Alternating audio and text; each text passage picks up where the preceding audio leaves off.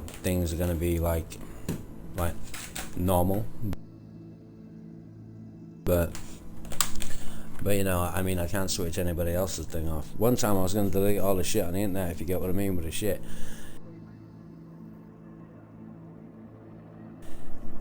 And then I've been in care for 6 years, so once I was like that JavaScript, I don't think I could have done that, but at least as far as I was concerned, I was like, I'm gonna delete all that shit. I don't give a fuck. I'm JavaScript. I'm deleting all that shit.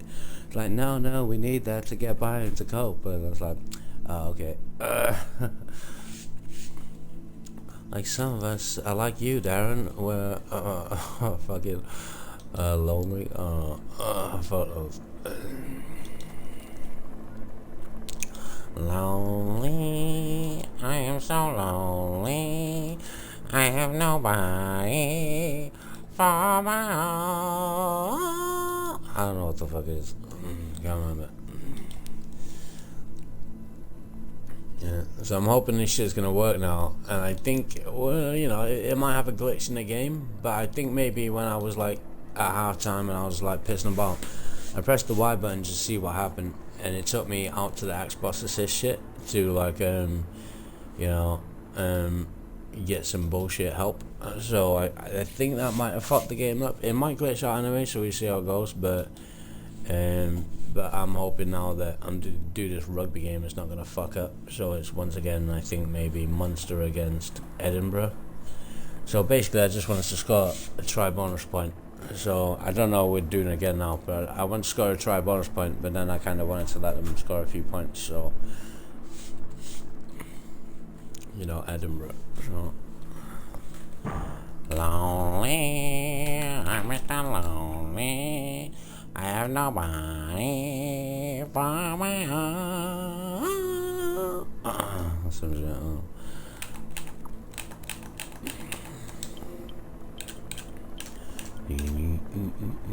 Fuck, 6 countries, 4 nations.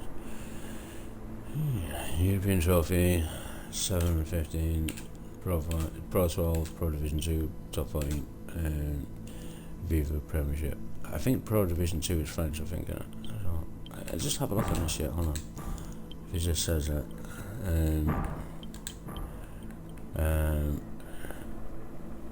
What do I do here? Oh, so it's that. Pro Division 2, yeah, that's French. So, I think so.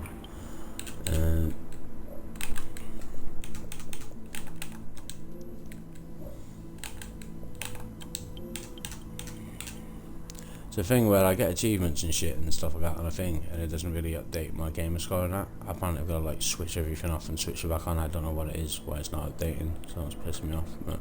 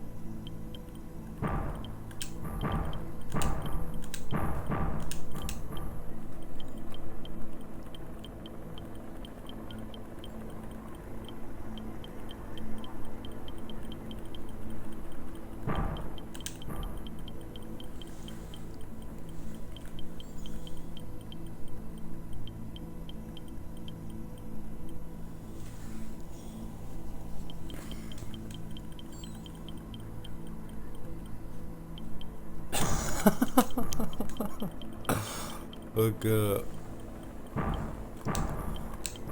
Poor me. Oh, poor you. Would you like a cup of tea? Are you okay?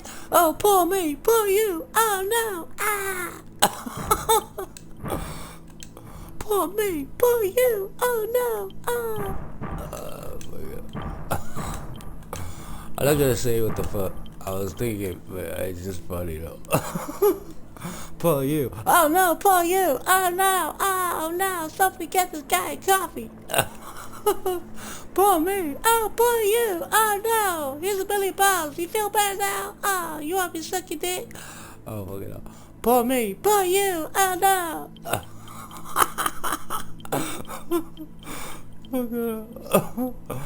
Oh, no. Oh, no. Something bad happened. Can I be rich and famous now? Oh, yeah, sure, buddy. Whatever you want. Take my boots off, take my hat off, and take everything off. Poor you. Poor me. Oh, no.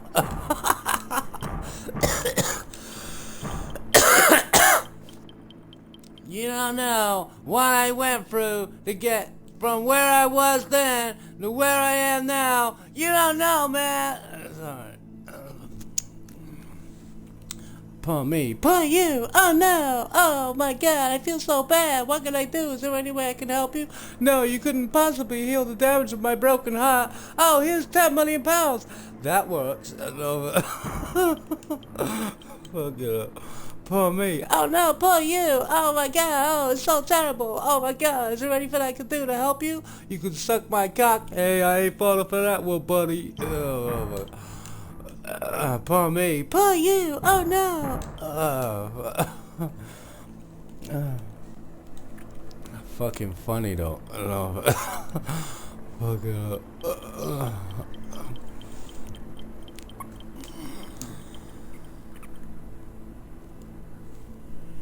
American customer service back in the day used to be just great, didn't it? Fuck it up. I'm not happy. Oh my God, I feel so bad. Oh my God, is there any way I can help you? You suck my dick? I'm sorry, that's inappropriate. That is against the rules, and that's British mental health services. In America, it's like, oh, you got £10 million? Sure, buddy. Let's make porn. Sorry. Damn.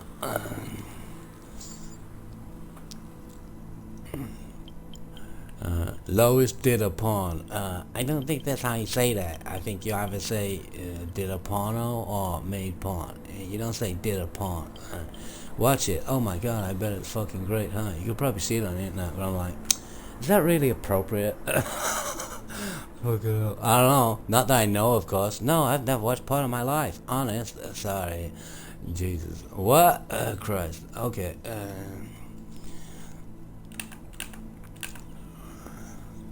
I don't know. All I can say is apparently David Tennant it butters many parsnips. No offense. Well, you know, some I don't know. I'm not. No, fuck knows. I don't know. No, I'm on medication. I can't think. I can't remember things. You know, I can't use my brain and like. So what was I gonna say? And it's like. So what did I say? Fuck knows. No offense.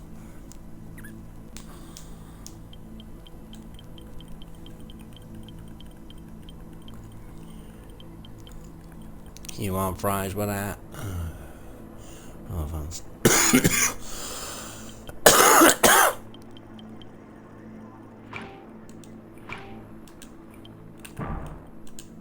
I don't know what biscotti is. So. Is it cheese? Oh, well. Okay, we're gonna call you Omar Farouk Abdul Muttalib. No offense. Cheese? Choose?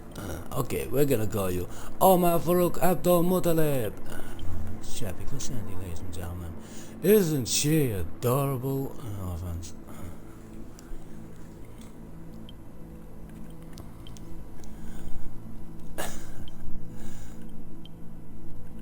Poor me. Oh no, poor you. Oh my God, I feel so bad. Is there any way I can help you?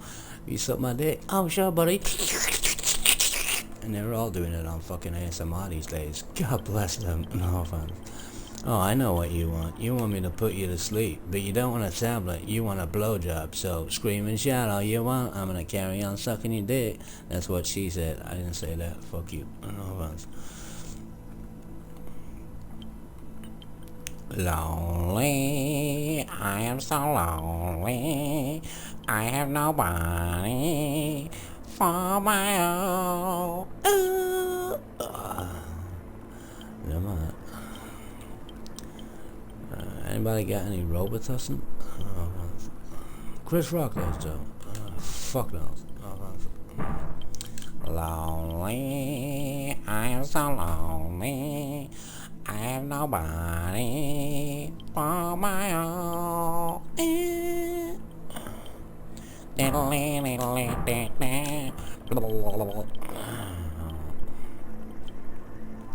Lonely, I am so lonely. I have nobody for my own. No offense. I don't give a fuck, bitch. No offense. Sorry to fly off the handle like that. No offense. Short pump. Ew, what's that like? You kick the ball, and then you catch it. Okay, thank you, Mr. Senior, Simon, Senior, 93. Is it short goal kick or short punt? Okay. But what? No offense. Lonely, I am so lonely. I have nobody for my own.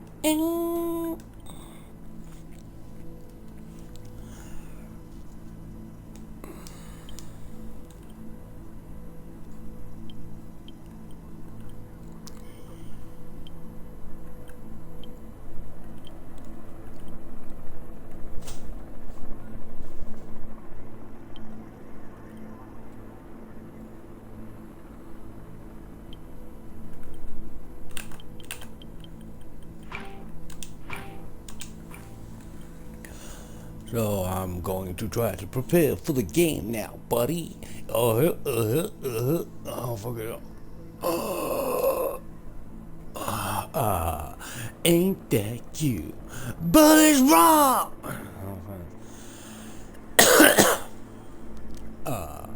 Ain't that cute? But it's wrong! Fuck it up. Ain't that cute? But it's wrong! Fuck it up.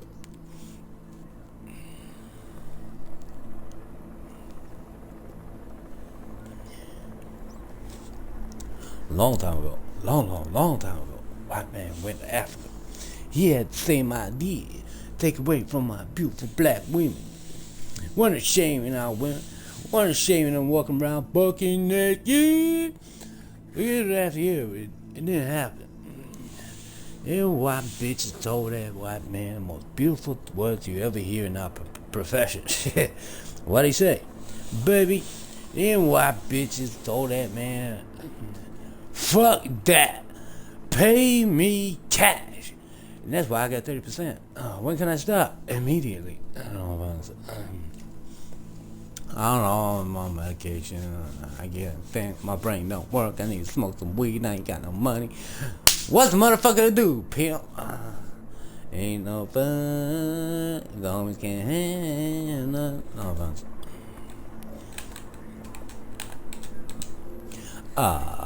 Ain't that cute? But it's wrong! Yeah, that is pretty funny, that devil bastard. No offense. Ain't that cute? But it's wrong!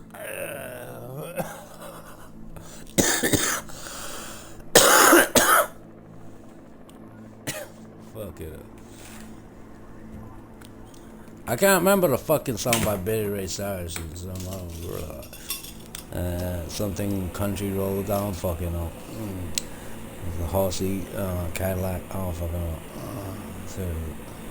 I always want to listen to the song right now and just say like, oh, that's a pretty decent song. It's really good when Amaranth danced to it, no offense, but I can't remember shit, and I'm busy at the moment. I'm always busy, surprisingly. I do not work, but I'm always busy. In fact, to be fair, I'm too busy to fucking work. I'm busy. No offense. getting busy with it. Nah, nah, nah, nah, nah, nah, nah. No offense. I'm too busy to work. I thought, like, oh, okay, maybe I could get a job. It was like, well, actually, I'd probably have to, like, work, like, full-time, minimum wage, etc. And then, you know, I'd have to sleep. And, like, how could I do gaming? So I'm like, I don't really want to work, to be honest. I'm too busy. I mean, if I could make money, you know, as well as whatever the fuck I'm doing, I could call it a job, and then apparently be a professional gamer is what I'd like to be, really. You know, so if I get money on Twitch or YouTube or some shit somehow in the future after I've spent God knows how much money investing, but we'll see how it goes. Then, you know, if I could earn money on this shit and enough to live off, maybe more than full-time minimum wage. So if I could earn like $2.5 grand a month, I'd be very fucking surprised. I don't think that's gonna happen ever, really. But if I could get like at least $2 grand a month or some shit from gaming and broadcasting, and somehow had some money from gaming, I could almost then say, okay, I'm a professional gamer. You know, because I earn enough money to live off, so that apparently I don't need to claim benefits depending on, you know, I mean, apparently a lot of them got a lot of money, but I think that's because they're popular and people invest on their behalf and they don't know about it. No offense, but it's all good because they still get the money and still apparently people watch this shit. But with me, it's like, I don't necessarily work like that, and I'm not popular, so no offense.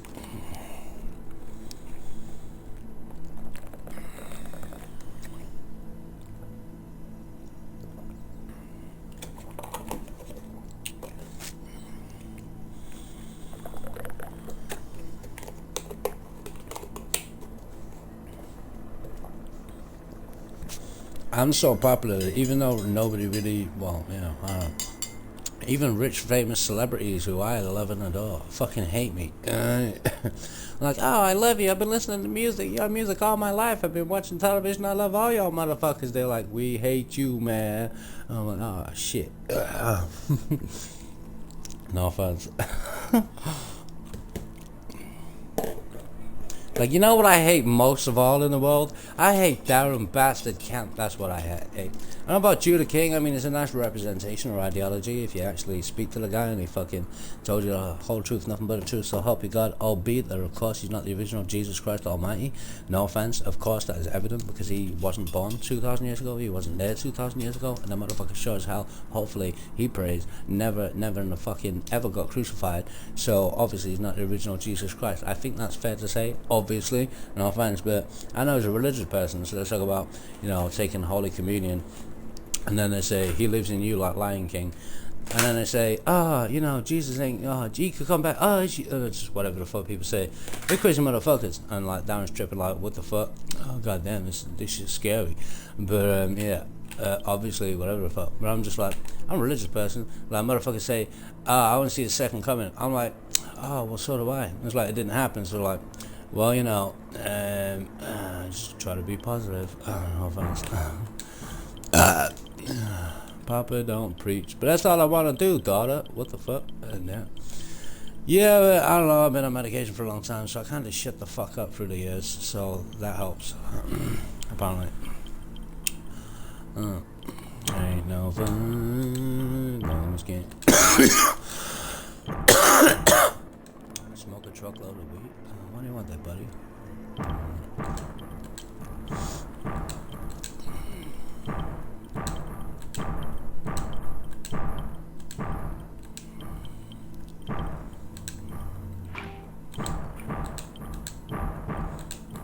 I said the other day, rather than develop an interesting personality, why not just develop an American accent? Sure, that works. Why not, rather than have a large cock, why not just keep it down and start waving it about at the supermarket? Sure, that works. I don't know if Look at me and my big fat cock. Oh shit, kids. Ah shit, damn, I better not walk around with a hat on. No offense. So I don't. No offense. Like, I don't want to be walking around with a big fucking dick, showing everybody my big dick, when literally it is fucking inappropriate. Don't do that.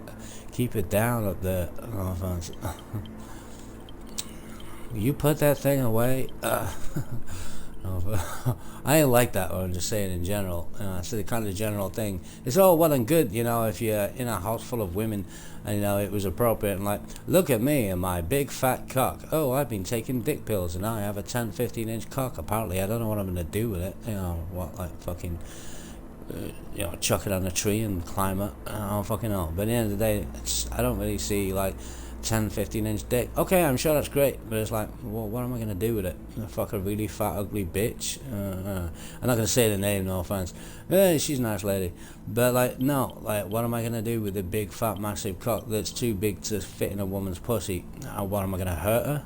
I don't want to do that. No offense. So it's like, okay, I could get dick pills, but I'm like, it's about average, you know. It's not like I'm fucking anybody. I think it's not too bad, you know. I mean, if I was like really seeing a woman a lot and, you know, whatever the fuck, and like it was really necessary, I guess I could, if I had the money, piss about, get dick pills and hope that works, and then have a really big, enormous dick that's too big to put in a pussy, so she'd carry on cheating, and, you know, then she'd leave me, and if I had any money, she'd take it. And, you know, she's entitled, you know, that's her right as a woman, no offense, but I don't really see the point. I'm like, at the end of the day, like, it's whatever. It's like, well, I can step it up a bit if you want, but at the end of the day, it's irrelevant, so, no offense. So, hold on, so, like, I don't know which fucking, right, so I think, looking at the squad here, I'm actually gonna fucking roll in a minute. I'm not even ready for this shit, I made a brew. But yeah, I'm basically reading the names, but I'm going BJ Beaufort down because that's front to back. I was just thinking, which way do I do it? But it's front to back, so I'm going to do front to back and reading it. So I'm looking at the reserves, then look at the subs, then look at the full shit. Look at the fronts, look at the backs, and then I'm ready.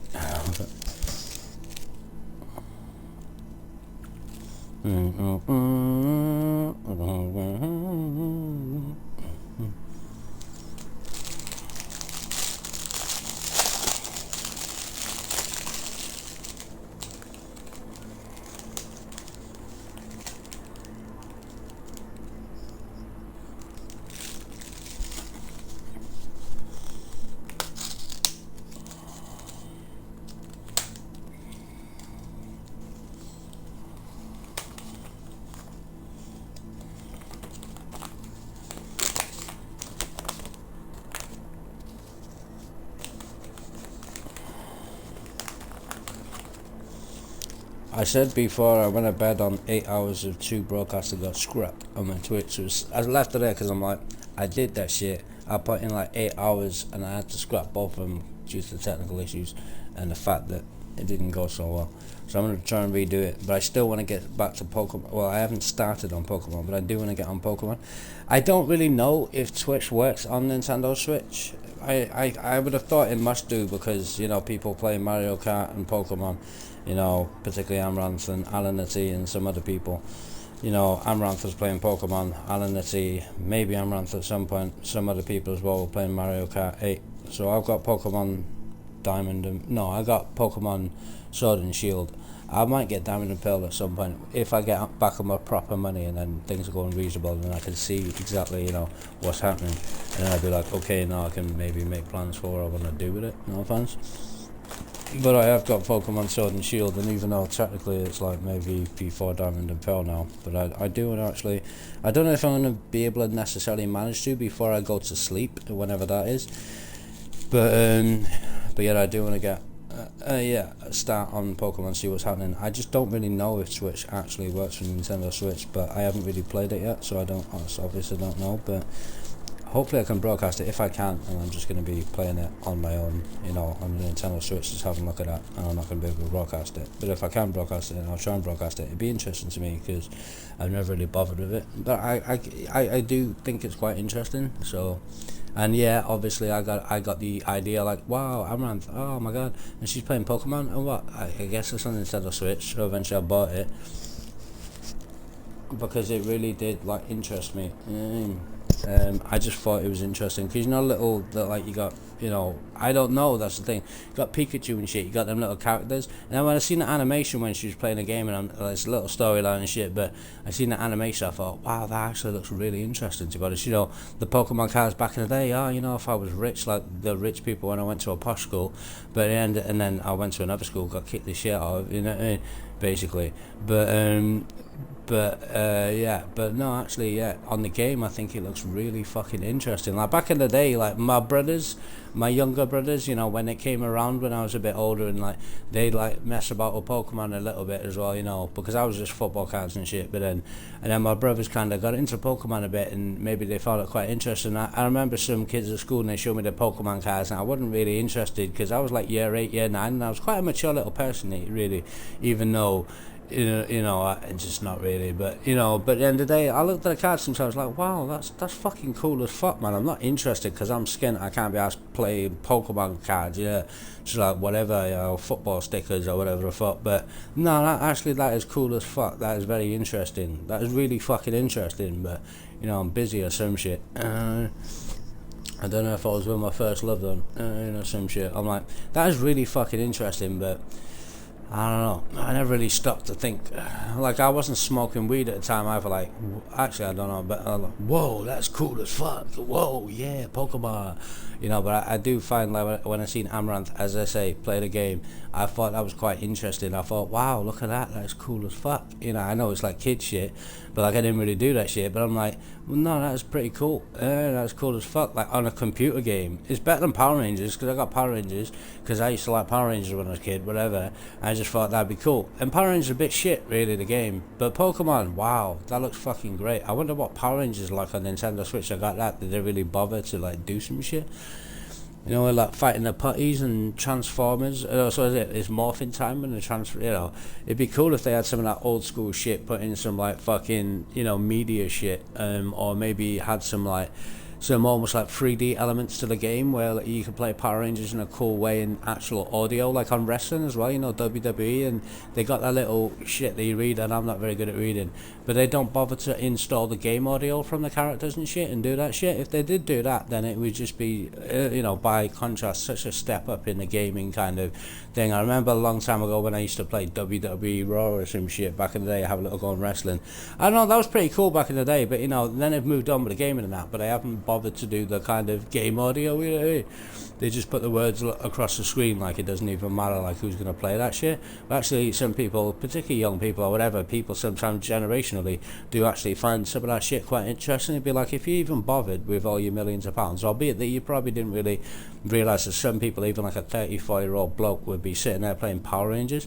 But if you actually like bothered to install the actual audio files and do that and sit down like they do with different things, and considering that's part of the thing anyway in WWE and shit, that if you actually did bother to record the audio and put in some proper audio shit and actually spend whatever apparent little money that you have to go and do that shit properly in a tidy way, it would be so great. So I don't know, maybe when I'm dead, God knows when, then they'd be like, okay, so we did it now, but Darren's dead.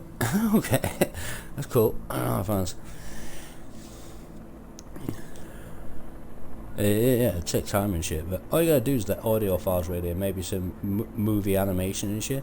That's what you could do with a lot of things really that they generally don't do, is you could actually put in some animated kind of game related shit. I mean, people are too busy in real life really with real life shit, but you could actually do some like, proper, basically like authentic kind of things, which they've experimented with through the years. But that hasn't really manifested in terms of like a proper game. And to be honest, games could look like reality, but even though they could do that, they deliberately kind of make it like computerized animation so that you know the difference between gaming and reality.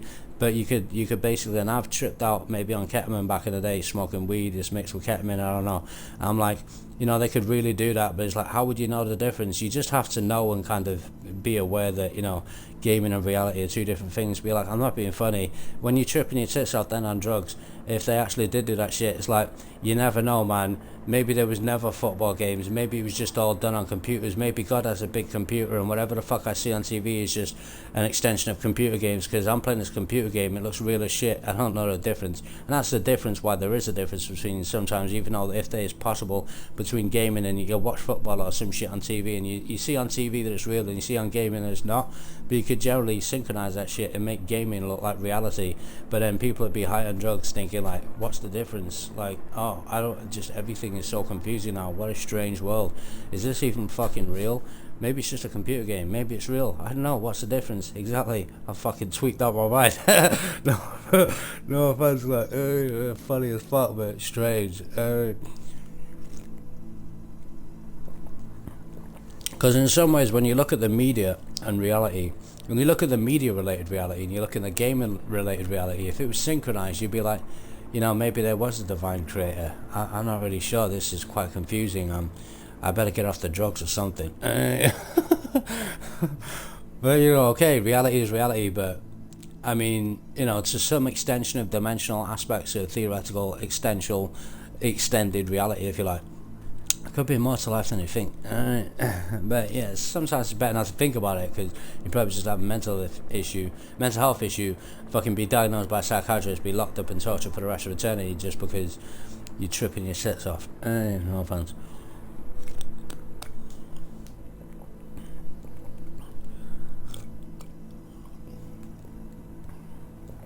But that ketamine's it's a strange, scary drug, really, but it's pretty cool in a gaming-related way, because it's like, wow, that is like, you're playing a game and you're like, whoa, it's mad as fuck, because it kind of switches your brain off, only, you know, but you stay awake. But I don't know what they're doing with antipsychotic medication, probably just testing it.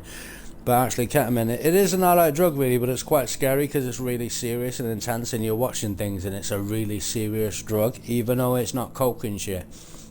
But it's mad how when you take ketamine and shit, or you know, when your weed's been spiked with ketamine, no offense, it's basically like, whoa, like everything seems like, whoa, fucking real as fuck, and it's like there's no distraction, like what you're watching on the TV, and it's like, it's like it's real, and sometimes it is, you know what I mean, but you know, you're just watching television, and it's like everything seems so fucking real, It's almost like, albeit there's not, it's almost like a dimensional drug, where you go into like a dimensional aspect of reality, which is, you know, whatever the fuck it is, everything seems so real and serious, and it's kind of tense, really. It's kind of a bit scary, but it does help with your concentration, which is what I'm saying. I don't know about this K-hole bullshit, people bullshit going to the K-hole, it's just, what the fuck are you on about? But in a gaming related way, or a concentrational aspect, it kind of voids your mind from any distractions, so you kind of go into, well, I guess they'd call it the K-hole. In weed terminology, I call it the zone. Like, I used to like smoke weed. I used to like want to get into the zone, so I'd have a few spliffs every time I woke up. I'd smoke weed 24/7, like spliff after spliff. I wouldn't waste it on bongs, because then I'd run out of weed and I gotta wait till I get paid. So I just want to stay on a, you know, whether I'm getting higher, chilling out, relaxing, whatever the fuck. I smoke weed for the concentrational aspect. And I don't know about this K-zone shit with fucking ketamine or some shit, but when I used to smoke weed either way, I used to talk about a long time ago, like when I smoked weed, I used to talk about getting in the zone. I didn't really know what that meant, really. It seemed like it was just a thing, and I just used to talk about getting in the zone, like, oh, I'm in the zone, and I used to feel like sometimes, oh, I'm in the zone, which means I'm like concentrating and I'm trying to perform to the best of my ability, and it's difficult sometimes, but then sometimes when you get a result as well, and you're like, oh, whoa, and you're like getting in the zone. And I'm not talking about this isolated state of mind where like I'm meditating and shit. I'm talking about concentrational aspect where I'm in the zone, like I'm on top of my game, you know. It's never really the case in reality, particularly in a game related way, because throughout life it became impossible anyway for me. But like getting in the zone just means like concentrating maximum, so it was cool for the years. It got a bit scary, but I don't know, man. This is fucking psychiatric bollocks, really, so it was a main thing. I mean, I was tripping my tits off in a nervous breakdown for a period of time, really, but that wasn't really you know, the psychiatric treatment was worse than kind of anything I've really been through, really, because particularly sometimes in mental hospital, those were the scariest experiences in my life, even though I didn't always get attacked necessarily, but, you know, just being in the environment and how scary it was just absolutely terrifying, even though it's not like I was in a war zone, but sometimes it was quite scary, so... Particularly when you're non-compliant as well, and even the doctors and nurses really want to kill you, obviously they're professionals and they don't tell you that. No offense.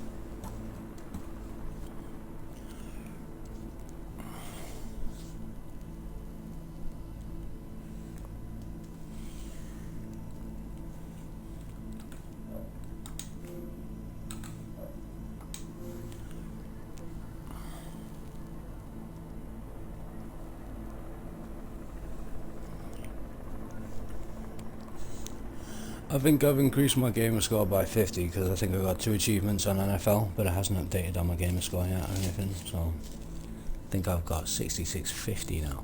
Hold on, actually 6630, hold on.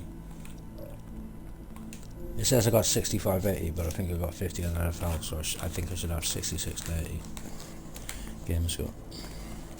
I'm trying to rebuild my gamer score and all that as well, not just I'm not just going back in history, just really, well, as well, you know, but not just for broadcasting purposes and because I've missed a few years, you know, being in care and that, is also because I want to rebuild my gamer score. So I think that is like an explanation, like why are you going back playing FIFA 14 and 15 and then going back and playing all the old games? Why don't you play the current game? I will do when I get round to it, but at the end of the day, I'm also going back through, if it's all possible, you know, as much as possible, my gaming history to try and rebuild gamer score in this profile as well, to kind of return what they have stolen from me. No, you know, like, you know, regain what I've lost. So I probably in the past had maybe up to, I don't know what I had gamer score on my original profile. I probably had like 20,000 or whatever the fuck, I don't know. But I'm trying to also rebuild my gamer score, so I'm also going back through gaming history to try and, you know, get achievements. Although I'm not specifically aiming for it this lately, so I'm not aiming for achievements no more.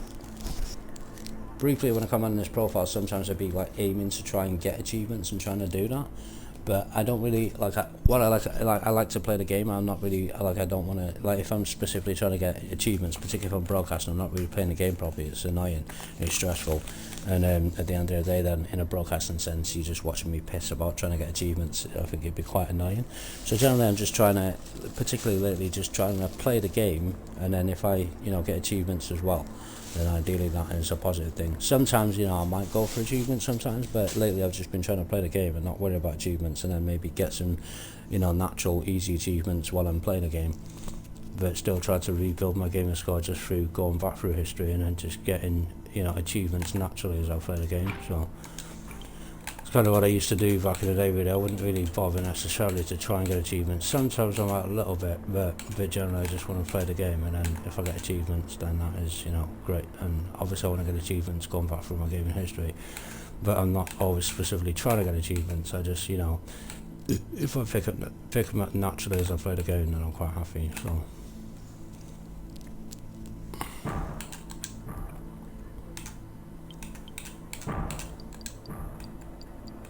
we'll see if it works this time.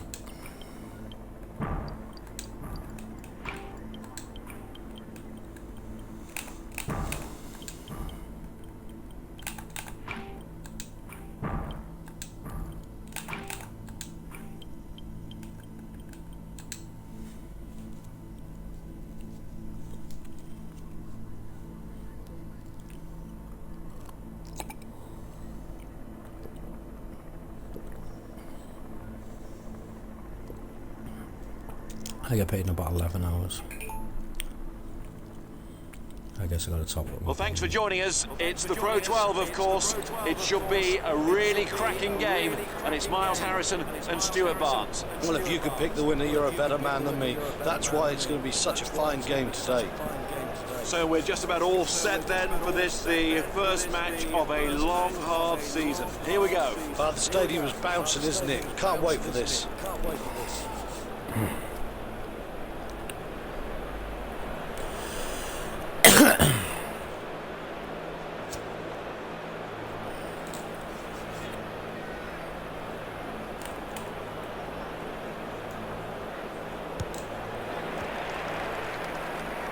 Edinburgh on their way. They've got the numbers right at the breakdown, and they've got the ball to show for it. He spins the ball. Can this ball come back quickly?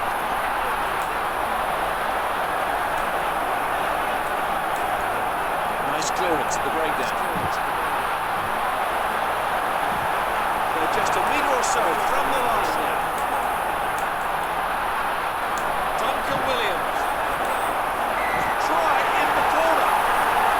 Wonderful finish, wide out, unbelievable score.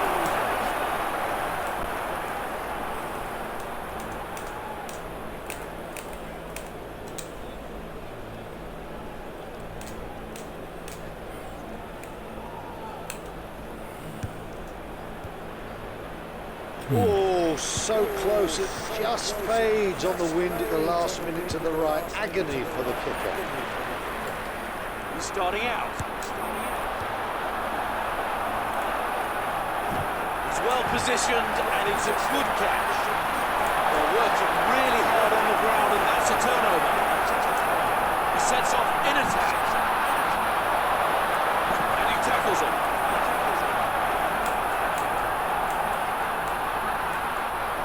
They need to get this ball swiftly away.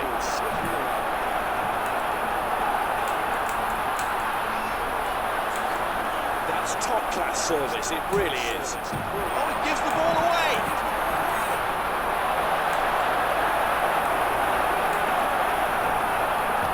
Five.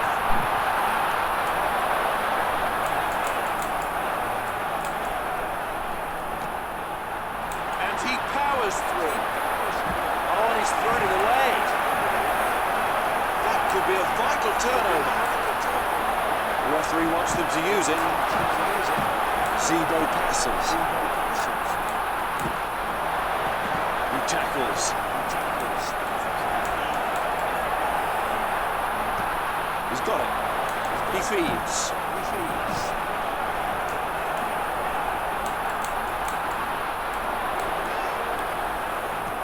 Looks around. Jones! Another firm tackle. Chance to move it wide, maybe.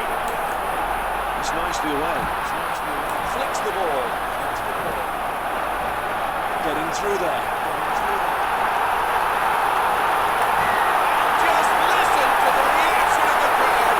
They know that they've seen something special there. What a run! Something special was required to crack the defence. We've just seen that something special. What a try. You will not see a sweeter strike conversion than that. Quite brilliant. Gets this phase going. Up it goes. Takes him man and ball.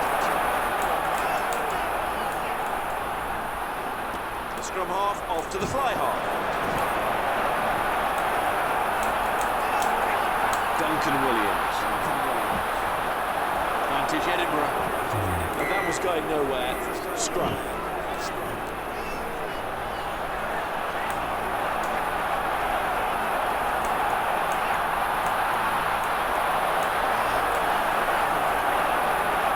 Moves the play. Lovely hands. Oh, he loses the ball. Great strength to get out of the tackle. Nicely away. Offloads. That wasn't meant to happen. That's a passenger touch. Checks the orders there with the line-out jumpers. Oh, he's wrapped him up there all right. Lack of discipline there. You can understand why he's frustrated. You just can't do that. Quick tap and they're off again. Any turnover ball is good ball. He passes. Excellent running here. He's getting free. Zebo. Well, you're going to have to go a long way to see another run like that. The crowd is going absolutely mad. It was a terrific try. 2 more points to the total if this goes over. Oh, he really should have got that one. A stunning score, a change of pace, real acceleration, upper body strength. Nobody was going to stop him. He hoists it. Taken. Somehow he's managed to get through that. Hits him hard. How did they turn that one over? They're on the move here. Scrum half to Keatley. I think he's going to have the pace to get there. Wants to have a try. That's memorable. That was a long way up. He's made it look very easy indeed. Good conversion makes the try even more worthwhile. Right in front, that was nothing but a formality. He sets off. That's the up and under. Nicely passed. He's going to feel that. Can this ball come back quickly?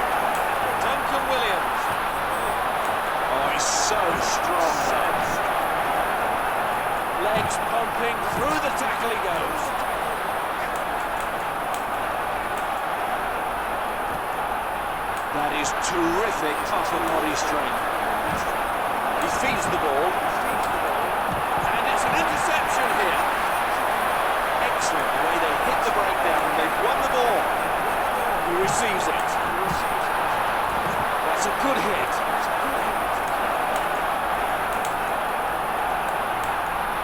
Good pass. They're a good combination, these two. Trying to get away now.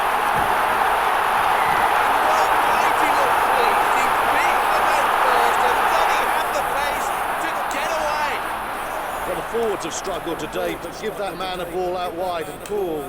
He showed just what his side's backs can do. That was a wonderful try. And that's a successful conversion. And he makes no mistake from the kickoff. And he's plucked that out of the air.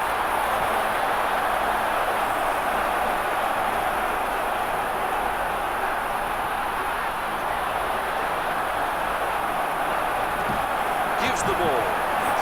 Classic tackle.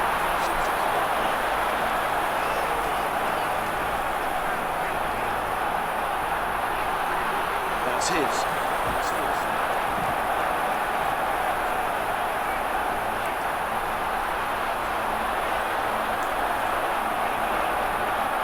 So back it goes.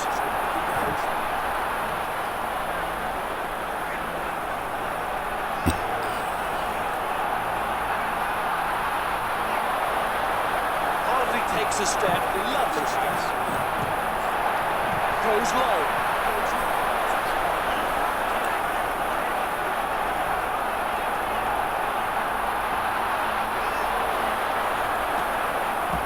Passes. The winger puts himself in the way.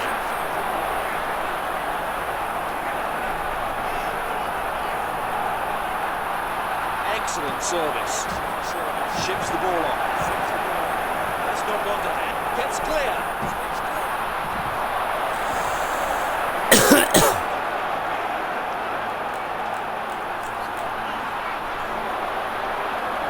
He's taken that.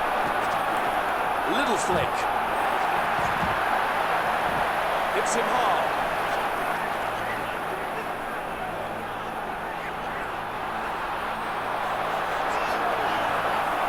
They just need to clear this breakdown. He saw what was on and now he's delivering. Pushing on. Surely he can go all the way. It's a quite brilliant try. What a run to get there as well. They never had a chance to lay a hand on it. The opposition cannot believe what has just happened to them. One man has just ripped through the heart of their defence for a spectacular solo score.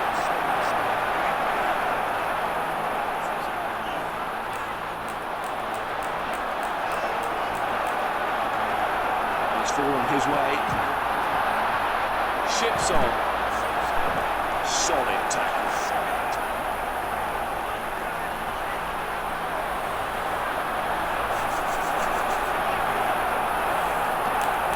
The ball is shipped on. He tackles.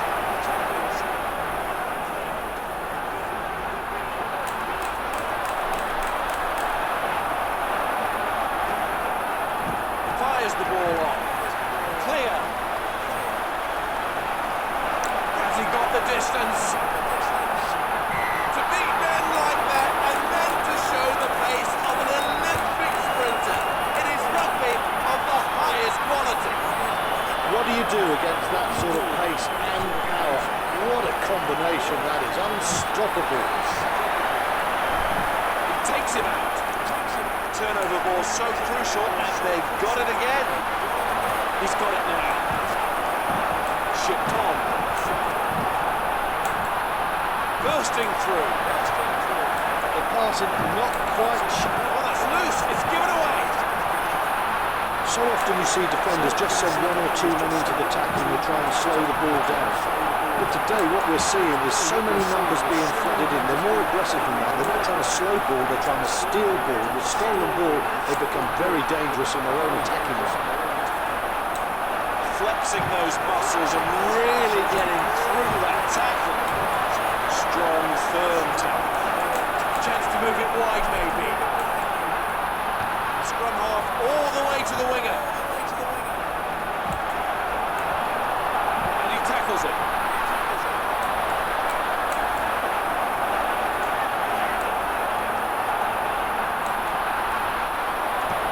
Felix Jones. Finds support. Good offload. He gives the ball away. Zebo tackles. Somehow they've managed to get that back. What's he thinking? And he kicks it. Makes the mark under real pressure there. He boots the ball. Out she goes, and it'll be a line out. And there's the throw. He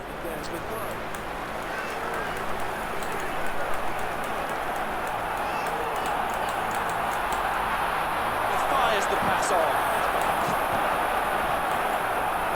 He's got it now. Oh, he loses the ball. Nice pass. That had to be a red. Oh, that is nasty stuff. That is nasty indeed. He had to go. Well, he's put such height on it. I didn't think the touch judges were certain whether that had gone through or not. But the flags aren't up. It's not given. Looks left and right. Look at him there. Legs pumping. He's getting through. Just look at those body positions. They're so high, they're so upright. They set a target up for the opponent, and they're driving in low and smashing them. And it's an interception here. Delivers the ball. No way through there. Can this ball come back quickly? Duncan Williams. And it's given away here. Oh, fuck. It's clear. Too many gaps, too many missed tackles. It had to be a try. We know he's capable of scoring tries like that. And now, on the big occasion, he's produced one of them. Here he goes.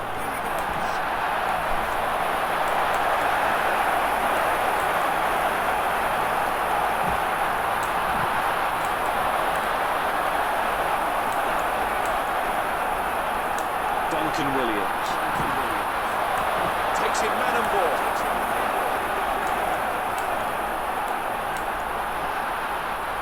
He takes it on. He moves the play. He's managing somehow to get through that. So strong, almost impossible to stop.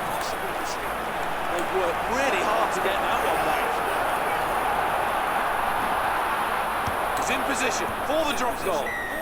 He makes sure with the mark. And that relieves the pressure.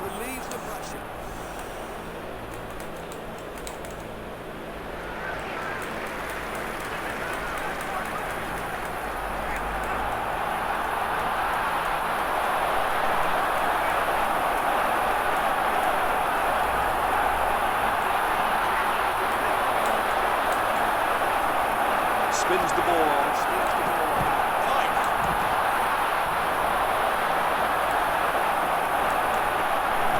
Zebo gets that pass away. Nice pass. Look at the upper body strength there. Well, it's loose. It's given away. Gets away. Is he ever astonishing. Takes control of the situation early on. Yes, safe hands there. And he's given a penalty. The referee has called ruck and you just can't handle what he calls that. That's terrible play. Does anyone strike a dead ball from that range better than this man? Superb kick. Takes it from the kickoff.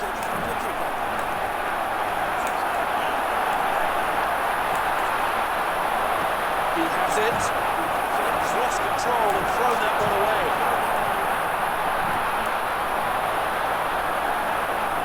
They've managed to turn that over. He's got the ball and he sets off. Trying to hang on to him. Oh, he gives the ball away. Chance to move it wide maybe. What's the plan? He floors it. It's a penalty against Munster. Coaches will be very disappointed there. Lack of discipline at the ruck. Hands in there, that's a penalty. He knows he can do better than that. Oh dear, he's hooked that one. Edinburgh on their way. All the way into the stand.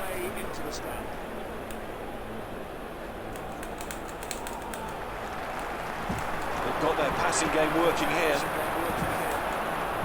Oh, he loses the ball.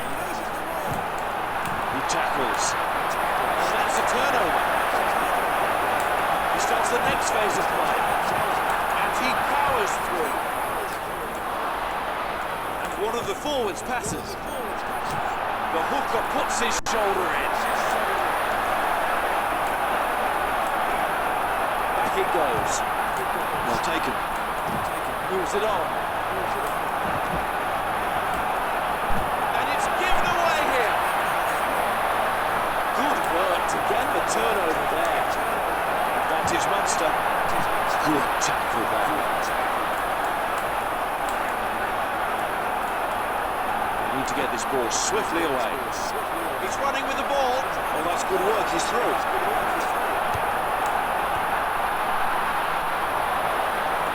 And they try to get to him, but he makes them up.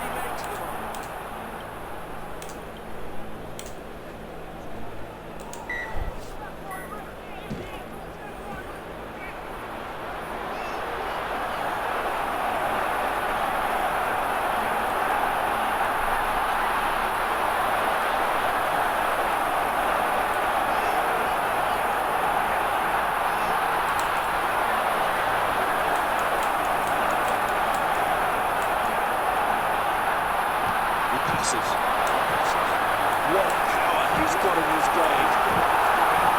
Hits him hard. Can this ball come back quickly? Checks around. Just moves it on. Somehow he's managed to get through that.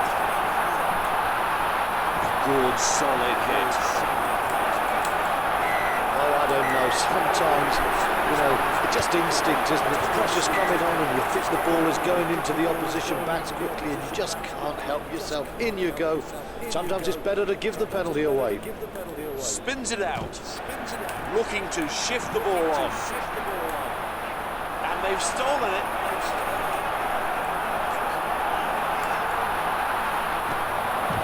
Flicks it on. Oh, what power in the tackle. So he starts up. He's going to feel that. Turnover ball and a chance to catch the defence on the hop. He feeds the ball. Holds on to it. Can he keep going? Advantage Edinburgh. Whistle goes. It's a scrum.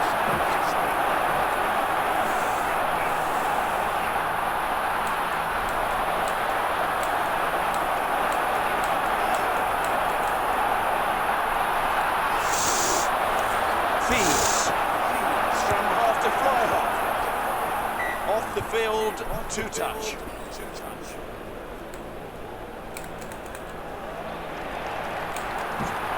Nicely passed. Oh, he's so strong.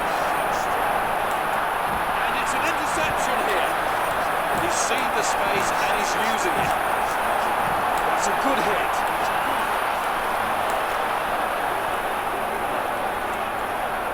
Clearance at the breakdown. And he's going for the sticks. It's a drop goal. And he calls for the mark. He kicks it. Good spiralling kick.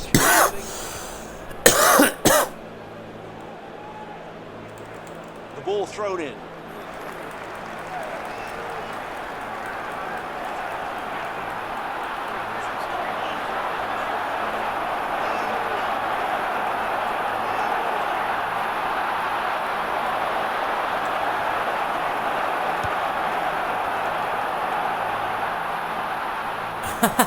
Could you imagine we get a drop goal then, man? Flexing those muscles and really getting through that tackle. Fuck yeah. And that will be the 22-metre dropout and a chance to counter. He made that look easy, and it wasn't. He takes him down. Aggressive defence, and I think they've got a turnover. The referee wants them to use it. Oh, that's loose. It's given away. This could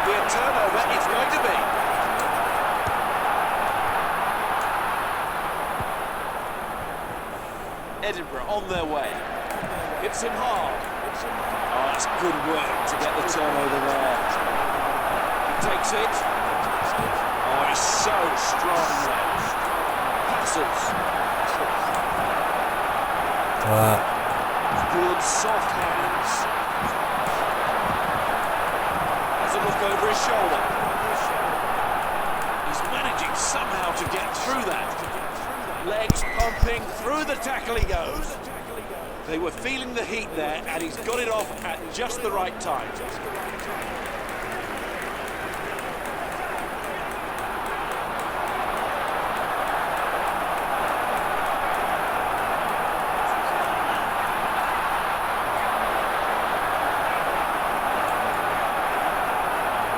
Williams passes. Great strength to get out of the tackle. He tackles. That's a penalty against Munster. I just don't understand why players do that. They know the law, they know you can't handle in a ruck, but still it happens. Into the line out it goes. Ships the ball on. Gets away. That's Munster's 22. That's his. Little flick. Out of the oh, he gives the ball away. Look at him there, legs pumping, he's getting through. Oh, he loses the ball. Offloads. He has it. Look at the upper body strength there. Advantage Munster. What power he's got in this game. Trying to hang on to him. So will the set strike.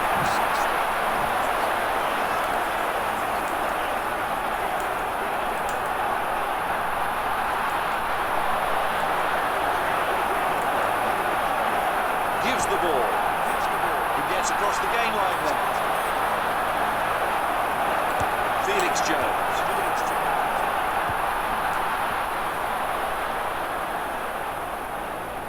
In possession now. Sibo! He spins the ball. And one of the forwards gets stuck in. Chance to move it wide, maybe. Lovely spinning pass. He doesn't normally miss kicks like that. He will not be enjoying that one iota.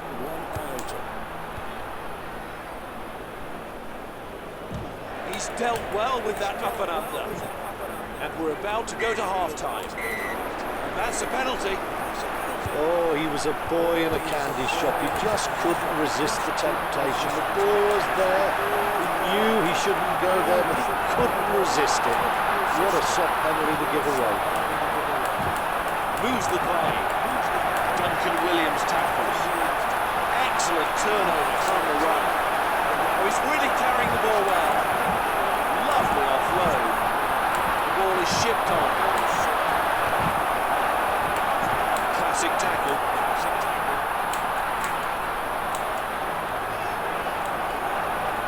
He's taken that.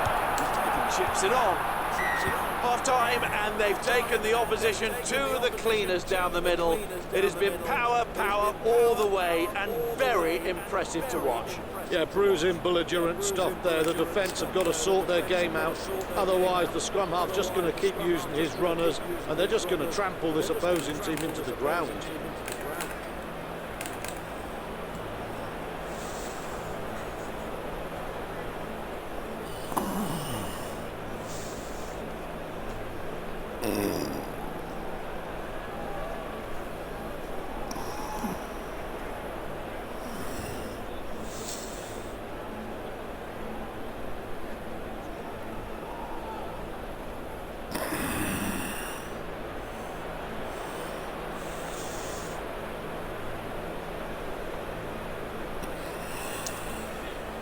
I don't know if making the substitutions will fuck it up, I hope not, but try not to press that white help button and shit. Hopefully, you know, the game won't crash. It could do though, but if it does, I think maybe I can't make subs anymore, but I'm going to try and make all subs or whatever, as many as possible, and then hopefully see if I can get to the end of the game, and hope that it's just the Y button that keeps fucking it up, so...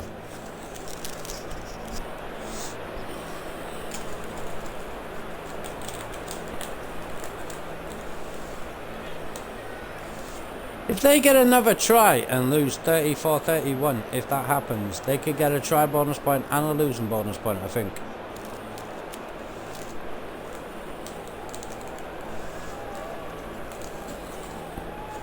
Just in case anybody is unfamiliar with rugby, if you lose by less than 7 points and you score more than 4 tries, you get a bonus point. So we've scored 5 tries, so we have it. And if they score a converted try, that's 7 points. So they would have 4 tries and finish within potentially less than 7 points. So they'd have a try bonus point and a losing bonus point, even though they'd lose. We get 4 points for winning and a bonus point, so we get 5 points, and they get two points even for losing if they got a try bonus point and a losing bonus point in the same defeat. So it would be interesting if that happened. We'd still get 5 points though if we won, but they could get potentially 2 points from a defeat if they got a try bonus point and a losing bonus point. No offense. So if all goes well here, I'll be looking to do Rugby World Cup 2015, just England v Fiji. And then if that goes well, ideally, and everything goes well and doesn't fuck up, then I'll be looking to once again go back to NFL 2014 and do that Baltimore Ravens v Denver Broncos game. And then, if it's all possible, NBA 14. And then I could have a little break at some point and do something else, but I've still got World War 3 going on, even though I've neglected it for a few days in and around the fucking spaced out injection. So I want to do NFL, NBA and NHL 15, but I could jump into Forza or do a number of other things in between while I transfer from the 14 to the 15 kind of part of things. So, but I will try and do as much as possible, as soon as possible. I am looking towards, or maybe going on Forza 5, 6 and 7 at some point, but then I'd maybe get drawn into doing a lot of the racing games, so that would be in between then NFL, NBA and NHL 15 potentially. And I'm not going to do NHL until I get to 15 anyway, because it's not possible. So I still want to do that. So I've basically gone through most of the football now, FIFA and Pro Evo, up until now. I've got round to rugby, then NFL, NBA, NHL, etc. And then there's snooker, tennis, golf, cricket, various things I want to do. And then there's Forza 5, 6, 7, Formula 1, MotoGP, WRC, etc. And when eventually at some point, if it's all possible that I've made a start on as many games as possible, then I can actually try to make progress on as many games as possible. And then when it gets to the point where I can get the most recent games, like 22 and that, then I can jump in and say hello to the current generation of shit. No offense. So yeah, no offense, you know. But you know, the games and that. But I don't know if I think I've still got it to friends in terms of chat. I don't really want to get involved in too much, but if I do, say, online franchise and set up my own shit on NFL, then if anybody's in my shit, I'll want to speak to them, because I'll want to, if I can speak to them, say, keep the scores reasonable. You know, I'll probably have it on rookie difficulty, keep the scores reasonable. In a full-length game as well, I'll set it up. Full-length games, easiest difficulty, rookie difficulty, and NFL set up an online franchise if I can. If I get around to 22 at some point, which I haven't got the game yet, and or 23 or whatever, if I get around to that, and people join my shit, sometimes that's cool, but I'll be like, don't score 100 points and ruin everything. Just, you know, keep it ideally below 50 on NFL.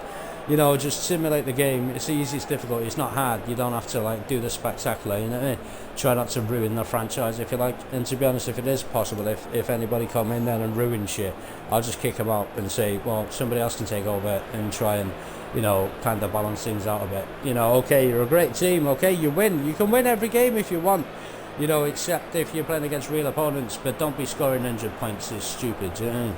It's like, that doesn't really happen in reality. It's on a reduced difficulty so that the game is playable and you can enjoy the game, and it's because I'm basically shit. But don't ruin it by scoring 100 odd points in an NFL game just because you can. Don't do it. It's just ridiculous, you know, if you're in my shit in the future. But then, you know, I'll be wanting to speak to people then if they're in my shit to say, come on man, don't be a dick. You know, okay, you won the game, okay, you can win, you can keep a clean sheet even on NFL if you want, but just don't ruin the game, please, because it's not great. You know, yeah, you can easily do that, you know, and okay, you're a great NFL player, but please don't ruin the game. You know, let's just try and keep it, you know, and then we could almost be stoned at our brain in the future going, yo man, this is cool as fuck. You know, okay, if you're against a human opponent, you know, you want to win really, I guess. But yeah, if you're against a human opponent, you might have a level of resistance. But against a computer on the easiest difficulty in a full-length NFL game, don't be scoring 100 odd points. You know, I know that you're great. Yeah, I could probably do it myself, but you know, I'm not going to, and please don't. You just ruin the game. You know, if something like that happens, you know, as soon as anybody joins my shit, I'll want to in some way try to communicate with them. And I don't want to set the franchise called, you know, manage the score. I just want to like set up NFL, whatever the fuck, call it whatever. 55th element maybe, but like just say to everybody individually who joins my shit, or if I can leave a message in the kind of notifications to say, you know, keep the scores reasonable. Maybe I'll let you off one time. 2 times you're taking a piss, 3 strikes in a row. I mean, to be honest, 2 strikes in a row, but please don't ruin the game, because I'll want to look at the scores as well and go, oh yeah, cool man, you won that game, you did well there, wow, I mean, interesting, maybe I'll smoke CBD or weed in the future, that's cool as fuck, you know, as long as I can stay on it and try not to run out too much, because the worst thing about drugs is the withdrawal symptoms. You love drugs when you're on them, and when you're not on them, you don't feel so good, because withdrawal symptoms are basically, albeit that it's not a drug, the withdrawal symptoms, but withdrawing from any kind of drug. When you withdraw from a drug, so when you take drugs and then you haven't got any and you need more, and maybe you're addicted to it or whatever, the worst thing about drugs is withdrawing from it. So it's all well and good being high as a kite and coke king of the fucking world, but then, you know, if you can't afford to keep yourself in drugs and you run out of drugs, you're not going to feel so great. So if you're on drugs, stay on drugs, and if you want to come off them, and that might take time, because initially you'll have a withdrawal from the drug, and then you got to kind of stabilize and kind of cope without it. So sometimes having the opposite of what you like, you know, like antipsychotic medication will help you to get off drugs. I still like weed, but you know, I haven't smoked it for a while.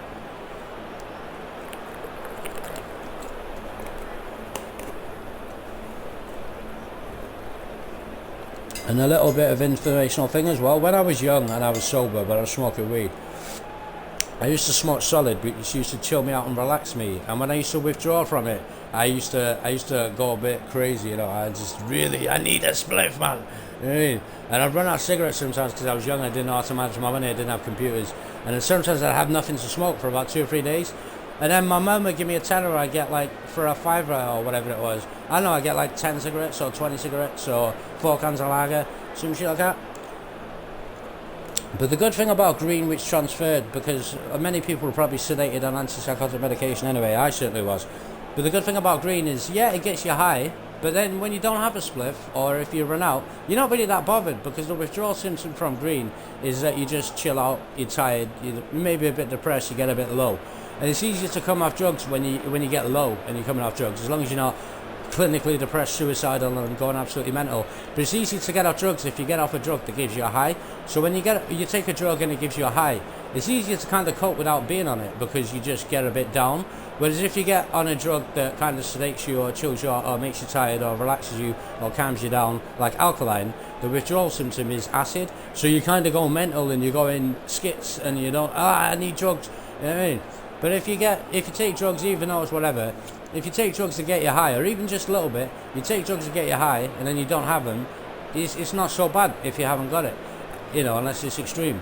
Whereas if you take drugs that, you know, sedate you or calm you down or put you to sleep, or sleeping tablets, if you take a sleeping tablet, you'll have a sleep, you know, if you take a sleeping tablet, you go to sleep, you'll feel tired for a few days, and when it wears off, you won't be able to sleep for a while, and then you'll eventually develop insomnia, which, you know, is hit and miss, but if you take drugs to get you high, when you come off them, you just, you know, you're not bothered really, but, oh, I'd like some drugs.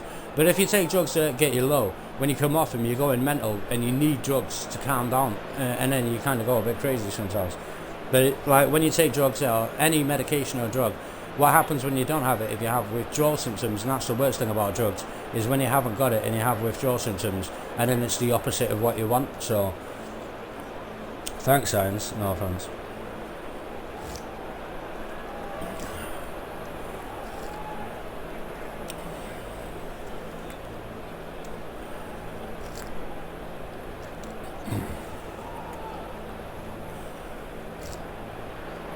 Like, it's well known that when you take ecstasy, you have a come down when you come off it, and that's what happens with drugs. You either have a come down or a come up. And medication.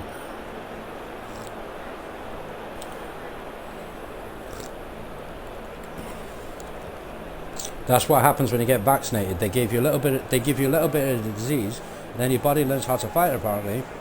But then also you have withdrawal symptoms, so then you don't have the disease. Because they give you a little bit of disease, and then you withdraw from it, and you don't have the disease, and your body, you know, gets used to it. Same with drugs, medication, and anything really.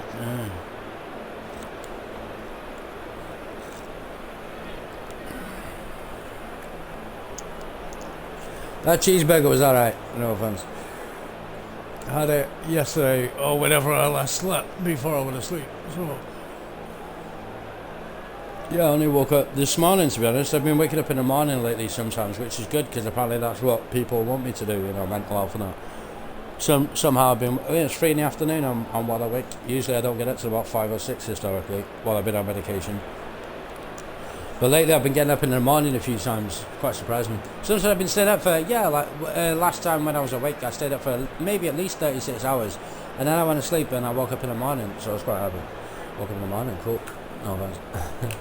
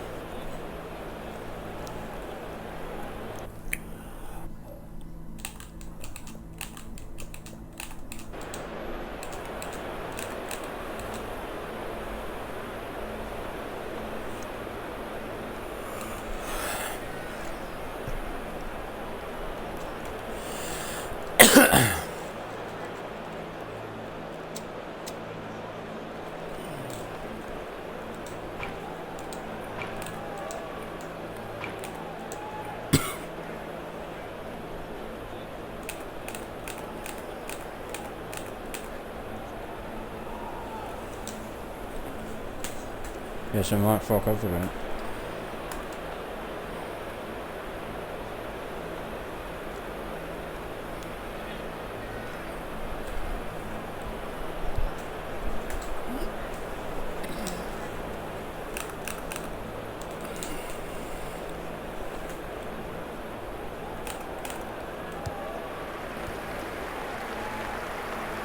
We go Munster.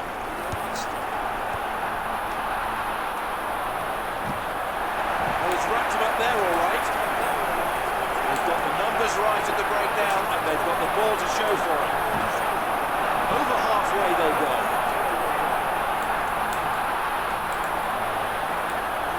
Advantage Munster. He feeds. Somehow he's managed to get through that. Well, under pressure, they've rushed offside. They're trying to kill the attack and they've been caught.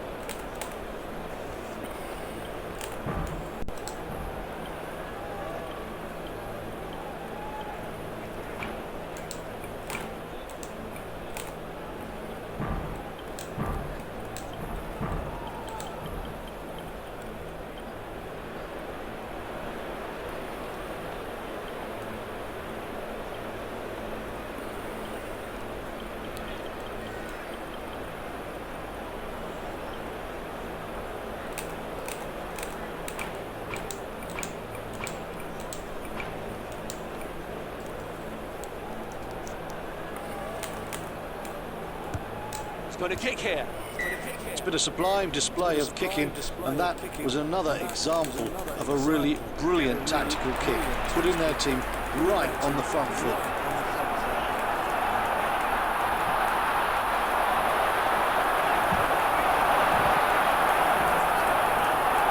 Wow.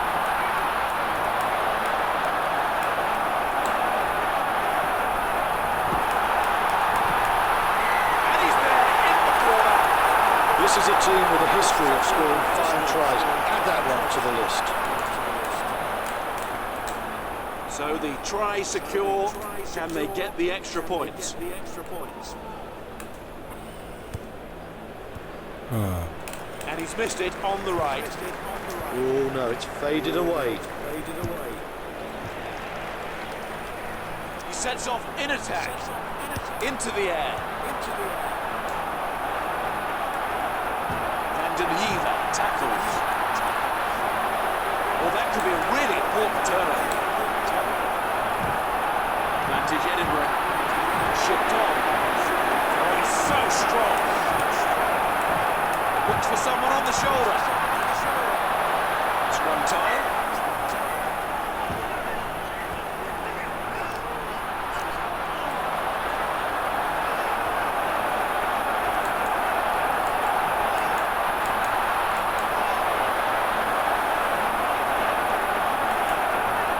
Ships on.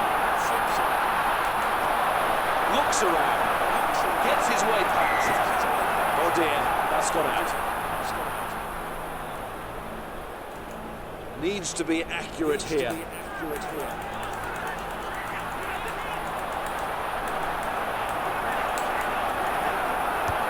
Makes the decision to kick. Line out for the Munsterman. The referee checks the gaps at the line out.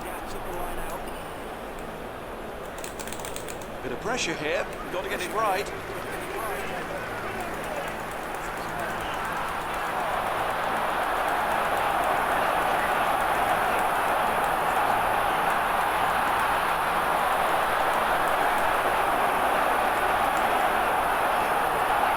Nice pass.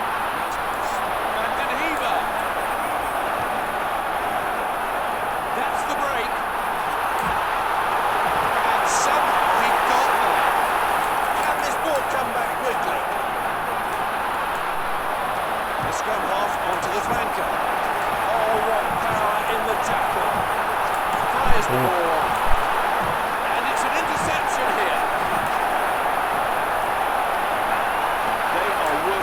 to do this top pass. It doesn't work there.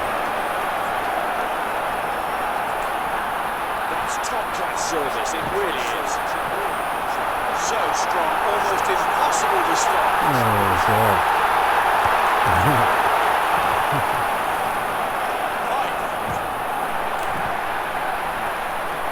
That could be a vital turnover.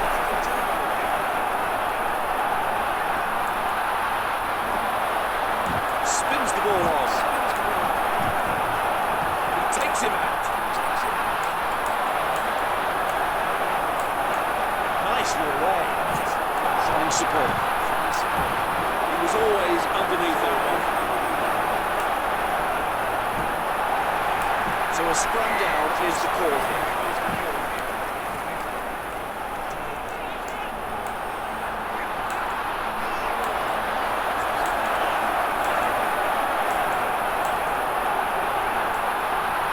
Taking it. Kicks. Oh, he's overhit that. 22-metre dropout. Setting off. Kicks this time.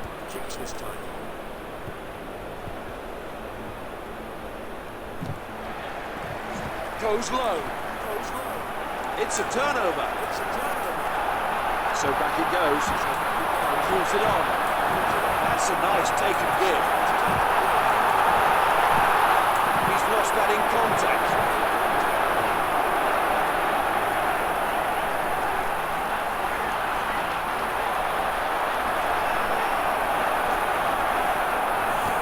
It's fallen for him.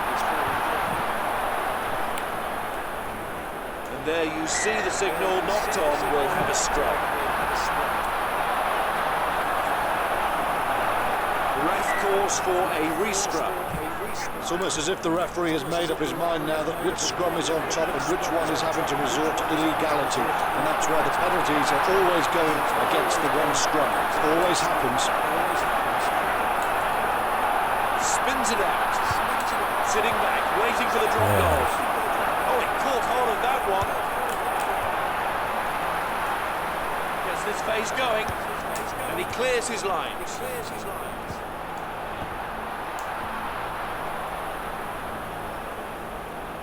Edinburgh on their way. He moves the play. Safely taken. Oh, that's loose. It's given away. Bursting through. Nobody on the other end of that. They're working really hard on the ground, and that's a turnover. And he powers through into Munster territory now. Excellent the way they hit the breakdown, and they've won the ball. He's got terrific service. Can he go on? Legs pump breaks. He's away and nobody's got him. Shit. And he's got him.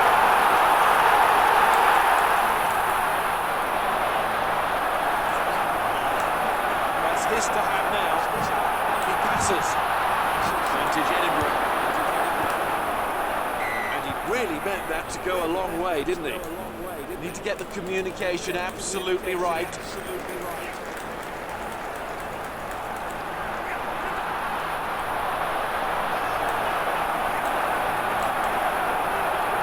Spins the ball on.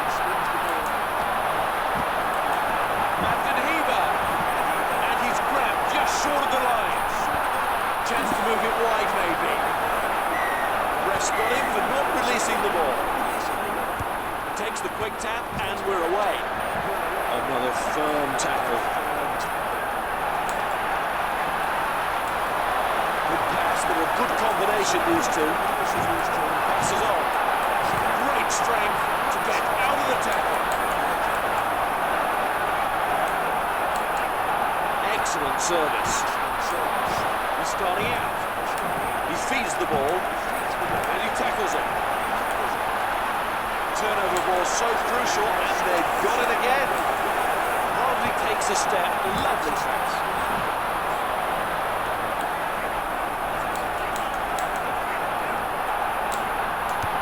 Boots the ball.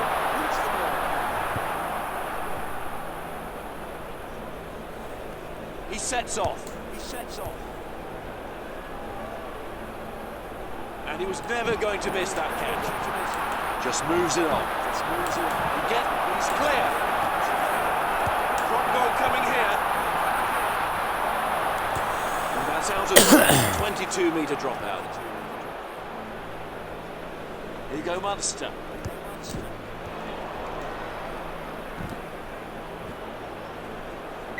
Kept that ball low, didn't he?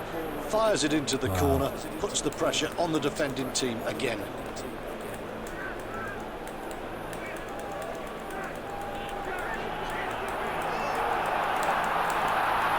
Nicely passed. Advantage Munster. Penalty against Edinburgh. Well, that is a borderline call indeed. I can't see it, but you've got to say the referee is in a good position. Just from the body language, even before he addressed the ball, you felt he can't miss this. He doesn't miss this. Here he goes. Up it goes. That's coming out the clouds, but he's taken it well. Excellent work at the breakdown. It's nicely away. Feeds. Oh, he gives the ball away. How did they turn that one over? He receives it. He's taken that. Ships the ball on. And it's given away here. They just need to clear this breakdown. He floors it. Can this ball come back quickly? He's got it now. Passes. It's an interception here. They've worked really hard to get that one back. Flexing those muscles and really getting through that tackle. They've managed to turn that over. What's he thinking? They've got their passing game working here. Good tackle there. Well, you hope the boot was accidental in the rep. You hope it was accidental. Into touch she goes. He's got to get this throw right.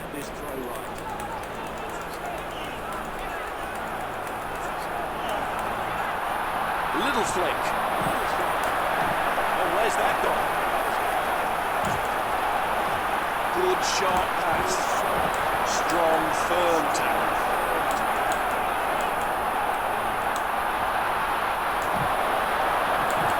And Edinburgh's 22. Fallen his way, spears the ball out. Good solid hit. Referee blows for a penalty.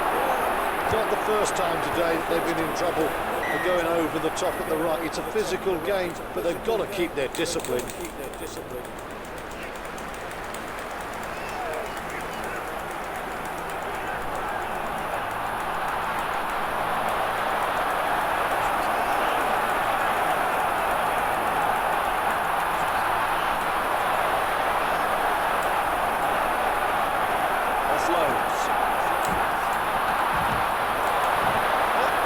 Away. Some of these players have covered every blade of grass out there. I'm sure changes are on the line of both sets of coaches. Shipped on. Oh, he loses the ball. No way through there. That penalty may not be the end of that. That was very naughty in the depths of that ruck. Well, playing at pace, it's a tap-and go. So he starts out. Gets away. Flicks the ball. The winger tackles. A well done turnover ball here.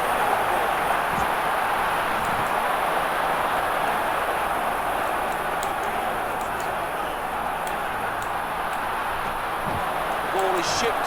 Makes the move.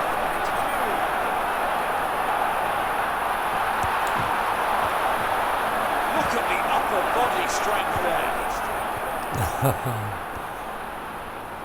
And what a fine kick that was. Checks the orders there with the line-out jumpers.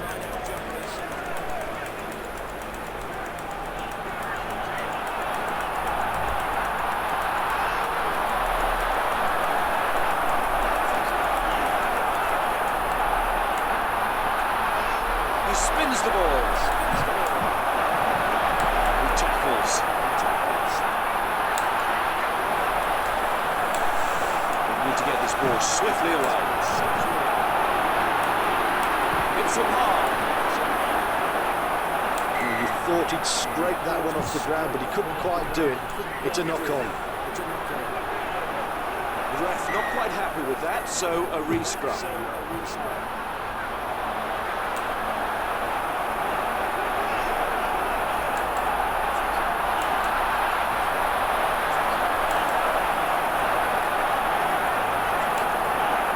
Fires the ball on. They've been trying to work this for the drop goal. What a strike that is. So far out, you couldn't believe he'd have the audacity to go for it, but he has, and he's got it. Oh, he's looking solid underneath the high ball. Well, the opposition defence very quick in on the ball, and they were able to seal him off. Oh, he's so strong now. And somehow he gets it out of the tackle.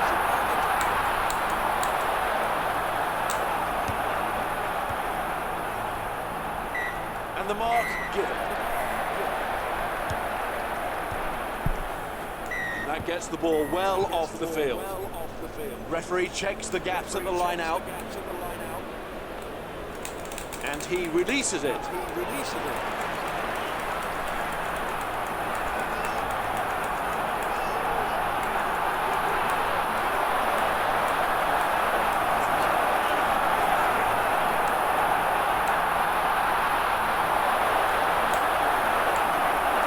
He feeds. Oh, it's really moving. That's a good hit. Turnover ball and a chance to catch the defence on the hop. Zebo. Lovely hands. He tackles. Chance to move it wide, maybe.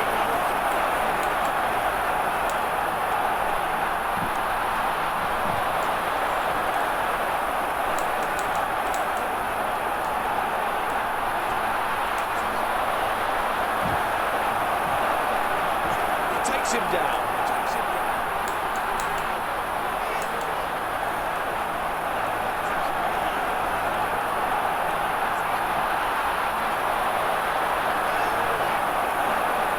Has blown, in fact, for a scrum.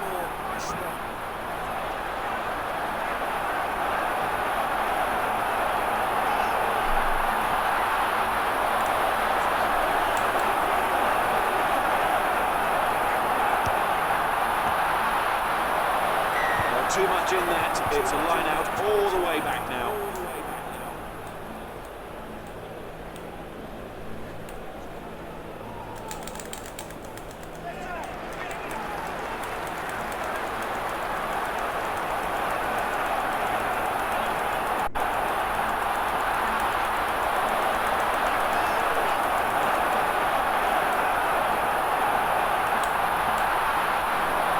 He fires the pass on. Solid tackle.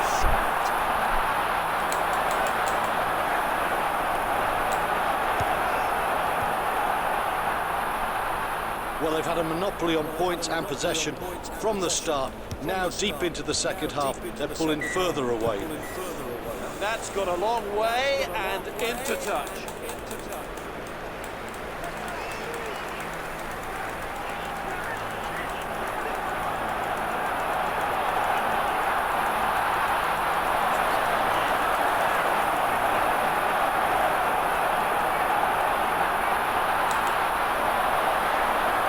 Moves it on. Gets that pass away. Can this ball come back quickly?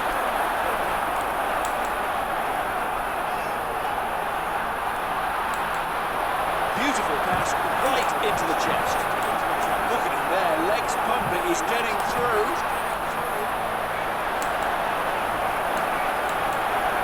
Lovely spinning pass. Oh, he's wrapped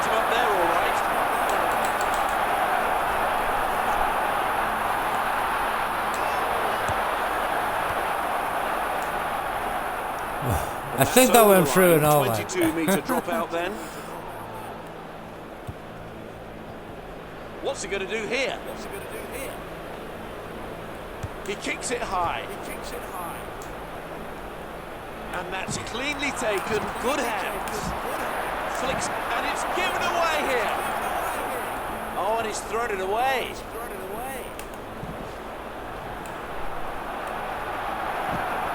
Gives the ball. Hits him hard.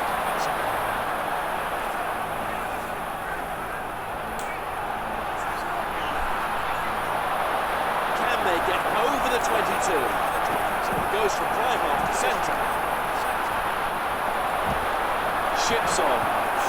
Hugo Munster. Classic tackle.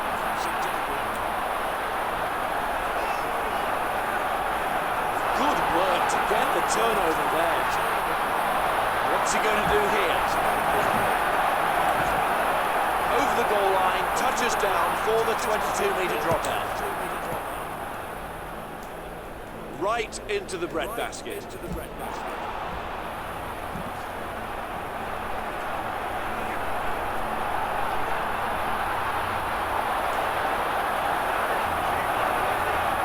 much time left. 5 minutes on the clock. Spins it out. The passing not quite sharp enough. That's a penalty against Munster. Oh, what a fine catch that is.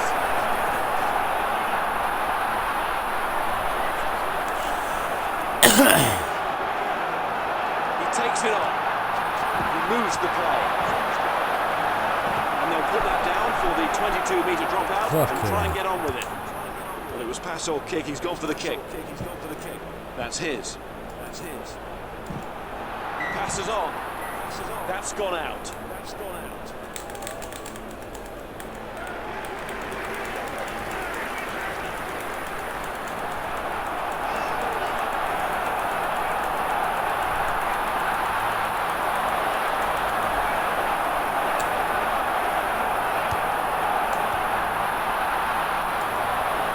He starts the next phase of play.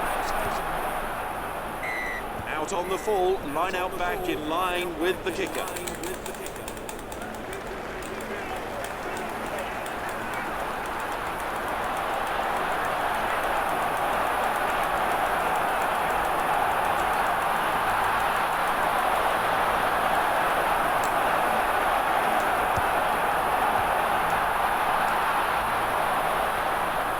He's got the ball. There's space there. Wow, he's going to go all the way. Wow. Speed is his trademark, and there's no catching him. Wow. You're going to have to go a long way to see another run like that. I think 5. The crowd is going absolutely mad. It's a lovely try there, but don't wait for miracles. This game is gone. It's done and dusted long ago. Setting off. Just moves it on. Good soft hands. He takes it out. Oh, that could be a really important turnover. Spins the ball, and it's an interception here. Chance to move it wide, maybe.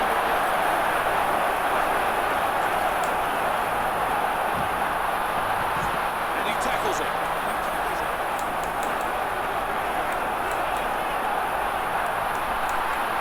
Nicely away. Another firm tackle.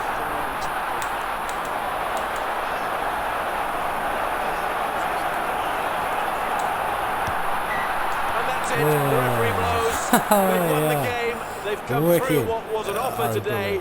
They were superior, and that will be enough. Don't think they're at their best today, and in many ways that's a good thing. They were forced to fight for this one. They did it, and they got the win. A night that certainly didn't go to script, but it's been really worth watching. Hope you enjoyed it, and we will see you next time we do it. Goodbye for now. Goodbye. A high score, but a great game. We scored at least 4 tries. They scored 4 tries as well, so we both got a try bonus point. So we get 5 points, they get 1. But considering, I think it's Munster, Leinster, and Glasgow, I guess, that are the three best teams in the Pro 12 on this season. So we wanted a try bonus point with Munster. They're quite a lot better than Edinburgh in the game. So it's Munster, Leinster and Glasgow, I think.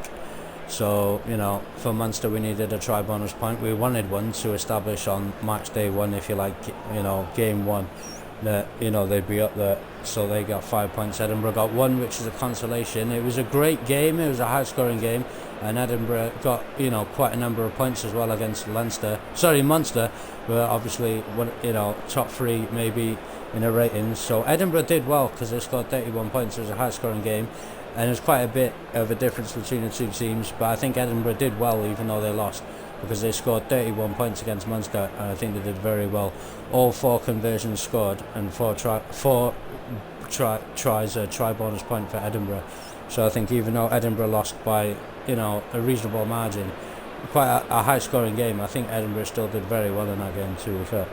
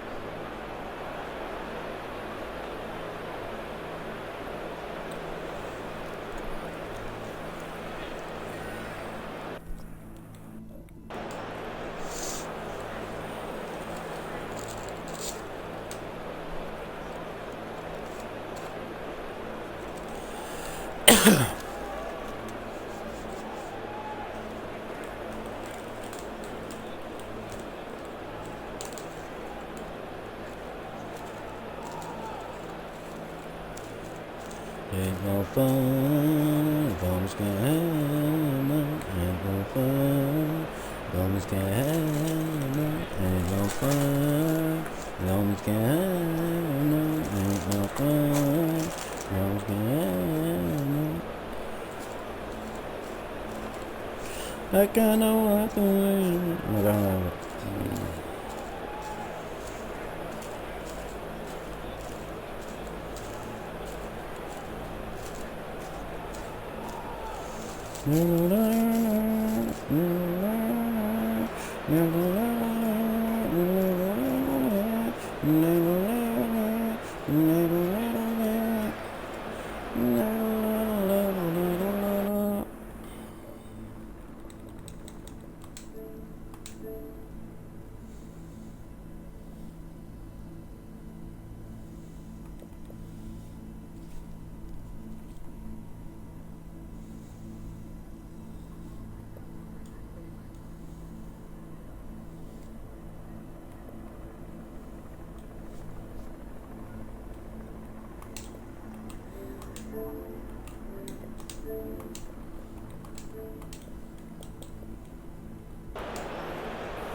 Got an achievement there, hold on.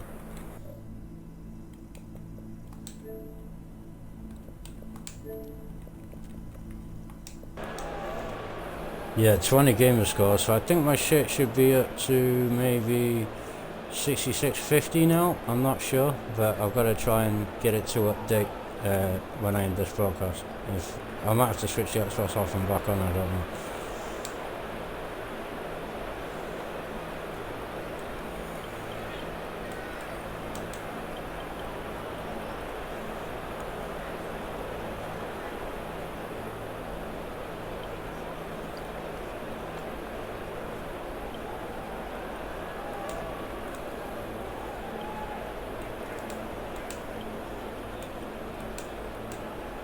I think that was at 20% or something. I don't know. Oh no, was that? I don't know what that is.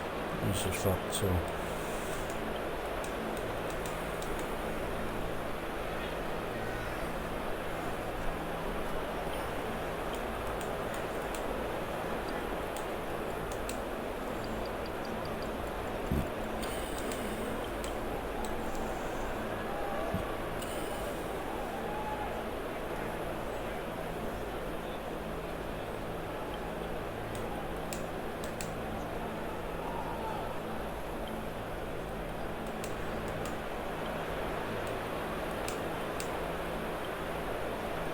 guess that's because the players that were substituted aren't noted on that shit necessarily. I don't know specifically. Right.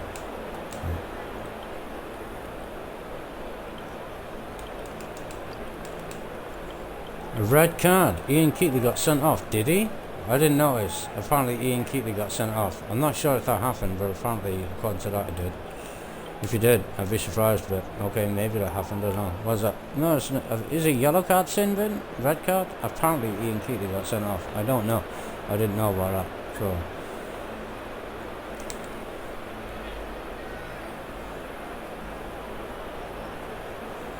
I guess it's just on the game, not necessarily in reality, of course, but yeah, I guess if the player gets substituted, the points aren't applied maybe even after the game, so I'll have to bear that in mind, even if it's just in relation to the game.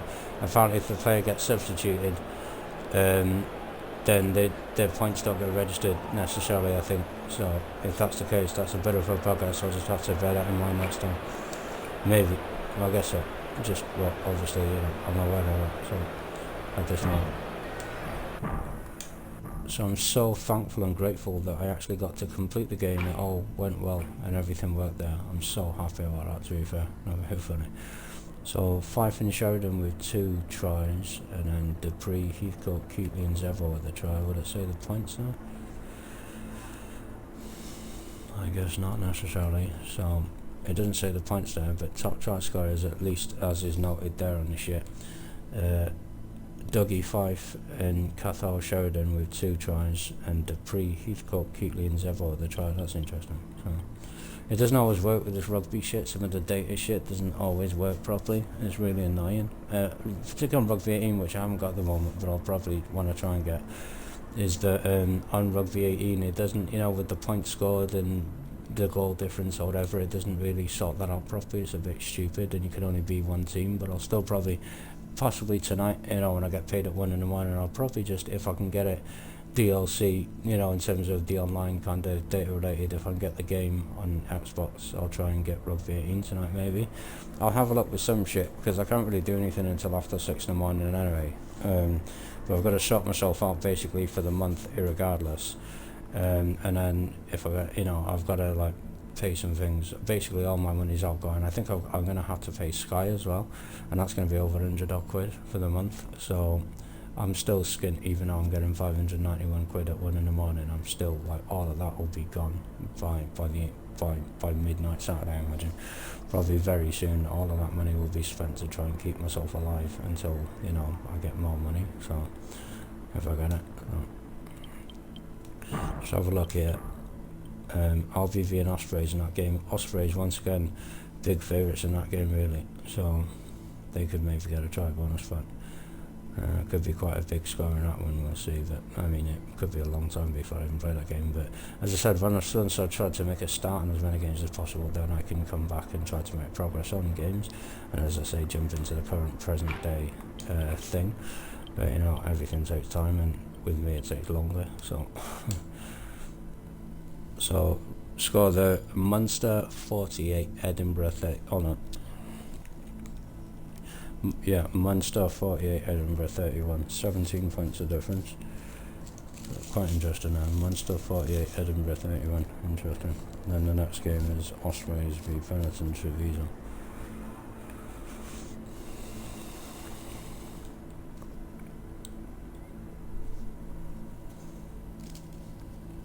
So Munster 48, Edinburgh 31. The next game is Ospreys v Benetton Treviso.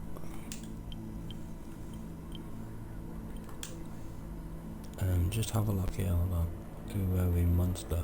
So let's just see if after the game, if it updates the stats in a different way. I don't think so.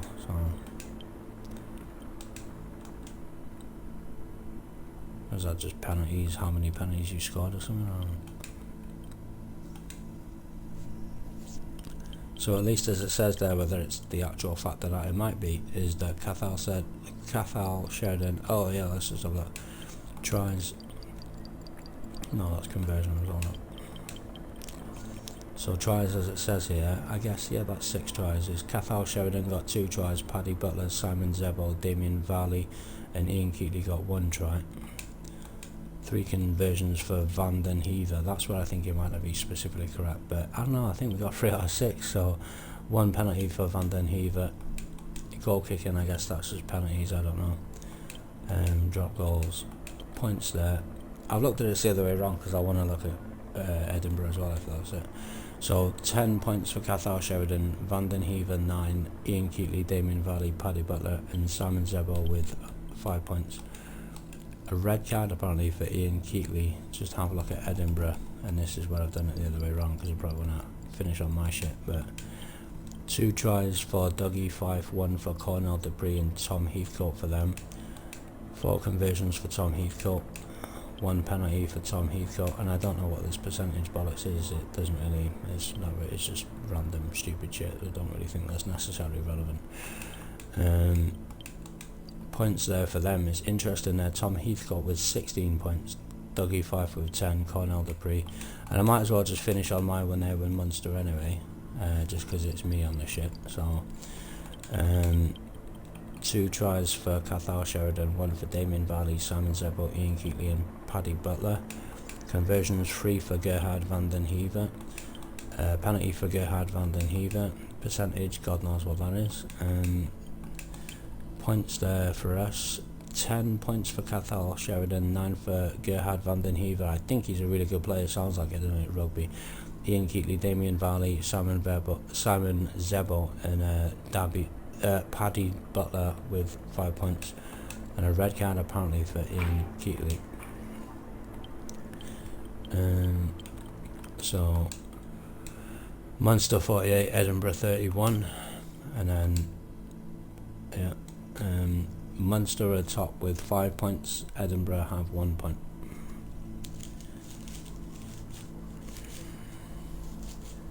Both teams got a try bonus point, so Munster on 5 points, Edinburgh on 1.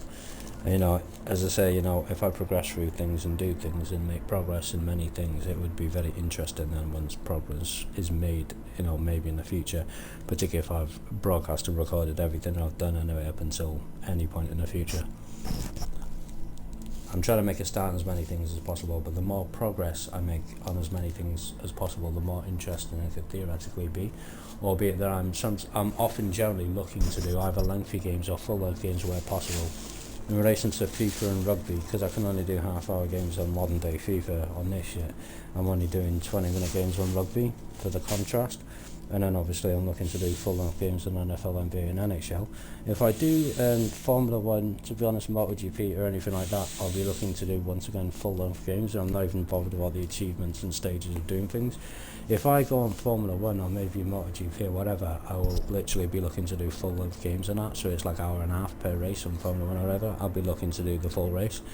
But I'll start with practice and qualifying and whatever, and then I'll be looking to do the full race, like whatever, like 60 or 70 laps, whatever it is. And every track that I do, albeit that I'll just have to start with the first one, and initially I'll just do practice and qualifying, maybe take a break, maybe. But then when I do the race on Formula 1, when I'm going through a season or whatever, I'll be looking to do full-length Formula 1 races, etc.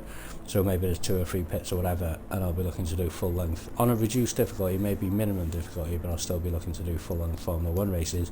And generally, this is the thing where I'm not interested in competing anymore, and even like with friends that I had trying to compete with them, because say like on Forza and that, where particularly in the lower classes, where I've got a lower difficulty, I won't want to be like setting lap times as such and setting clean laps necessarily as such and competing with people and trying to do that. I'll be looking to, because I'll need to, in the grand scheme of things, have it on a reduced difficulty anyway.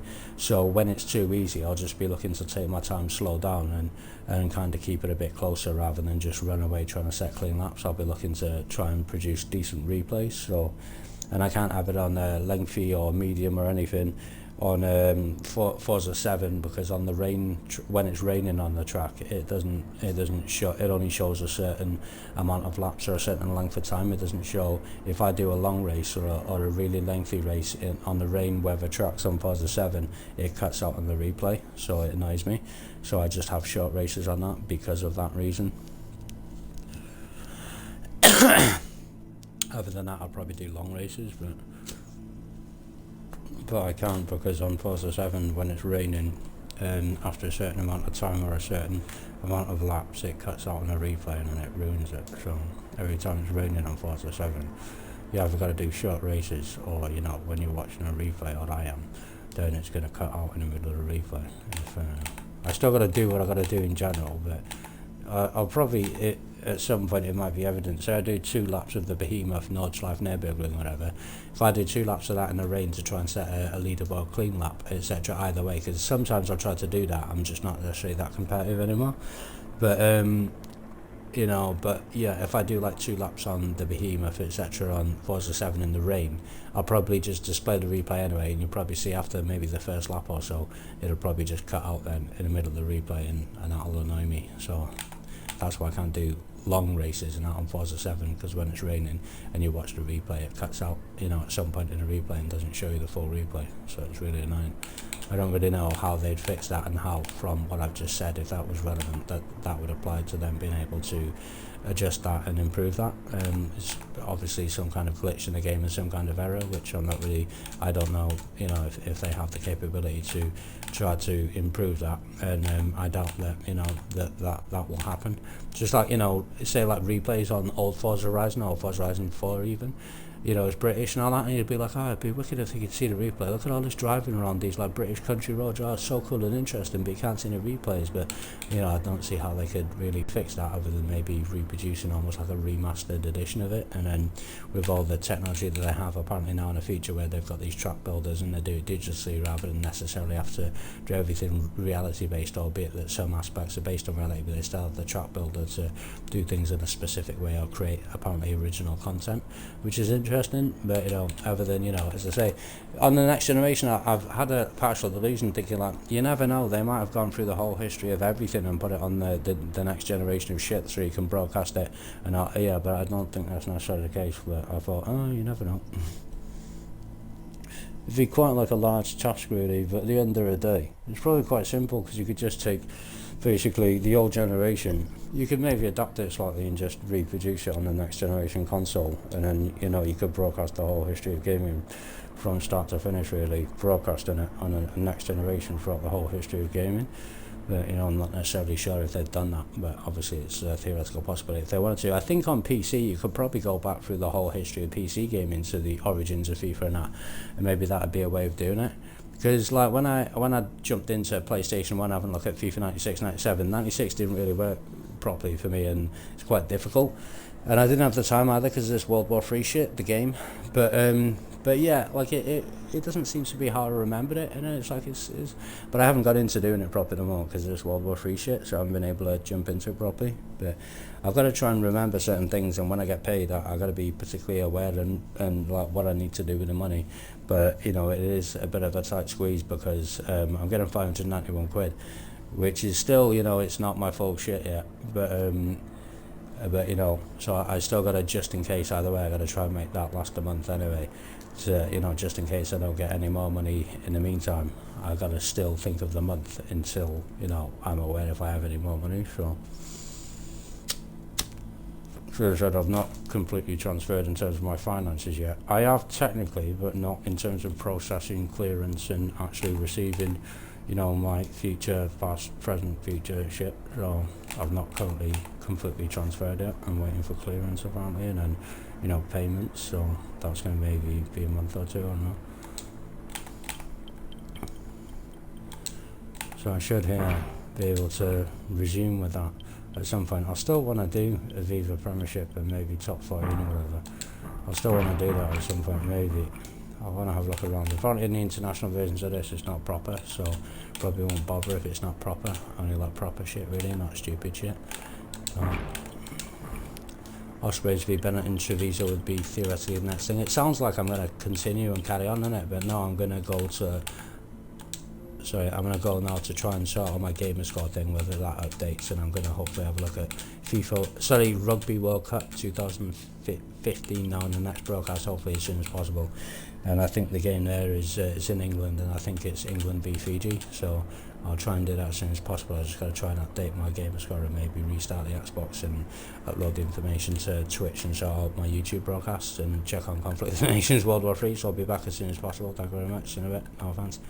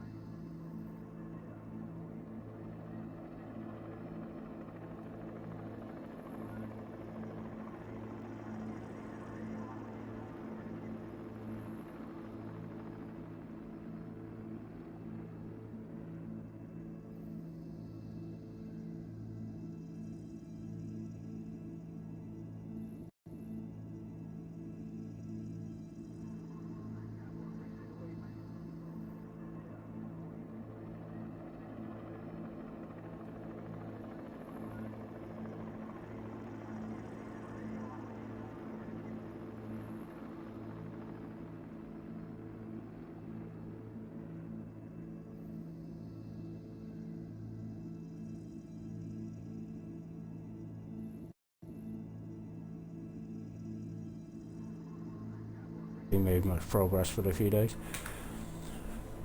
But I still need to jump into it at some point, and if I'm broadcasting it, it needs to be kind of broadcastable to a certain extent. So at some point I'll probably jump into it, but when I jump into it, I'm going to have to commit to it, and I still got to get injected. So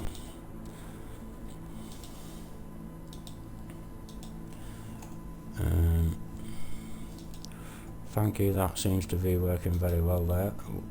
Rugby World Cup 2015, episode 1. Thank you for the viewers I have. Apparently 2, 4, 6, 8, 9 are on my list. I don't know if they're actually viewing or if they're just on my list, but they're on my list, so thank you for being on my list either way, if you are actually a person who's on my list, or whatever the case might be. So I've got a delivery, eBay, so I've got to remember that it's a cheap one. It's probably going to cost me more to post it than I received, and irregardless, thank you very much for the purchase, etc. And if there's any imperfections, then I'm not happy if you're not happy. But obviously, whatever you've bought it for $4.99, it's going to cost me more than that to deliver it. So thank you, because it's your money spending $4.99. I think I got $3.75 out of it if I got it already, or if I get it, and then it's obviously going to cost me more than that to post, a package up to a kilo maybe, or whatever, to Ireland. So probably cost me at least $6.50 maybe to post it to Ireland. I'll see. But yeah, it's definitely going to cost me more, certainly, than I've received, and maybe probably more than you paid for it to post it to Ireland. So thank you very much. I do understand that. It's not that I don't appreciate that. Obviously, you spent $4.99 and purchased my thing. It's a Turtle Beach headset, so that's $4.99 of your money, and you spent that. So as far as you're concerned, you spent that money. That's a fiver, and you spent that money, and that's your money that you spent either way. So I do appreciate that you spent that money and purchased it off me. So I know that you spent your money. So thank you very much. And as I say, just on my end though, it's going to cost me more than that to post it, and the item probably cost me 20 or 30 odd quid anyway, including delivery and all that, and whatever. So I do appreciate that you spent your money as well, and I'm really thankful for that. But also on my end, it's going to cost me more than you've paid. So, it's both ends really. It's almost like a meaningless transaction to a certain extent. Like, why would I even bother selling it? Just because I have it, and I might as well. If I have something, I might as well sell it if anybody will buy it. In terms of this wired mouse and keyboard and wired mouse, keyboard and mouse pad or some shit. That's not great really. The mouse pad is quite large. It's not perfect, but it's not too bad. The mouse is probably fine-ish. The keyboard's not so great. The keyboard, you probably just chuck out the keyboard, but yeah, in terms of like if anybody was going to refurb it or anything like that, if they could properly, it's still a keyboard even though it needs refurb. It's just I don't have the ability to just refurb a keyboard, but in terms of the material, and it's still a keyboard, it just needs like proper professional refurb really. So that's on sale on my shit for maybe less than a fiver. But that's because I've got to post basically 3 items of things, wrap it up or whatever. I've got to post that shit, and once again that would cost more to post it than I'd receive. It's only on there because it's stuff that I have, even though it's not great. But the mouse and the mouse and the mouse pad is probably, the mouse is fine probably. The mouse pad isn't too great, but it's quite large. It's not too bad, and the keyboard's a bit shit really. But I don't know what, I could check now. Hold on. Don't know what this unsold shit is on active. Right, so that's available for $3.99, so it's under £4. So it's just because it's very cheap. Whatever. It's not really, but it's whatever it is probably worth $3.99. But still, I'm sure I'd probably just take that off really, and I don't know, bin the keyboard. I don't know. I don't really know really. What's this unsold shit? Okay, no. So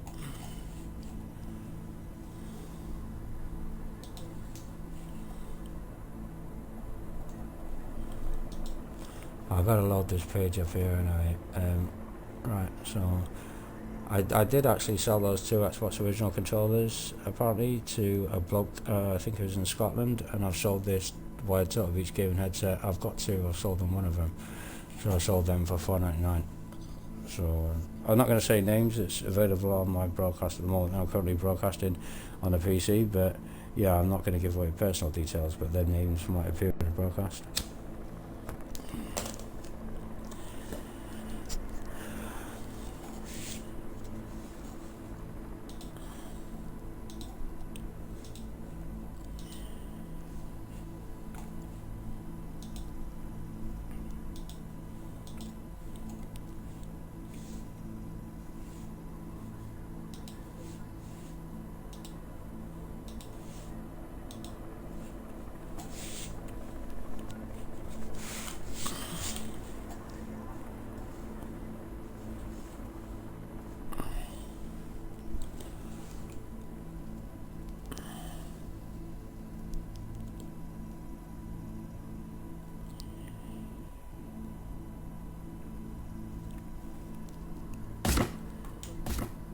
Oh shit, fuck, what the fuck? Oh no.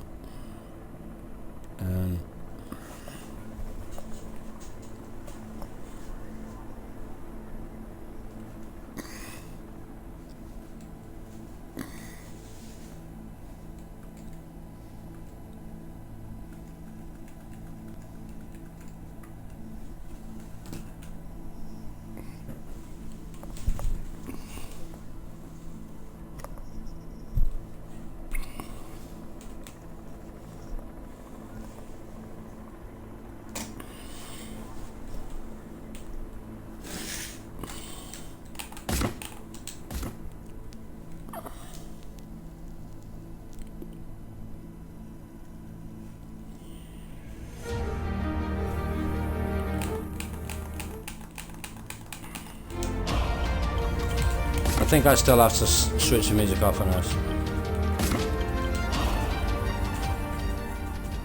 Just gonna do that straight away. So switch the music off there. Hopefully it's not copyright infringement. Might be a powerful thing, but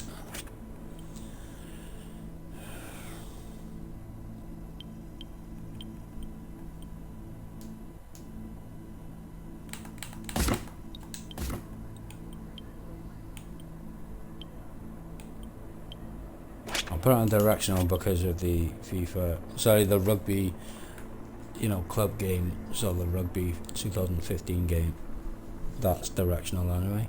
So it's still kind of basic classic on this shit, and classic is easier on this shit, but I'll put it on directional because of the thing there where the other game is directional as opposed to classic. So by contrast or some shit.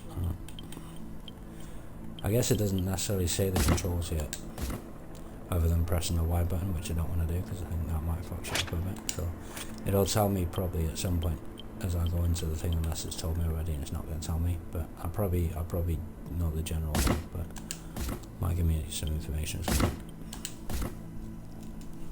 And if I get any more achievements again, that'd be interesting. Cool if I do. So this is Rugby World Cup England 2015. So Newcastle, Leeds, Manchester, Leicester, Birmingham, Milton Keynes, Gloucester, London, Brighton, Exeter, and thank you for including Cardiff. No offense, but you could have done like if you're going about all this British shit, even though it's England and all that, you could have done like a British or a British and Irish World Cup. But I guess that might have been more extensive. But it's all well and good you go on about Britain and it's all Britain and shit, and then you go, oh, it's just England. Oh, thanks, you bastards. No offense. But yeah, Cardiff, great, whatever, no offense.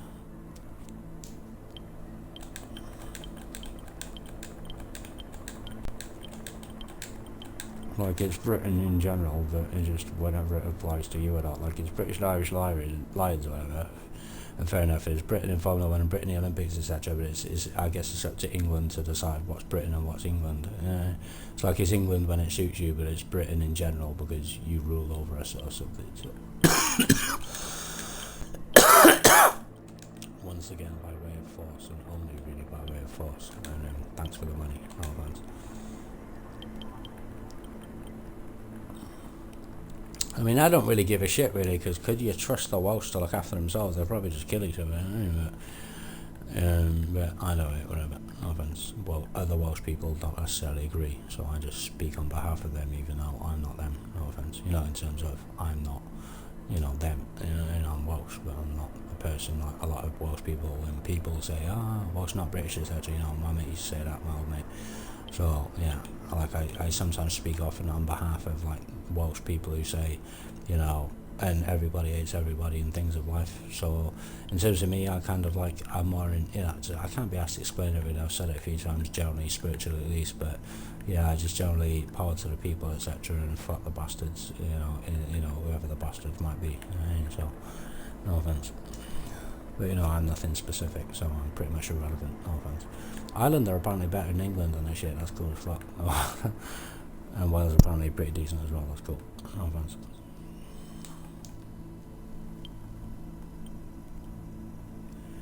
Wow, Ireland are better than Australia on this shit, and South Africa, that's so interesting.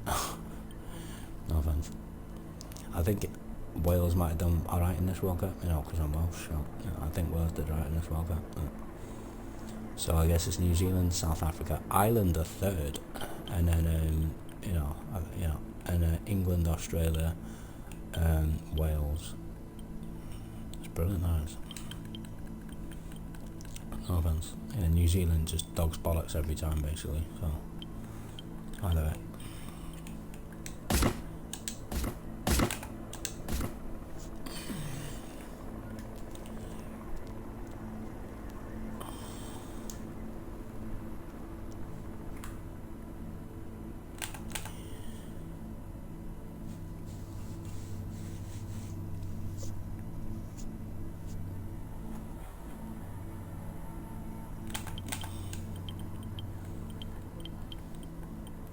So yeah, the first game is England v Fiji. So once again, just have a look at this. So England, you know, quite strong favourites there against Fiji. They should win. Hopefully, I'm going to be England anyway. So on easy difficulty probably, 20-minute game probably. So just to have a look. I'm going to also prepare to kind of go through this shit as well. So that always means, like I say, taking on oxygen, carbon monoxide, dioxide, or whatever. It's still oxygen. So. It's just stronger oxygen, which is apparently toxic, but such as life. Like even if you fuck the wrong woman by accident, you still probably get in trouble. So, anything can kill you, and whatever the fuck. Sometimes, whatever. It's variable. So I'm not gonna comment on this at the moment, but I'm gonna go through it and display it. So I'm looking at the groups, etc., and the fixtures, etc. So, hold on. Okay.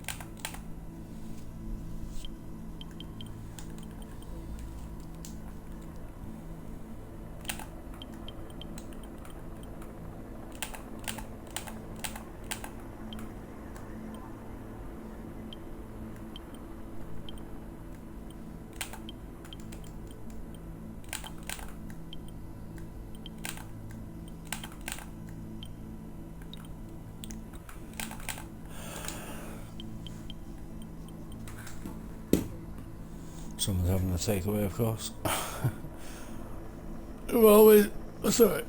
It's like, yeah, people do what people do, but they're always eating, so I can barely get in the kitchen anyway. I mean, yeah, if I can just about sneak into the kitchen sometimes, I'm like, can I cook? So lately I've not been eating anyway and trying to lose weight, but sometimes it's like, I can constantly smell food, you know, all throughout the day. It always smells of food or something, so all I can smell is food all the time. So I'm like, if I can smell food, obviously somebody's eating or cooking or something or having a takeaway. So there's no point in me going downstairs and cooking, but you know, it's only spaghetti anyway, but there's no point in me bothering really, because I can smell food constantly 24/7, so I assume the kitchen and whatever is occupied, so it's a bit awkward just trying to get in there. But it's whatever. But if I really want to eat, I can eat, but it's like, I can always smell food, so and it's just, I'm kind of variable with food. To be honest, when I feel most hungry is the early hours of the morning anyway, or sometimes. So it's usually like I might feel hungry at 3 in the morning, or when I bath or something, and I can't necessarily do that. So I'll have a shower when I can, etc. Have a bath sometimes maybe, but it depends. It's variable, but obviously because of the still 11 p.m. 6 a.m. shit, and it's generally more like 9 p.m. to 10 a.m. really, on the things I can do, it's generally from 9 p.m. to 10 a.m. So it's like more like 11 hours as opposed to fucking 11 out of 13. So it's like 11 hours I can do stuff, but 13 hours I can't. But I can generally go out or some shit, 11 p.m. to 6 a.m. I can't. But in terms of like cooking or having a bath or doing things like that, then it's generally 9 p.m. till 10 a.m. which I can't. So I mean, I can if I really want to, 11 you know, 11 p.m. to 6 a.m. I can't, but generally I can't generally, 9 p.m. till 10 a.m. So it's like sometimes I might be going down like 7 in the morning going, I'm cooking, I'm having something to eat. You know, in general, it's like whatever the fuck it is. Like sometimes I've gone down in the past and I'd just be like 7 in the morning, 8 in the morning, like, do you mind if I cook? Because I'm fucking starving, I'm cooking anyway. But, oh, of course, if you say no, then no. But sometimes I go down like, it's just like, you know, within my mind, I'm like, I'm fucking cooking, I'm starving, I'm hungry, I'm eating. But, you know, and since I've been here, it's like the thing, when I came here, I can't smoke in the house, I can't drink in the house, whatever the fuck, blah, blah, blah. But it's like, I'll probably do it anyway, I just won't necessarily tell you, and unless you're going to restrain me, lock me up in hospital, I'll call the police for some reason. You know, I'll pretty much do what I want anyway, to a certain extent. If you want to kick me out, I guess I'll just go homeless and I'll give me greater privacy, but, you know, because I've maybe been evicted or some shit, maybe that'll go against me. But generally, you know, and it's like, yeah, as well, you know, smoking weed. I haven't really smoked weed since I come out of hospital much, but I have had weed a few times, sometimes for a brief, you know, half a week or something. But I've smoked weed since I come out of hospital sometimes, a long time ago, really.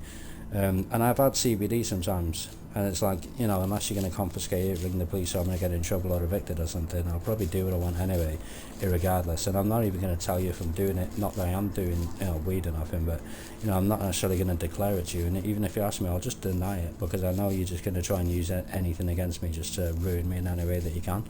But I'll still do what the fuck I want. I'll just try and be careful and not get in trouble and still deny it anyway, even though, yeah, it might be known either way, but I won't mention it and I won't advertise it, and I probably won't admit it. If you want to kick me out of the house for smoking in the house, which they've said since I've come, oh, it's alright, you can smoke.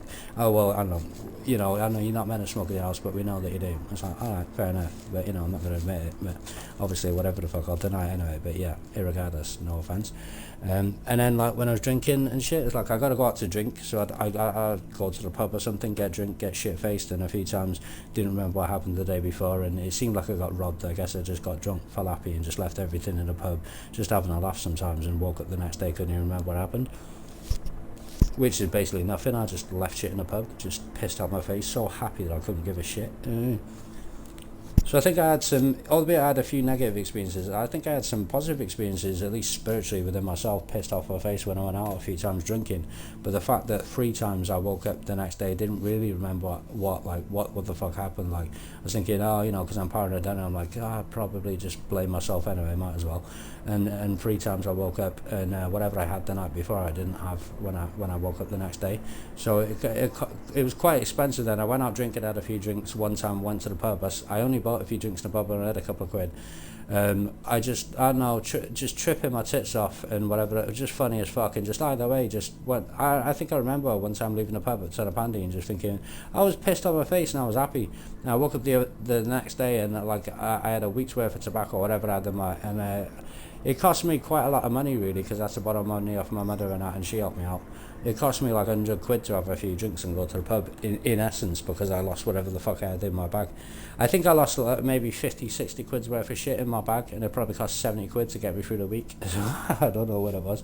I still owe my mother probably at least 250 quid recently, as well as 5-10 grand in total for a period of time, and just anything else miscellaneous on top, everything. You know, my mother used to come down sometimes, you know, just some, you know, on a weekend or some shit, come round, give me a week's worth of shopping or 2 weeks worth of shopping, just fill the freezer with fucking food and stuff like that. And she used to help me out a lot, and she brought me back from England really, even though she's like, no, I'm too busy, like, just stay there, blah blah blah. I'm like, you know, I need to come back. So she took me home on a weekend and then didn't hand in the keys, and that cost me 6.5 grand. So but you know, I still owe her money, no offense.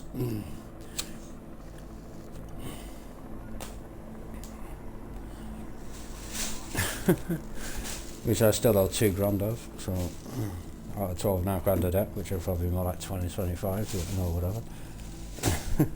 No offense. But also I've been scammed in my life as well, so if you include the scamming, I know it's whatever, but so I'm going to be England, so.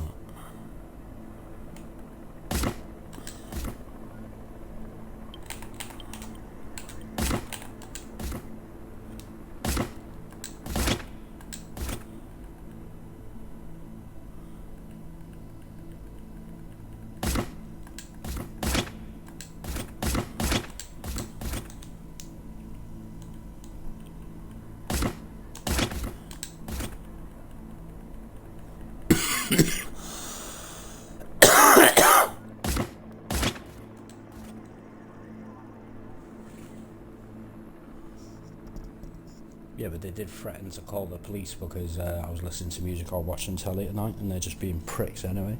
It's an excuse to call the police and have me arrested for nothing, which case, I don't know, just breach of the peace, irregardless. So I took it into consideration. I thought, it doesn't really matter, like, if you call the police, it's not really a big thing, I can't give a shit, I just gotta apparently get arrested for nothing or warned by a police officer. I don't know, maybe I'll get a criminal record, I'll get drug called to hospital just because I'm watching telly, listening to music at night, and you're a fucking cunt, no offence. But, you know, I just thought, well, it's just probably better not, best to not really, you know, just, you know, kind of put that upon myself, really. So I just thought, oh, whatever, I'll just, whatever. I just hate people, dickheads, they got a job and they just throw their weight around because, you know, they're just pricks. And they just, because they've got a job, their employer allows them to be a cunt, and it's not like really anybody investigates, and you can't make a complaint or do anything because they've got a job and they're in charge. And I just think some people are just pricks. There's nothing you can do about it really because they've got a job, and unless you want to fight and murder them or go to fucking hospital or get locked up or arrested, and not really much you can do really as a civilian unless you really want to bring trouble upon yourself by losing your temper and getting angry. So, but it's alright for them to be completely inappropriately a cunt, and you know, that's fine because you know, nobody can stop them. But you know, the only way to kind of deal with that is if you want to kind of murder them and lose your temper and then, you know, throw your life away just because, you know, you want to kind of defend yourself against some evil bastards. So just in general, really. Like, because you could do something about it, or stab someone, or murder someone, or chop someone's head off, or decapitate them, but you know, you'd probably get in trouble if you did. So unless you're apparently a person of authority, they have the right to use force and do whatever the fuck they want. But as people, we're powerless to do anything because we'll get locked up and they'll get a medal. So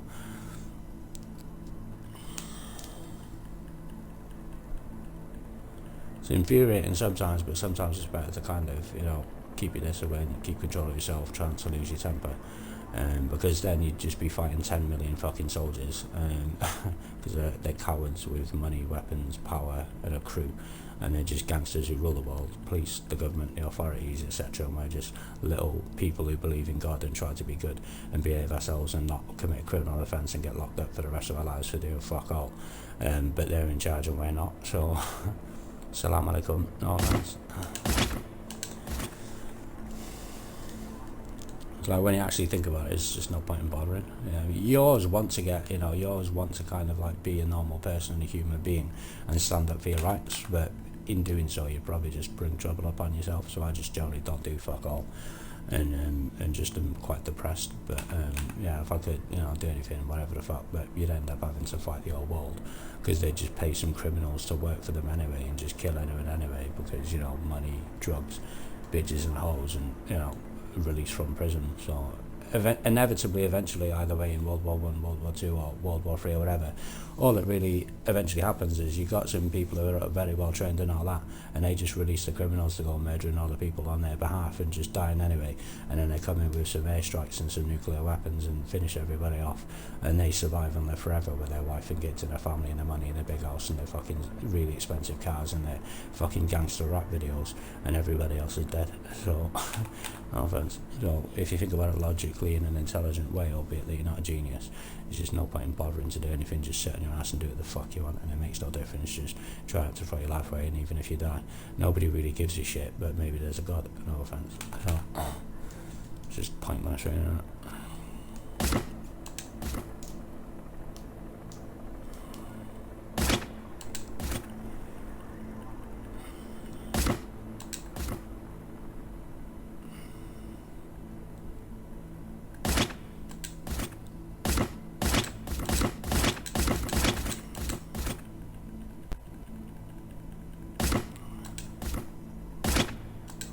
Fuck.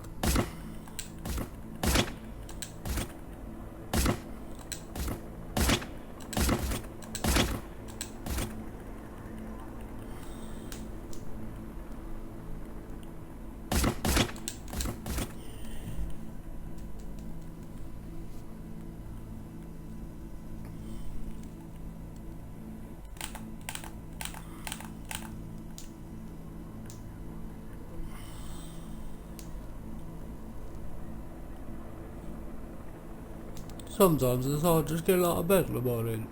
Take the piss you could.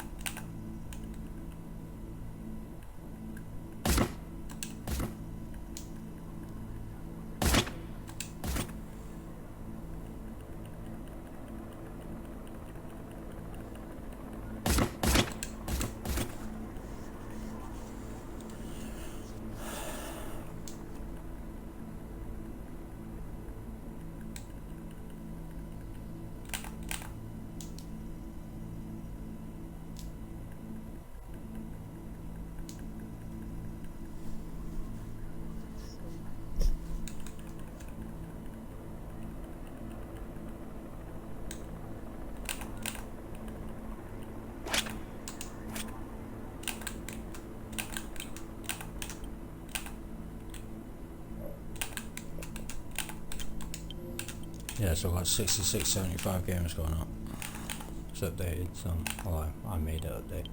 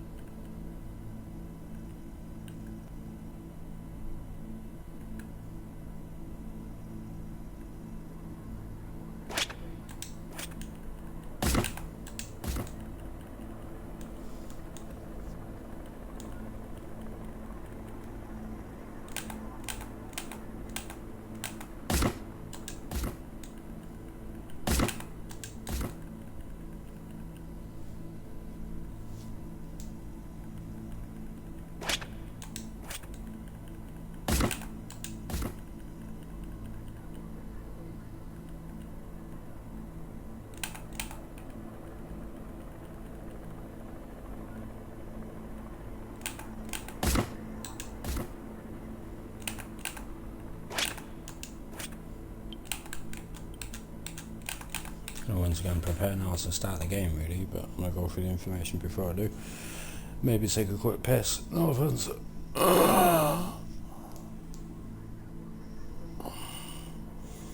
Still got to get back to World War 3 as soon as possible, but I'm just having kind of an interlude or some shit while I'm kind of waiting to get injected again on Tuesday. It's Thursday now, really, so I've got quite a while until I get injected, so I'm probably going to jump into World War 3 at some point, but I don't really want to be like getting injected while somebody's killing me while I'm getting injected, so I'm trying to avoid that, but it's quite a while until Tuesday, so I'm probably going to have to jump in at some point and try to, if it's all possible, resolve whatever the fuck issue it might be in the game as soon as possible, as much as possible until I get injected. So it's coming Friday, Saturday, Sunday, Monday, etc. until I get injected. So and then I should be back by maybe about same time, really, about 1:15 on Tuesday.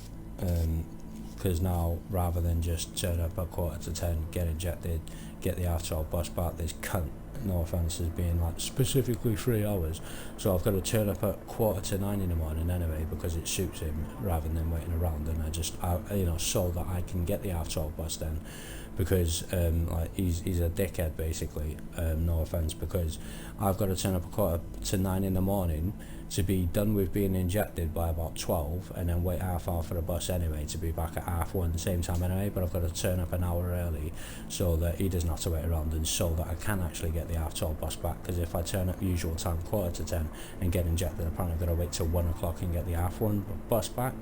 So I still think he's a cunt, but but that's life. So probably just Arabic bastards as well, talking friendly and polite, and they're trying to create this situation where it seems just buckets. Apparently there was talk that I might come off a community treatment order, and then swiftly, conveniently, really, the ladies left now, so it'll probably just be this dickhead now, 2 Arabic bastards going about, oh, we don't think you're ready yet. So there was talk about, apparently, because there was Welsh people apparently seeming to support me, and then conveniently now they've left, and they'll probably just go, oh no, we're not going to take you off a CTO, so I'm not even going to bother turning up, to be honest. It's just like a tribunal, there's no point in turning up. I'm not even going to bother turning up for a little bullshit CTO review on the fucking 29th on Tuesday.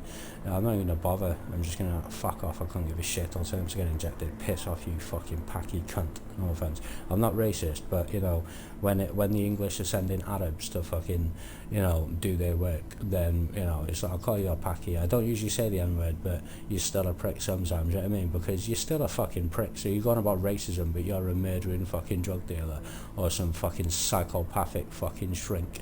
So fuck you all, you're a bunch of cunts. No offence. And I couldn't give a shit. You're still a prick.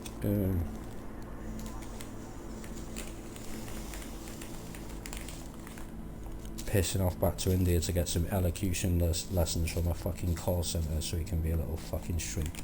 Once again, declining my application. I'm not even going to bother turning up. I'm going to get injected every fucking 4 weeks or whatever, but I'm not going to bother turning up to the CTP review or some CTO review, whatever the fuck, to just have them change hands and then just once again decline me. I mean, when I was living in England, the deal was if I come off weed, they'll take me off medication, and apparently just once again, for a laugh, just as I'm leaving England, they were saying, oh, we were going to take you off medication, and I come back, and I've been in care for 6 years, and back in Wales for 8 years, and I'm still not off medication, even though I've stopped smoking weed, generally, so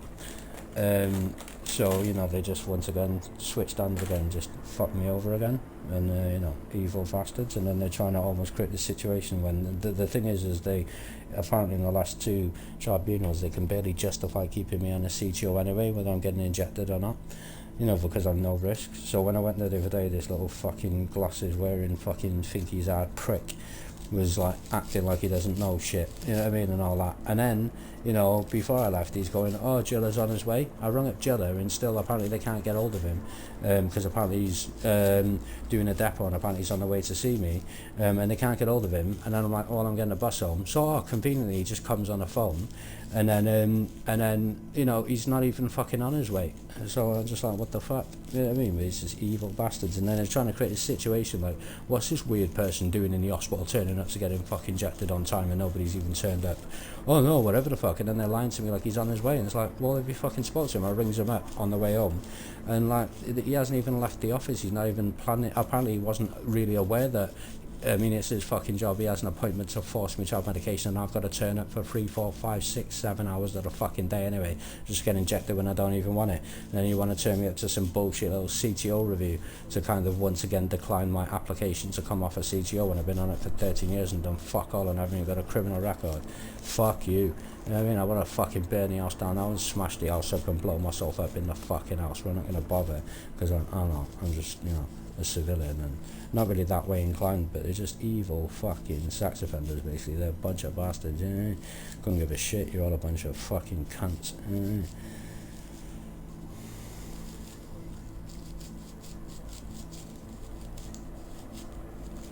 I'm not turning up to the fucking bullshit review. I'm just getting injected and like that.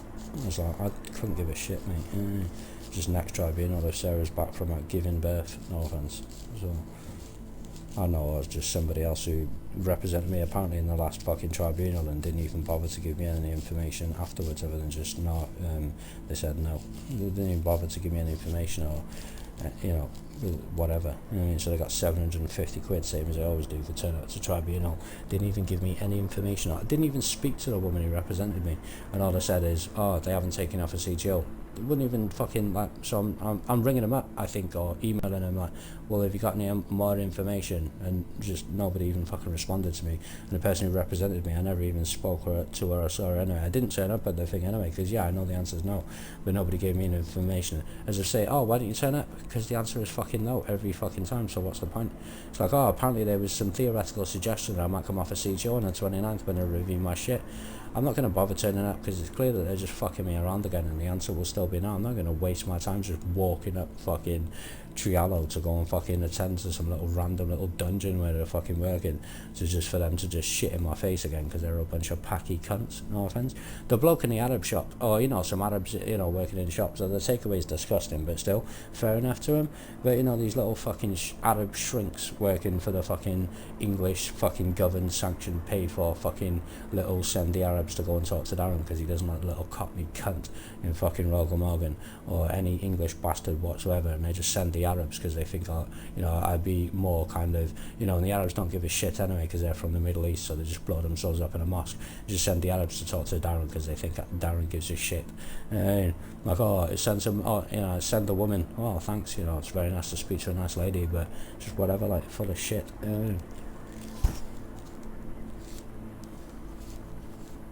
It's all deliberate mental health bollocks to just, the answer is always no and I can't do anything. I might as well be in solitary confinement anyway, like I give a shit. You know, if I ever went to prison for fucking murder for the rest of my life or whatever, you know, I mean, out of choice, albeit that it probably wouldn't unless I just killed as many people as I could and then I'd just die.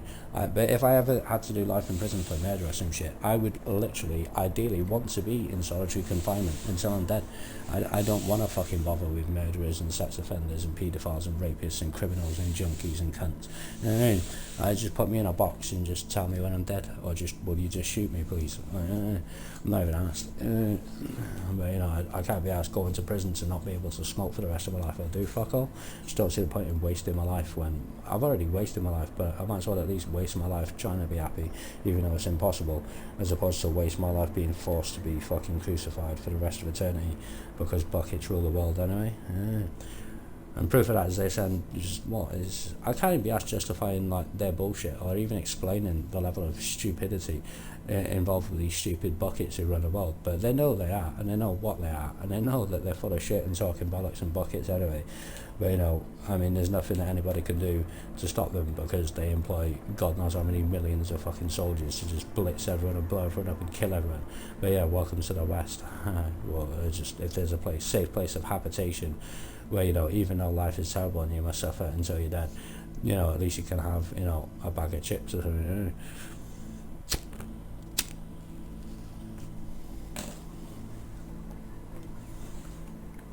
So I'm gonna come. Oh, thanks.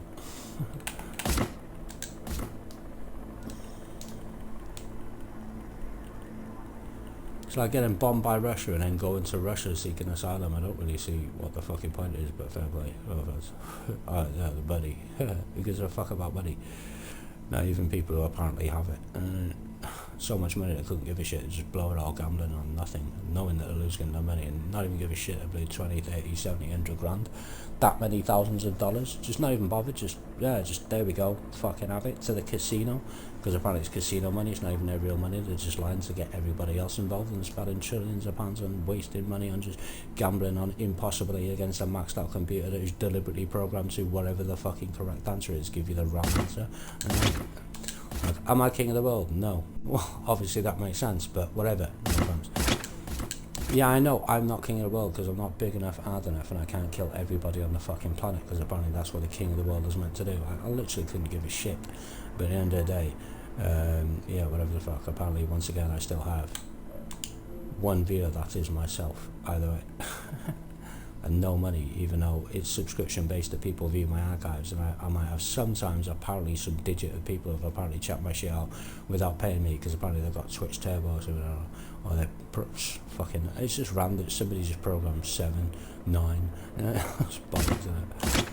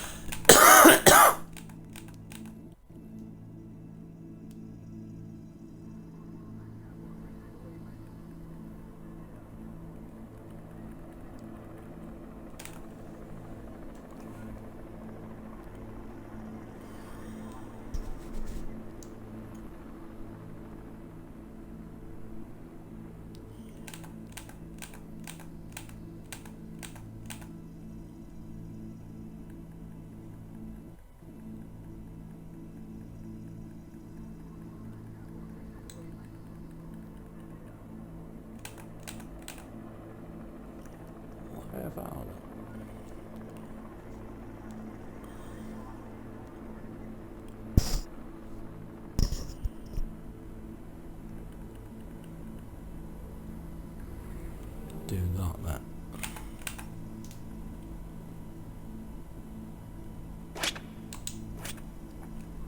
I was meant to have prepared this preparation for the fucking proceeding of the shit to go into the game, but I'm just so desperate to breathe that I've just lit it up anyway, and just won't go for this. I'm gonna do another one now before I start the game, and sip my probably lukewarm cup of tea and take a quick piss before I start the game. So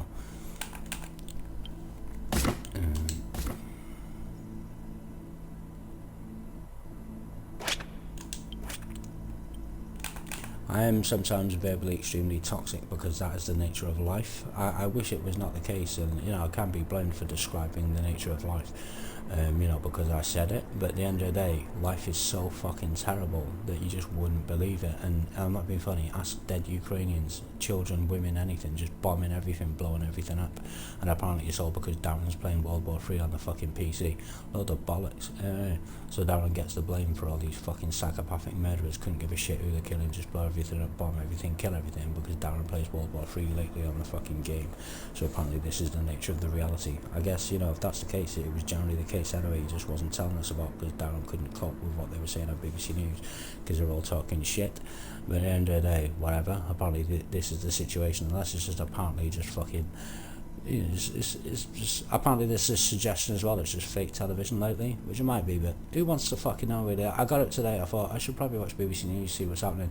I thought there's no point really, because I'll just be sitting there for hours just stressed the fuck out with all the terrible things, and I might as well just play the Xbox for a bit, get through that before I get back round to BBC News, the current state of the reality apparently in relation to Ukraine and Russia, and the fact that from the origins of existence it's never going to end. So it's not even like you live forever, for the rest of eternity in life, you know, the rest of eternity in heaven, blah blah blah.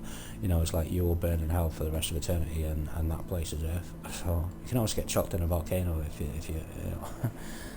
And then apparently there was an earthquake in Singapore and apparently a tsunami, only a meter apparently big, so I guess it wasn't really much of a tsunami, but it was a massive earthquake, and that was absolutely fucking terrible. Apparently this is an expression of God rage, and to be honest, given that the apparent media of the month up to that, I'm not really surprised. In fact, the whole of BBC News throughout history is absolutely terrible, isn't it? The only thing they've got to tell you is great thing, well, actually historical events that have happened in the world apparently have worked out positive in the end, but were terrible at the time. And that's all they talked about for the last 20 odd years on BBC News is war, crime, paedophilia, sex offenders, rapists, queers, buckets, bastards, legality of stupidity of shit, pornography, and then once again return to war because they've got to justify a licence fee, which there's no reason why would you even want to watch BBC television anyway. It's shit other than Top Gear and Match of the Day for a bloke. And then there's daytime television, which when you haven't got Sky, you're just bored out your fucking mind, actually stoned out your brain sometimes, taking an interest like this is really shit, but it's quite interesting. I could never afford to buy a house or live in the Cotswold or the countryside as such, you know, financially in any way, shape or form, but it's quite interesting when there's fuck all else on television. Let's have a look what's happening on BBC News. What apparently is the news of what's happening in the world today.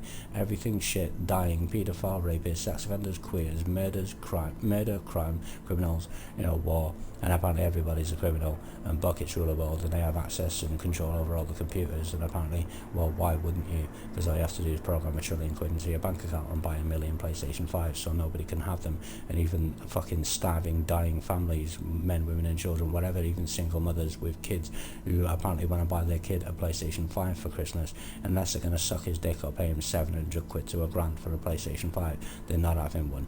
And apparently this is fine because it's not, there's no law against it, but it's just some modern criminal cyber fucking drug dealing sex offender bastard who just thinks, you know, whatever the fuck, talking shit on BBC News, probably had some blackmail and some money on the shit, and apparently he's not been shot in the face. I would have shot him in the face as soon as, you know, if I was the Arabic big bloke interviewing a little bastard or big cunt from fucking the north or whatever, who's talking about all this shit about this little computer program bollocks, which apparently he just buys all the PlayStation 5s and he's got all the PlayStation 5s and somehow he's got the money to do that, and then he's selling them all for stupid amounts of money. And the thing is like, don't take the piss, because yeah, it's all well and good that, you know, companies do this shit and, you know, they make, you know, because he's taking all this shit from my brain apparently, that companies, or they manufacture the product or whatever and they charge a couple of quid on top and blah blah blah. Yeah, but when they sell it in the shop, they sell it at a reasonable price and it's all capped and legalized and legally kind of authorized by the Financial Service Ombudsman or some shit, to say that when you buy a PlayStation 5 or an Xbox One or whatever, they probably realize that most people are broke as fuck and they're generally the people who play computer games, people with fuck all, no money or fuck all, so they cap the price at tops really 500 quid, usually under that, and usually that's the equivalent to what you get a month on PIP or some shit, you know, your little disposable 400 quid there that you can spend on Xbox, and Xbox 360s kept breaking, so you ended up having to buy 10 because they said it's your fault because you smoked in the house, and your Xbox can't smoke like you do, you trooper. But they charge you like 400 odd quid, and then it's 300, 200 odd quid, and then everybody's got an Xbox and a PlayStation, and this cunt goes, oh, you know, I'm gonna buy them all out like fucking concert tickets and sell them all for 700 odd fucking quid each. Like, who the fuck has got 700 quid to fucking buy a PlayStation or an Xbox, you know, when they're only getting it for their kids anyway because they're bored out their mind and want something to do when they come home from school, or broke motherfuckers who got nothing better to do like myself than play computer games all day because they're not an evil bastard working for some evil bastard company doing evil things to get paid, because apparently got to do something to get the money, and the only way to get money is to be a prick.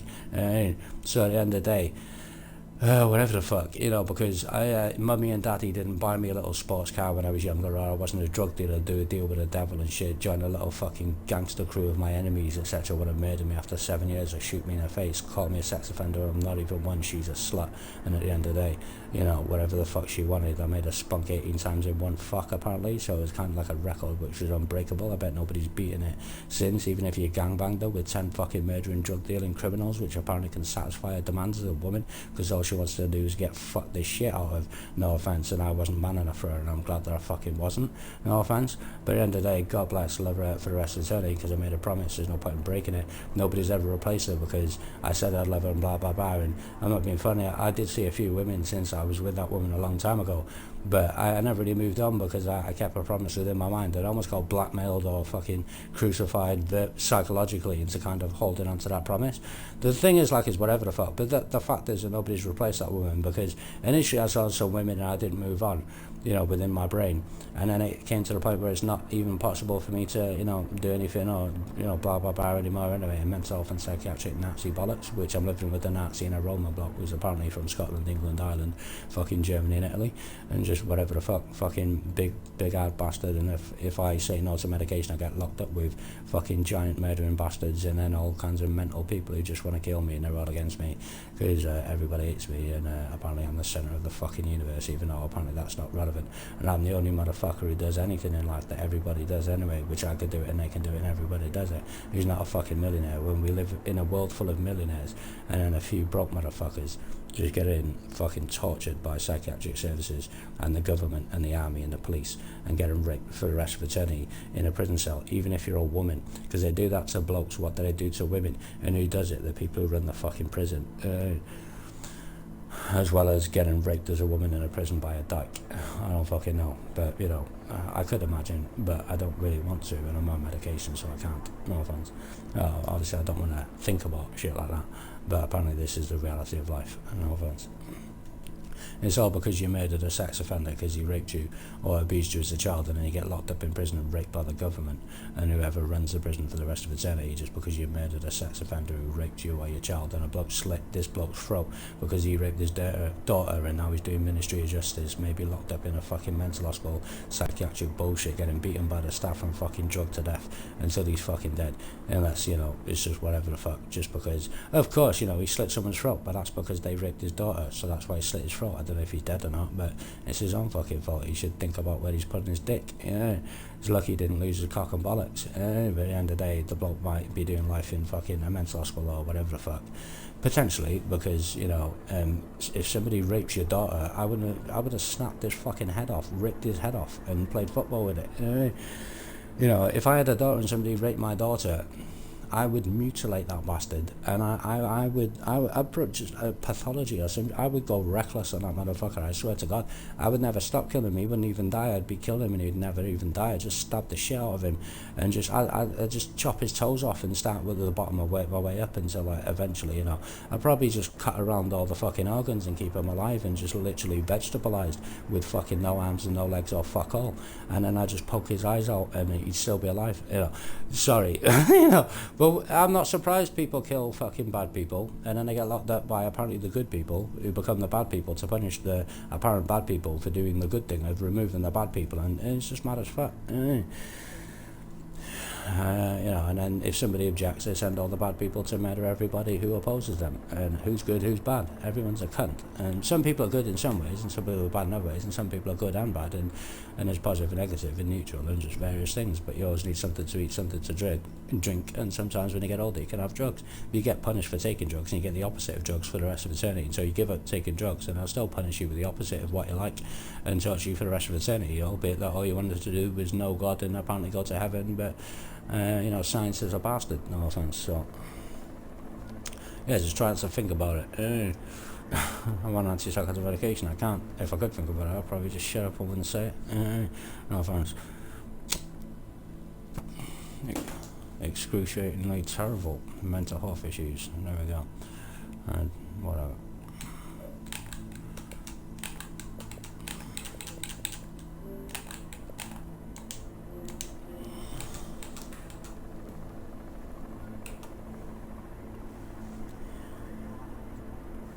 Probably just tie the bastard up, cut off his cock and bollocks, sew him up so that he's still alive, and just for the rest of eternity just keep waving the cock and bollocks in front of his face and throw fucking him with his own cock. The nature of my theoretical reaction to any theoretical situation, if it was to become a reality in any way, shape or form, is so extreme that it would probably never happen, so it's just as well, really. I swear to God, it's just whatever. But, you know, sometimes when I lose my temper, I don't really lose my temper, but if I ever lost my temper, I'd probably lose my temper initially and go absolutely fucking mental as fuck off the Richter scale. And then I'd probably just calm down a bit, meditate, Buddha myself, chill the fuck out, maybe have a spliff, take my fucking time and never stop fucking crucifying that bastard. No offence, but not Jesus. I don't know, because apparently Jesus was a bastard, but then apparently he wasn't, and still he got crucified and he's dead, so at the end of the day he paid the price. No offence. And no offence, sacrilege, you know, respect, because apparently Jesus was a good man and he wasn't a bad bastard, but maybe that's what the devil said as an excuse for why they crucified him, killed him, ate him and drunk his blood. I still think Jesus is a good guy, because apparently that's what people think. And forgiveness of sins, yeah, so that you can be forgiven and not be a cunt. But most people just think, oh, forgiveness of sins, that means I can do whatever I want and be a cunt and do a deal with the devil, because apparently Jesus is the devil.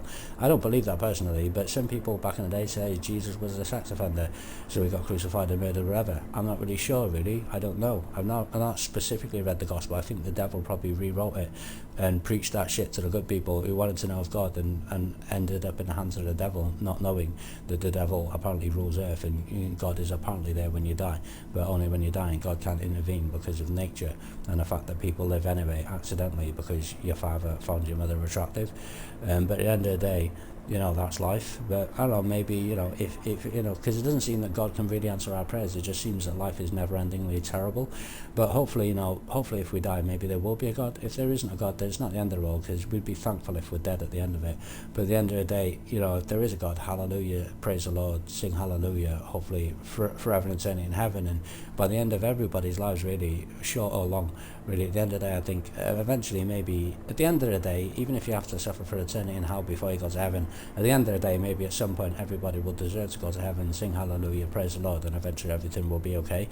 But that's if, you know, and science doesn't want to, you know, let people die and go to heaven and be with God and all that shit. Science wants you to suffer for the rest of eternity in hell on earth, in the physical reality of this existence, in any way, shape or form, as long as nobody knows, nobody intervenes with what is its intentions, nobody prevents it from happening. It can continue on to be a bastard and you know, torture people for the rest of eternity without any intervention, holding responsibility or any criminal convictions, and probably getting a medal for the nature of what is so-called achieved, which is the infinite, never-ending real physicality of the real reality of suffering of life on earth without the intervention of God and without the relief of death. This is what science wants, you know, in a godless, devil-worshipping way, which it might as well be, because it's high on coke 24/7 and couldn't give a fuck and is a psychopathic, murdering, evil bastard. I'm not even going to say like drug dealers and fucking criminals, like, because apparently that's the blacks. But at the end of the day, I'm not being funny, whatever. But sometimes people are very angry and just naturally they're just evil bastards. And you know, I wouldn't like to say that in any way, shape or form, in specific ways, in any way, shape or form, but it's mad how a lot of people sometimes are bastards. Like, why are you a bastard? Why can't you just be a good guy? Oh, because I'm an evil bastard and whatever the fuck, and just, what's wrong with you? No offense. I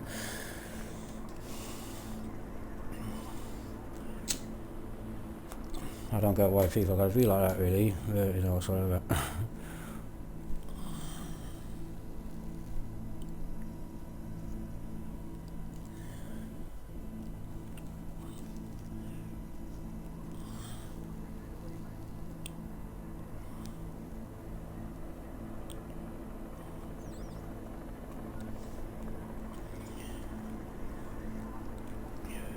Sometimes it's tailor-made advertising. It's not necessarily anything specific. It's just bad news all the time, like Brown said. But often it's tailor-made advertising, and it's terrible, and it's to, you know, punish you and scare you and make you feel unhappy and prevent you from doing anything and force you into solitary confinement for killing a sex offender who raped your daughter. No offence, you know. Apparently that's the news. The good news of the gospel is actually bad news when you get older and you realise. Initially you're like, oh, the little child of Bethlehem, everyone feels special, like, oh, God loves us. And then you get older and they just tell you that it's terrible, and they crucified God, ate him, drunk his blood, and they tricked you to doing the same in Holy Communion. And now we must all suffer for the rest of eternity in hell, and we're all guilt-tripped into this guilt life, because apparently we all took Holy Communion as well, or were baptised when we were a kid. I mean, if we were, christened when we were a kid, maybe we were saved, because maybe we automatically, you know, knew from the origins of existence and never took Holy Communion. because we wanted to know of God, and we didn't know of God, so we took Holy Communion to try to find God, and we realised that apparently we'd surrendered and handed our lives over to the devil, but we did not know of this thing. So apparently we're all fucked, but let's hope not. But I don't know, no offense.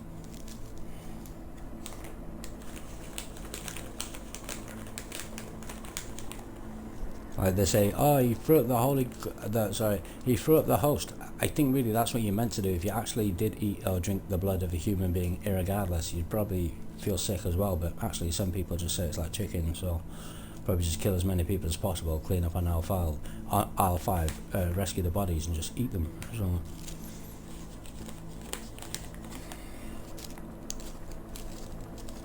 Apparently they don't though, necessarily, but they could if they wanted to. And eventually, if the world runs out of food, and they don't resort to science anyway to make perfect food, which is artificial, I guess, but will harm you then, albeit they'll probably cause cancer like everything, or will be blamed for doing so. But then they wouldn't have to kill all of the animals to eat them and reproduce them just to eat them if they run out of animals, if they ever did, and if there was not enough food to go around. So they just eat each other. Because given the fact that 65 million people or whatever died in World War II, and for any excuse they just want to kill as many people as possible to reduce the population. Because to be honest, if the population of the world of people is at least 7 billion or so, I'm not really surprised they never start killing people and do all these terrible things, because there's so many people on the planet and there's not enough room for everyone. And they've got to welcome people who've never lived in a house before to come and live in a house and have a McDonald's and be a fat fucking lazy piece of shit. But at the end of the day, it doesn't surprise me, it's just not good. I'm not surprised that they're killing so many people, and they've always got to find an excuse to kill everybody, and there's always bad news, and there's always something bad happening. And if it's not a disease that they created with science, they've just got to commit infinite acts of war just to get rid of as many people as possible, because there's almost not enough room for everyone. And to ease the burden, blah blah blah, and then to probably steal their identity and get £1 million a month just because they're getting like 100,000 fucking people's benefits or some shit. I don't fucking know. But I'm not surprised, because they do it anyway. So it doesn't surprise me, because I've been alive for 34 years, and ever since I've been alive there has always been war, some war or another. When I was young, I didn't really know about it, but when I was young there was war with England and Ireland, basically, what I mean? So there was the IRA shit. And personally myself, I'm not being funny, if I had to choose a side personally between, I don't know, the English army, etc., or the IRA, I would choose the IRA, because I'm Welsh and I'm Celtic, and raised that way. So I would pick Ireland over England if I had the choice. That's why I call myself Celtic, like Celtic Welsh, Scottish and Irish. And even though the English might defeat us with their advanced military equipment, their numerous numbers, their help from America, Europe, and probably Russia and Arabia and black people, because if they come to the country anyway, they consider themselves English, and they also become a bastard as well.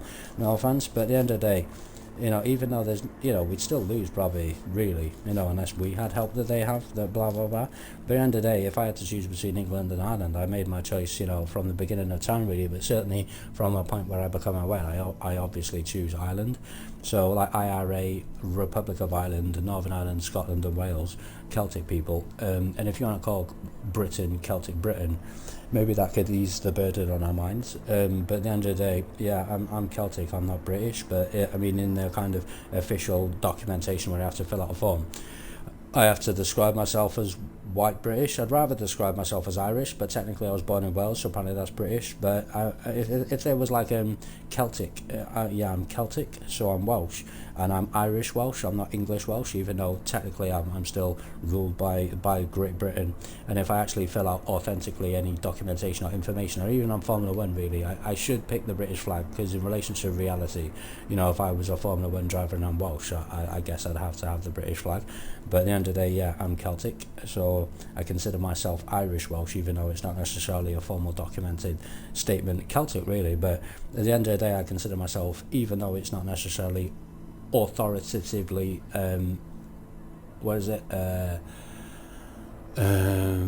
declared or some shit, I don't know, but yeah, I consider myself Irish Welsh, not English Welsh. And if I had to choose a side either way, even if I die between Ireland and England, even though there's nice ladies in England and fair enough, it's good for them, but at the end of the day I'd still choose Ireland. So I choose Ireland over England, and that is who I am. I'm a Celtic person, I'm Irish Welsh, not English Welsh. I'm not British, but at the end of the day, if officially documentation to sponge off the state, I've got to fill out a documented statement saying are you white British, Irish, you know, whatever the fuck? I've got to go, yeah, I'm white British technically, because you say so, but really I'm Celtic and I'm Irish Welsh. I'm not English Welsh, but as I say, if I've got to fill out some documentation, I've got to fill out white British, but I'd rather put Irish, but technically that's not true, and then I'd just probably stop all our money, take all our food, rape all our women and children, and murder all of us, and blow us all up and kill us all. So I guess, you know, might as well surrender, but it's not even relevant, because who we are is who we are, but you know, in a documented official authoritative statement or way of declaration, we have to, you know, abide by, you know, the fucking bullshit and comply and do whatever the fuck we're told, and somehow live until a certain point, until we die, and probably just get murdered in a fucking old people's home when I'm dead by some 25-year-old psychopathic little bastard working for the company, you know? But whatever. But yeah, I consider myself, of course, Celtic, which is Irish Welsh, not British. Not Irish Welsh, not English Welsh. Even though technically, of course, technically I'm British, but yeah, I consider myself Irish, basically. So we could all just, I mean, to be honest, even if really, you know, other than the fact that formally, by way of correctness, I'm still Welsh, but Welsh, Scottish, Irish, Northern Irish, whatever, if we could, you know, just all, I would literally, albeit that other people wouldn't do the same, but nationalistically, in terms of Welsh, Scottish, Northern Irish, Irish and English, I would literally, personally myself, if it was even possible, I personally, of course, if it was unilaterally or whatever the fuck, identical, I would literally, as a Welsh person, I would rather become Irish and be Irish and have Wales, Scotland, Northern Ireland and Republic of Ireland all just consider themselves Irish and say, I'm not British, I'm Irish. I would rather be Irish than British by way of identification, other than the fact that formally it's not necessarily the case. But at the end of the day, I would be, you know, I wouldn't want to go like, oh, I'm not Welsh. So, you know, like, oh, I'm against Welsh people, or, you know, neglecting, you know, like removing myself from Wales. But ideally, if there was even an option, if there was like a two-way system where, I mean, you can maybe whatever, but if it was like a two-way system, which it is really, but other than the fact that other people don't necessarily do the same, because by way of formal declaration and documentation, you have to apparently state the case, and then you get British fucking benefits. But at the end of the day, I would happily really rather really is, you know, given the choice of are you white British or Irish, if I would happily, you know, if it was the case for all of us really, I mean, you can maybe choose British or Irish if it was a choice. Ideally, if it wasn't necessarily, and I'd be like neglecting my Welshness, I would rather say, no, I'm Irish, I'm not British. You know what I mean? Like Wales, Scotland, Northern Ireland, Republic of Ireland, and then England is like English people are British, but personally myself, how I feel, I would rather, you know, either way, other than the fact that other people, and you know, I mean, if it was like almost like a 50-50, like it's up to you, freedom of choice, so you're British or Irish, I would definitely choose Irish. I'd say, no, I'm not British, other than the fact that I'm Welsh, so technically I am, but I would say, no, I'm Irish. I mean, that is how I would declare myself, even though it's not necessarily specifically correct. But at the end of the day, given the choice of like, so are you white British or are you Irish? Other than the fact that it's actually technically not the case, I would say, no, I'm Irish, I'm not British, I'm Irish. And I would say, you know, if it was the case where it's freedom of choice, and depending on what apparently fellow Welsh people or Scottish or Northern Irish or Irish people declared themselves to be, other than, you know, technically I'm British. But ideally for all of us except England, I'd say, you know, if you're English, you're British, and if you're not English but live in Britain, it's up to you. You can either be British or Irish. And I think, you know, if that was like literally like you take your pick, I'd definitely pick Ireland myself, and I'd rather be I would pick Irish than British, even though technically I'm British, so I'm still Welsh. But if it was like freedom of choice, not like country of origin, like technically I'm British and that's like a legitimate thing apparently. If it was freedom of choice, like, you know, what kind of nationalistic identity do you declare yourself, other than going to Ireland and gaining citizenship, you know, and that would take a length of time, and then you'd just be an island, whatever the fuck, and it'd be a different life. But, you know, in terms of like who I am ethnically, originally, in terms of my nationalistic identity of how I declare myself within myself, if given the option, the freedom of just an option to decide, take your pick, are you British or you're Irish, I swear to God I would just say, no, I'm Irish. So even though I'm Welsh and technically I'm British, so I don't want to like go against my own people or do anything like that, but, you know, how I identify myself, even though formal declared documentation, etc. I have to say I'm British, but at the end of the day, you know, in terms of who I feel I am within myself as a person, if it's like, so how do you consider your nationalistic, or you know, or whatever the fuck, British or Irish, then with freedom of choice, I personally view myself as Irish, even though when I fill out the form I have to say white British. But then, you know, yeah, but within myself I'm Irish, I'm not British, I'm Irish. But I'm Welsh, but I'm Irish, I'm Welsh Irish, I'm not Welsh British, I'm not Welsh English, I'm Welsh Irish. But technically I have to say I'm white British, but no, I'm Irish. You know what I mean? I mean, if it's Welsh, I'm Welsh, but at the end of the day, British or Irish, I'm Irish. Even though technically that's not the case, but how I consider myself within myself is I'm not British, I'm Irish. I'm still Welsh, but I'm not British, I'm Irish. And anybody, depending on their nature of, you know, psychological, whatever the fuck, basically, yeah, like, I mean, all of us really except England. Yeah, England is British, the rest of us are Irish, if that was up to them. Yeah.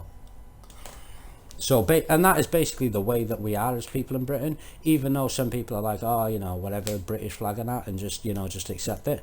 But some people who oppose it, etc., who've spoken in the past, and, you know, as part of who I am as a person, is basically like, the English people are British, and the Celts, they're Irish. And that is what the Celtic thing is, really, is we're all Irish. I mean, we are Irish, but there's no like Celtic thing, and like people whatever, but we are Irish people. The English are the British people from Europe. We lived in Europe before English people just killed us all anyway, and Romans and whatever.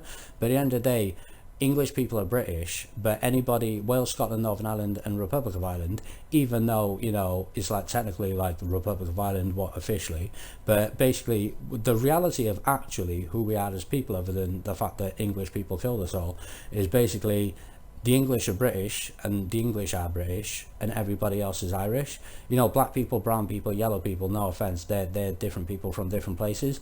But the Welsh, Scottish, the Northern Irish and the Republic of Irish, it's up to them really, because apparently Northern Ireland want to be British, whatever. But generally, anybody who isn't English, of the 5 nations within Britain, they're Irish. And I don't mean like Irish, but I mean Celtic people. So essentially we're all Irish in that kind of formal declaration, depending on someone's state of mind and if they have the choice and whether, you know, that's official or whatever. But even though, and it's not specifically Irish, but that is the same, that is what Celtic is. So Celtic people are essentially Irish people in terms of the British-Irish differential. So Scotland, Wales, Northern Ireland and Republic of Ireland, other than people who just, you know, choose to be British or just, you know, naturally, you know, because apparently that is the case. But essentially the reality is, even though, you know, we all feel out, okay, we're British, and it's all, oh yeah, thanks for the money or whatever, still we want political independence or whatever, but yeah, whatever the fuck, is only if England say so. But basically, either way, essentially, what, you know, when you fill out the form, and you know, I have to say that you're British, really, and I have to say that, really, unless you're, you know, in which case you'll be falsifying information, apparently. But at the end of the day, in essence, in Britain, England is British, and Wales, Scotland, Northern Irish and Republic of Ireland are Celtic people, and technically the how to explain it in English, if you like, is we're all Irish and they're English. Like all of us, we're Irish. We're, you know, whatever, but we are Irish people. That's what Celtic people are, is basically from Irish descent. You know what I mean? And we're Welsh, Scottish, Northern Irish, Republic of Irish, okay, we're 4 separate nations plus England, but at the end of the day, we are all essentially Irish by way of that kind of origination of who we are as people. And almost like Russian or some shit, in the sense of we're like the old school people who were here in the first place. We just had to run from all the murderers killing us, so we ended up in Celtic regions of England or Britain. So I mean, to be honest, we were all throughout Europe anyway, so we went far and wide, and some even went to America, and there's people everywhere.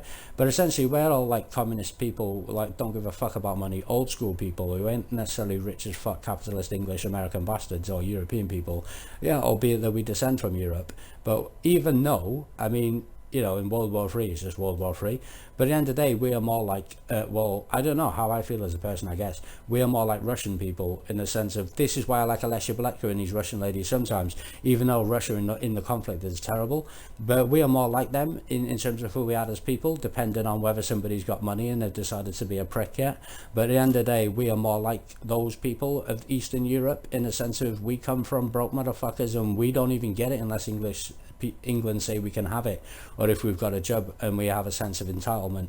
But basically, well, how I was raised, I guess, is like from a communist background, from a like broke as fuck, with fuck all. You know what I mean? Just couldn't give a shit about how I've been raised as a person, of who I am within the nature of my origins, of my existence, even my national identity is more similar to communist Russia than it is to rich, privileged, capitalist, super fucking blow thousands of pounds, just pissing it away, not even giving a shit. Just so much money that it makes no difference. Computer programming, little smart, intelligent, nasty, audible, violent, evil fucking bastards who rule the world, capitalist bastards, etc. And con artists as well, swindling bastards and evil, just never-ending evil bastards. But we're more like, yeah, black people, brown people, yellow people, no offense, and anybody else but English and American, rich, privileged, civilized, so-called, sex offenders on the internet, fucking cyber terrorists, computer programmers, even Bitcoin is an advanced form of currency to go beyond the realms of possibility, so that they can just give it to a woman and she can piss her away gambling as well. And we are like everybody else except English people and generally American people, albeit that some of them are right, because they seem friendly, whatever, depends. But yeah, English and American people are basically, they are in charge, and everybody else is not them. Generally, that is generally how people are. You know what I mean? Even if they don't necessarily, whatever their psychological state of mind, basically, because it becomes America when you see how American, the lives that American people live. And the special relationship between England and America is probably all those rich, privileged, apparently well-spoken people of the past, and that slave shit and all that shit, all those colonial empires of essentially English people that went to America. So it's basically English people who, there's English Americans and stuff like that, and then there's the rest of the world, which is completely different. And England and America pay, and with special relationships, pay every person in the planet, all the leaders, all the armies of everybody to just kill each other. Because there's more of us than there are of them, but they have more money, equipment, and they're worse. But there's like, I don't know, God knows how many Americans, and maybe 700 million English people all around the world, and Americans, and everybody else is not them, but it's up to, obviously, anybody else to decide who they want to be, other than the fact that some people came to England, so they consider themselves English as well. So everybody else except English people, and it turns out American people are different to those people, because most people are broke as fuck, come from Africa, Arabia, China, Asia, broke as fuck, whatever the fuck. Some people get lucky, they have a good life, within their own country and their own environment and their own people.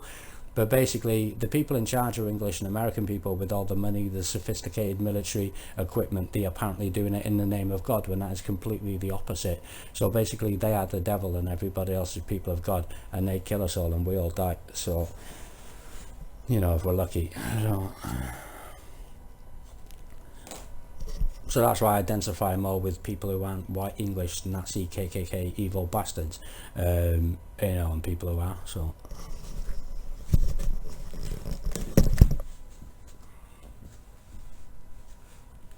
Because they killed everybody,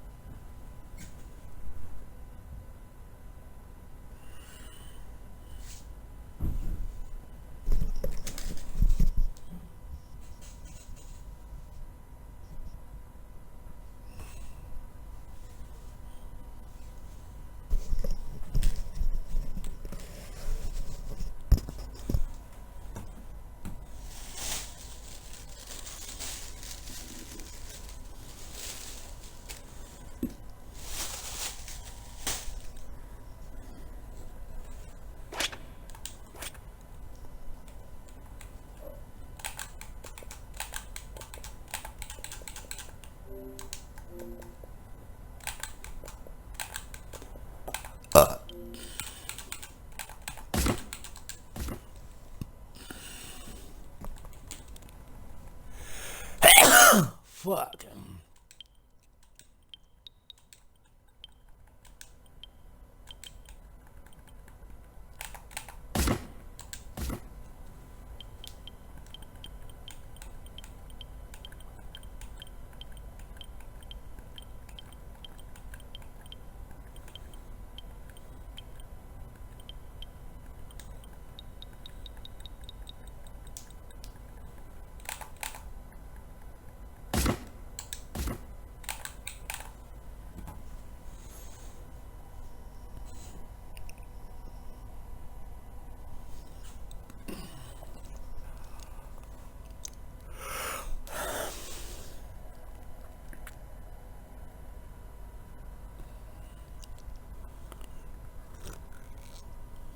The lights are on, the atmosphere is great. A very warm welcome to tonight's coverage of this Rugby World Cup fixture. Miles Harrison with you, and Stuart Barnes too. Well, I have been waiting all day for this. Let the game begin.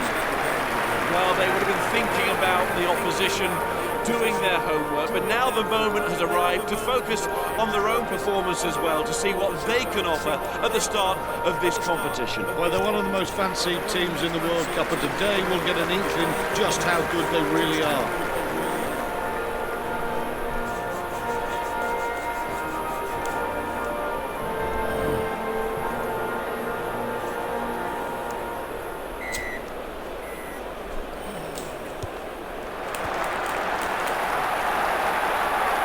Off they go.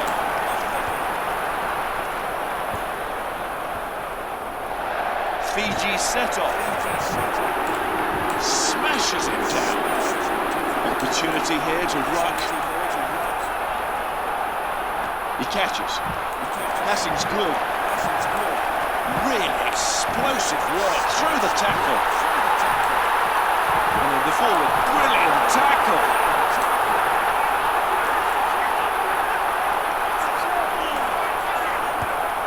Shit. It's advantage to England here. Well, that is a borderline call indeed. I can't see it, but you've got to say the referee is in a good position.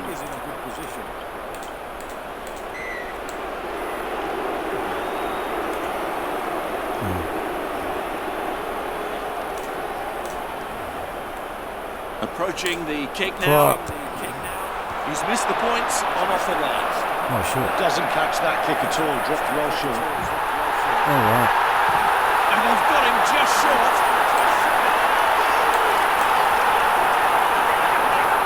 They're looking for quick ball here. Oh, he's overhit that. 22-metre dropout. He was always underneath that one. He kicks it. It's advantage England. No way past that.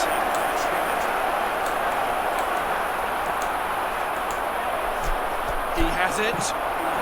Lovely offload. The fly half. There's space there. No more advantage. They have to play on.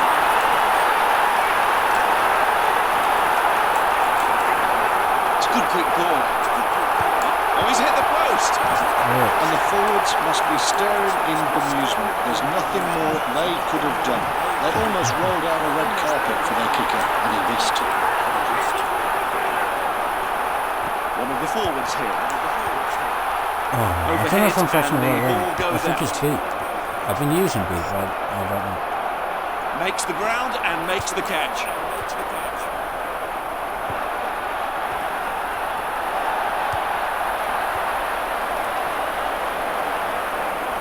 And that's cleanly taken, good hands.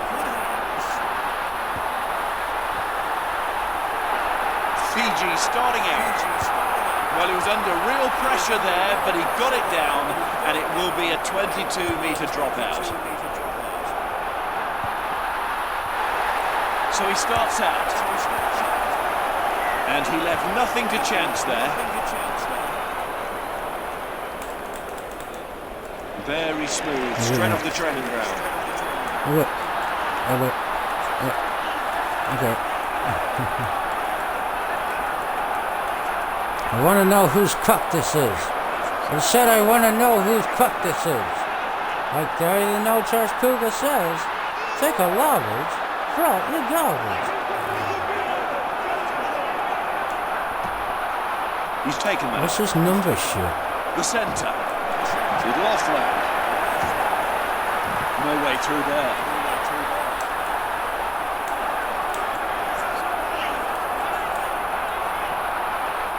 Safely taken. Number 10, is it? So And he's going for the sticks. It's a drop goal. Missed it He's again. just drawn it round too much. And they'll put that down for the 22-metre dropout and try and get on with it. Yes, safe hands there. And he tackles him. Ball turned over, chance to catch the opposition here. Ball quickly presented. He's in position here for the drop goal. Yeah. This man has the capacity to drop a goal from anywhere. He's done it again. Takes it from the kickoff. He chips in behind. And he was never going to miss that catch. Yeah. Oh, what a fantastic tackle that is! One of the centres. Driving on. And away it goes. It's a bit careless, really. That's really good technique, and he's got him down. Keeping the ball well here. He's running free here. One of the wingers. Good soft hands.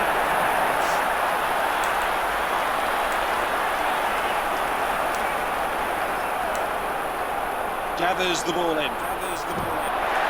He shut the door.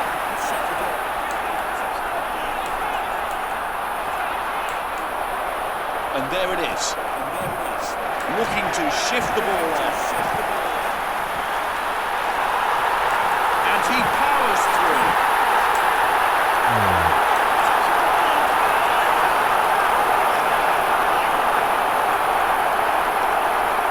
That's his. Advantage to Fiji. He takes him down. And the scrum is the call here.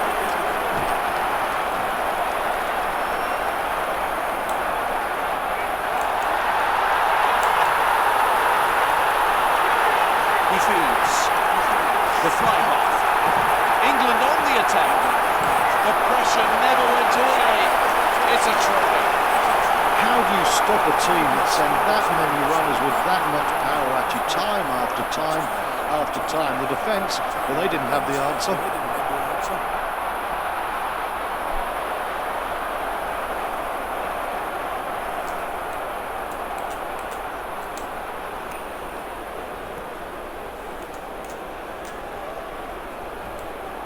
And here's the kick. Yes. And that's good. Well, your assistant referees are almost redundant there. You don't need them. Every person in this ground can see where that's going. Straight through the posts.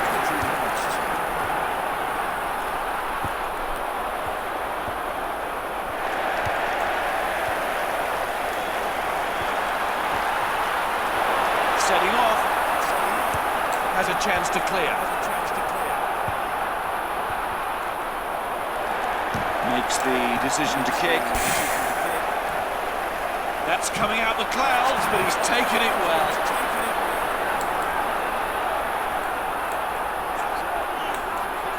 It's recycled and away. Lovely hands.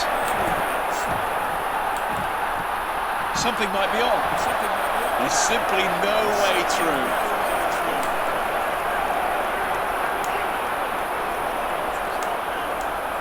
Checks around. Gets that pass away. Flicks the ball, flexing those muscles and really getting through that tackle. Can they get over the 22? Pressure by England. He thought he'd scrape that one off the ground, but he couldn't quite do it. It's a knock-on.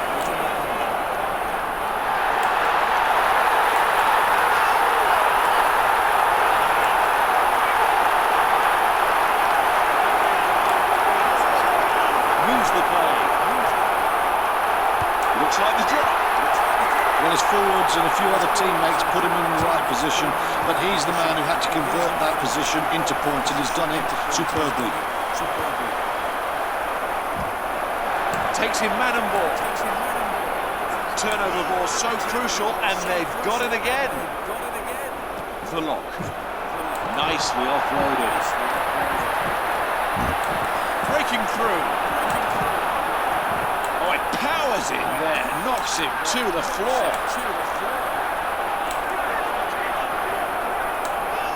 Shit. He kicks clear. They were feeling the heat there, and he's got it off at just the right time. That's well taken. Very nice indeed.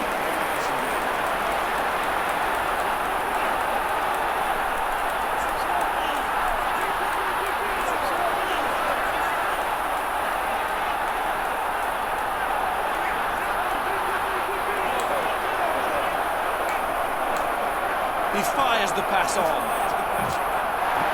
The centre. That's the break. He floors it.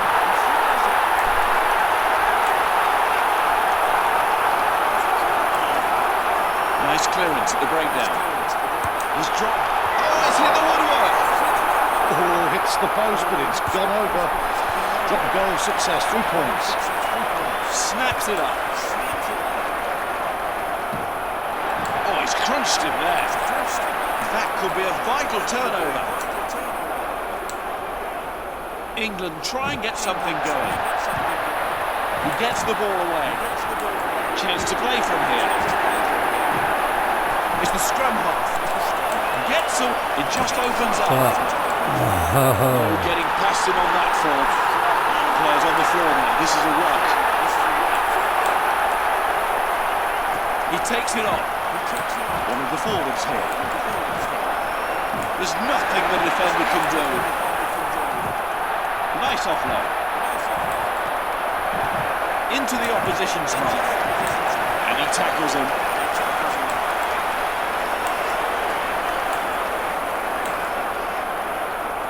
That's his. On it goes. This is supremely strong now.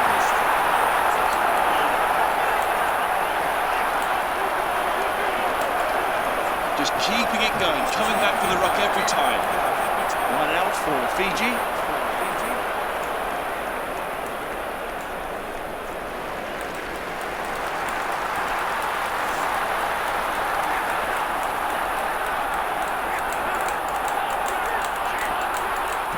The fly half. And you could feel the effects of that up here in the commentary box. So back it goes. He gets that pass away. They try to tackle him, but he can't stop him in that form. And the ball's gone to ground. This is a ruck now. He's got terrific service. The fullback. It's pressure from England here. The swift offload now. Pushing hard, the up. They just kept banging away, and in the end, it had to be a try. In the end, you know, you have to make a tackle. You can't just passively defend against that number of phases. If you don't drive them backwards, if you don't try and turn the ball over, well, the sheer volume will tell, and in the end, they'll find that try line. It happened there. Shit. And he's missed it. Staggering miss. He's just sent that right. Cannot believe it. Here he goes. He tackles.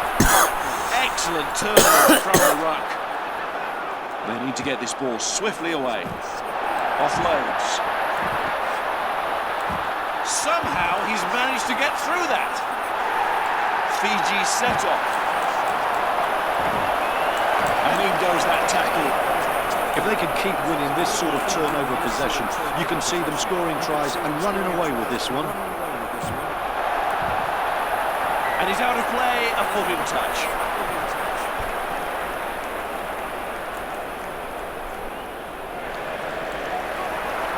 Fires that one away. Flicks it on. Oh, well done. Turnover ball here. And it's back for the ruck. Nice pass. And what a strong run that is. They're getting numbers into the ruck.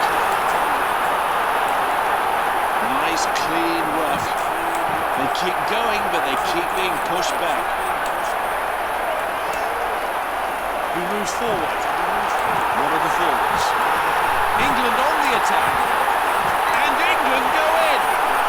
Defensive team tackling their hearts out, but there was too much power, there was too much pressure coming on there. The try was inevitable.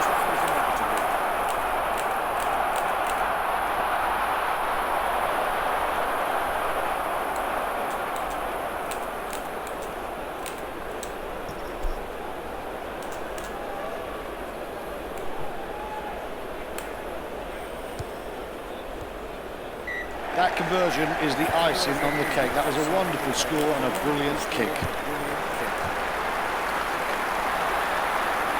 England starting out. That was an easy catch. When this battle of the breakdown rages over the man on the floor, it doesn't have to be a matter of metres, it has to be a matter of inches. If you're the tackled man and you're the wrong side of those inches, you're isolated, you cannot keep the ball. On his way here.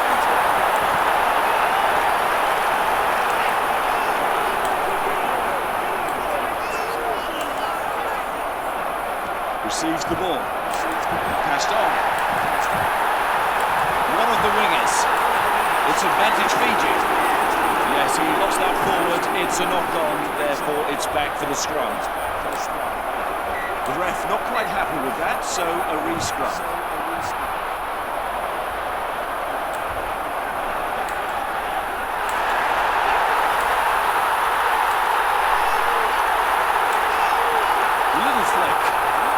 The fly half. His forwards did all the hard work there. He dropped into the shotgun position and he missed. He sets off. He's well positioned and it's a good catch. And he's given a penalty. Lack of discipline there. You can understand why he's frustrated, but you just can't do that.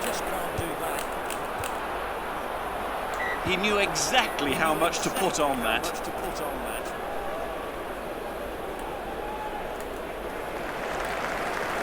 Nice pass. Passing's good. It's a ruck and they need to hold on to it. And he receives it. He takes him out.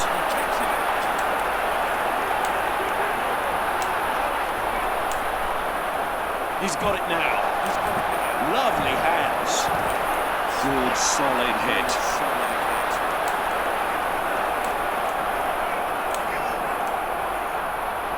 One of the forwards now. Chips it on. Shuddering tackle. That's great breakdown work. Possession is good for the scrum half. Ships the ball on. The referee says advantage to Fiji. Scrum for Fiji.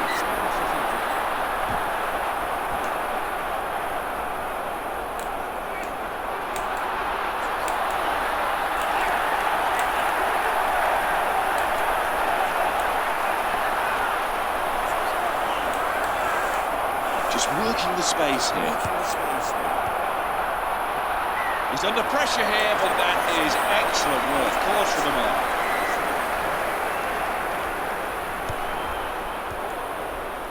And what a fine kick that was.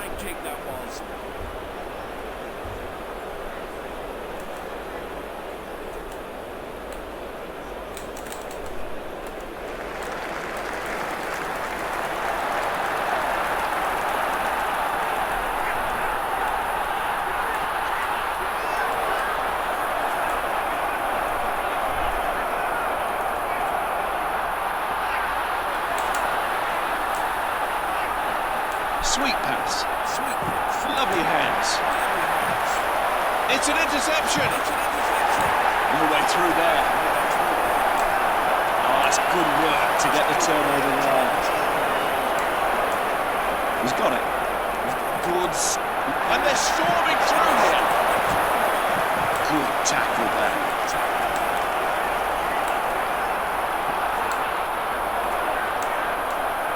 Keeps possession. With offload. Bursting through.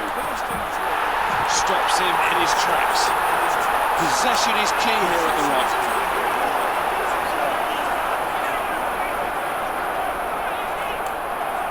Half-back's there and it's away. He's just stepped back, looks for the drop goal.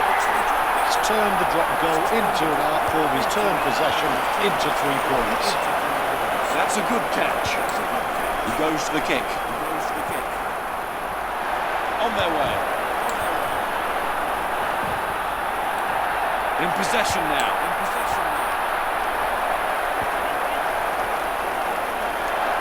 Fiji starting out.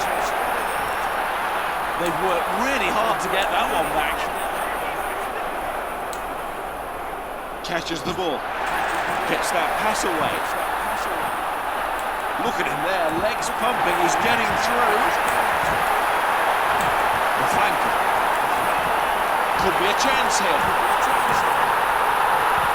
Oh, he's so strong. Too many gaps, too many missed tackles. It had to be a try. Desperate defence, almost running away from the attacking man.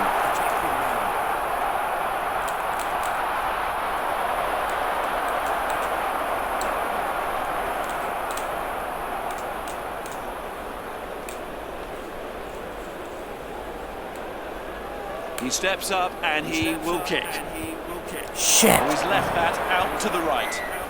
He's not having a good day off the kicking tee at all. His range is short, his accuracy is missing. It's going to be tough to win unless the kicker can start turning this around. The ball just dislodged, couldn't hold on to it, therefore we'll have a scrum.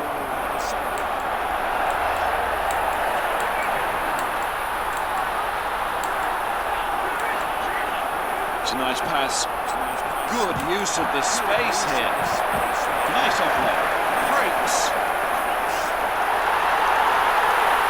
And just listen to the atmosphere now. It's going to be a try. What do you do against that sort of pace and power? What a combination that is. Unstoppable.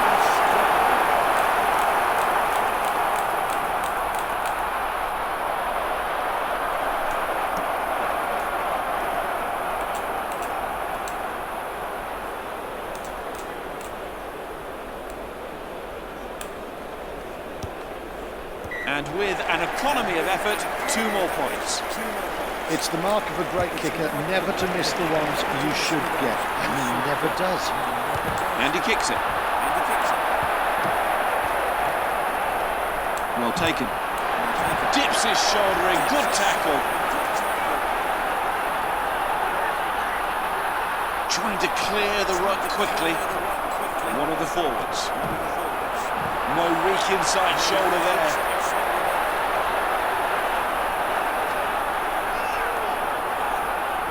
Continuity is good. Not much left on the clock. 5 minutes to go. It's fallen for him. Great strength to get out of the tackle.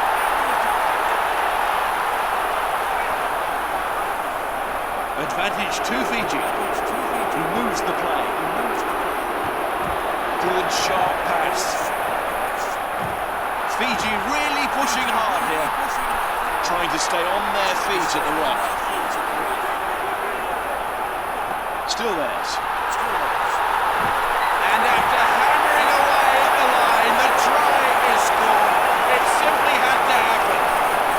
Sheer attrition, manful defence, minute after minute, but in the end, they had to give way.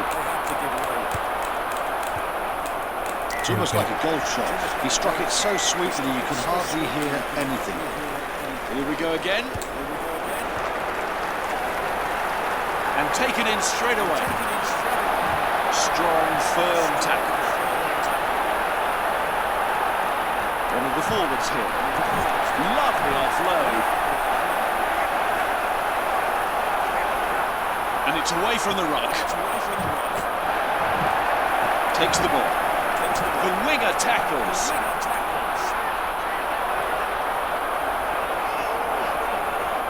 Their ball retention is superb here. Just got away from the defence here. That's a good hit. It's there, the possession. One of the forwards now. Tackle over, ruck formed.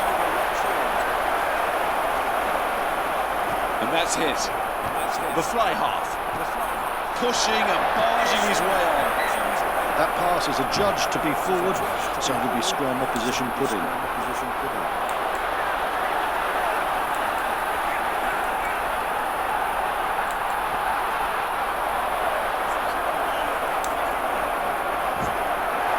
He gets the ball away.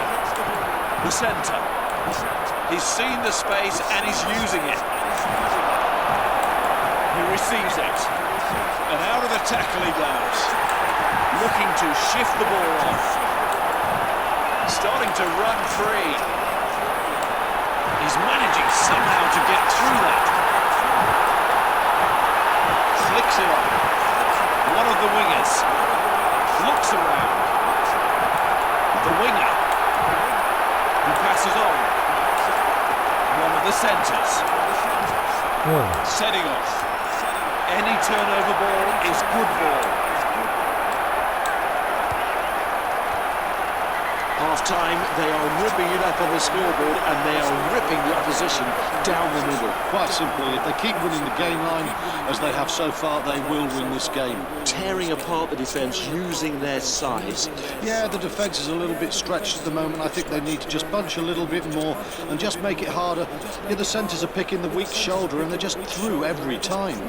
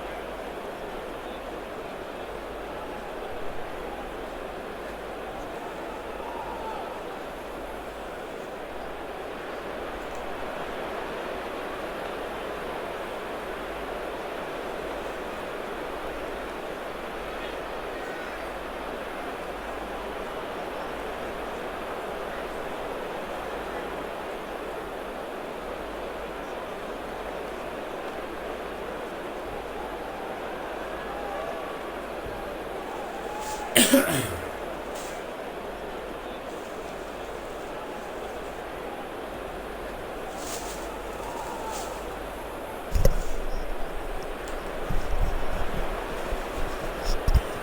was just thinking, like, Namibia, like, is an African rugby team and a shit now. But, like, there's black people on New Zealand and it's like Maori and it's like, oh, scary people and that are really good at rugby. But South Africa, even though there's a few white people and shit on the South African shit, that's still technically African rugby, you know what I mean? Because I was thinking, like, whoa, man, if Africa played rugby and shit, and obviously if Germans played rugby, but apparently they don't for some reason, probably just be so mad if, like, you know, German rugby team. But yeah, South Africa is still Africa, so even though it's South Africa, it's still basically the African national rugby team to a certain extent, if you like. So South Africa, it's still fucking Africa, so that is basically African rugby, you know. South Africa is fucking brilliant. I just can't wait to be South Africa. I have this shit, it's cool. No thanks. It's still fucking Africa, innit? It's African rugby, South Africa. Fucking brilliant. Never beat the Africans.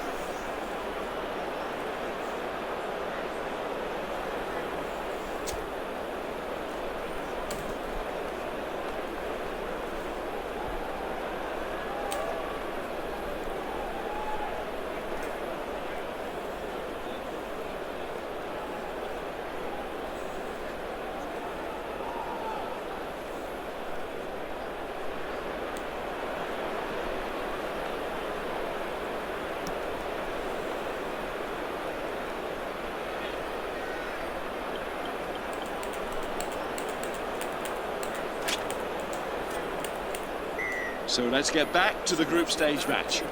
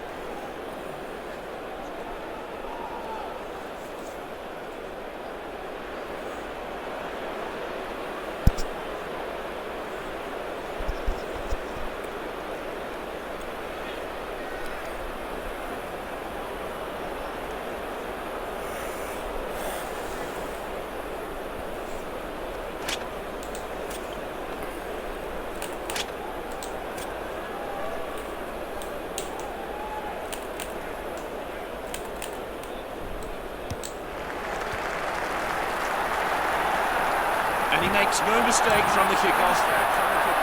Good work to get the turnover there. He takes it. Hands are good here. Nicely offloaded.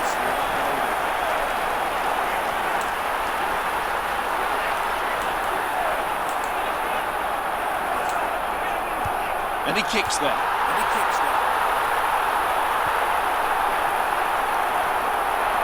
Gets this phase going. He had to hurry, had to get back there, but got it down for a dropout on the 22. And he's overhit that, so it's a line out all the way back from where he kicked it. And he throws.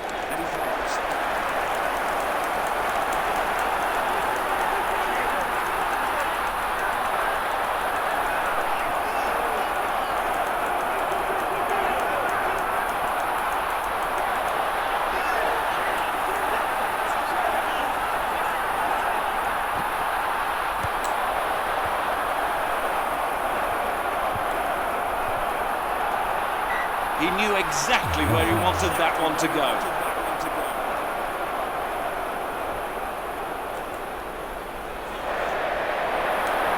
He spins the ball. And away it goes. He's taken that. One of the forwards. Just a foot in touch.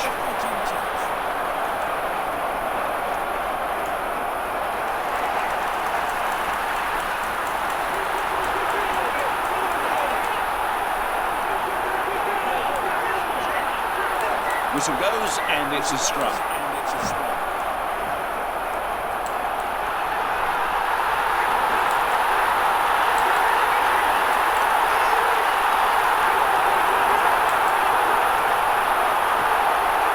He's lining up the drop goal. Oh, he's just drawn it round too much.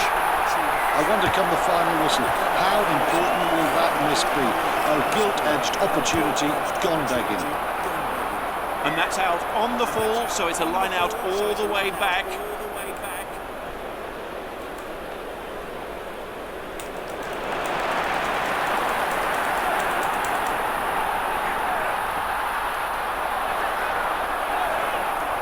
The fly half. Passes. The centre. One of the wingers. At England's 22.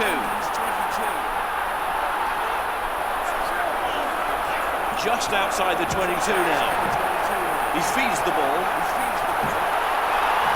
Sensational tackle. One of the forwards here. A few metres short here.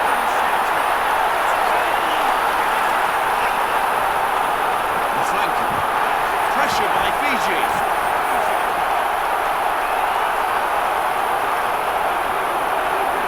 It's away from the right. The hooker. And Fiji crossed the line. Well, they huffed and they puffed, and this time they certainly did blow the defensive team's wall down.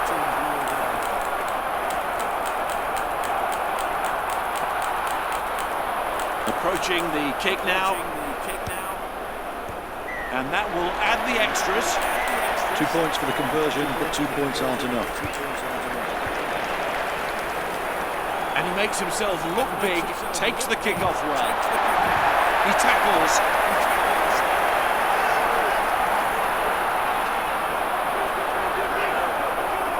Well played, that's come back quickly. Kicks this time. England to try and launch something. Trying to get away from the cover, and it's working.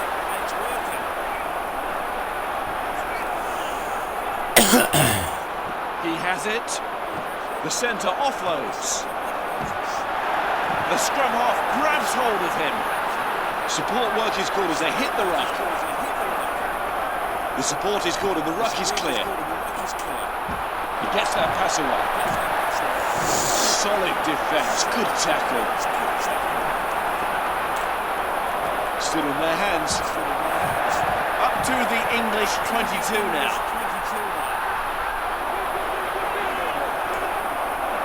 Starting to get within range now.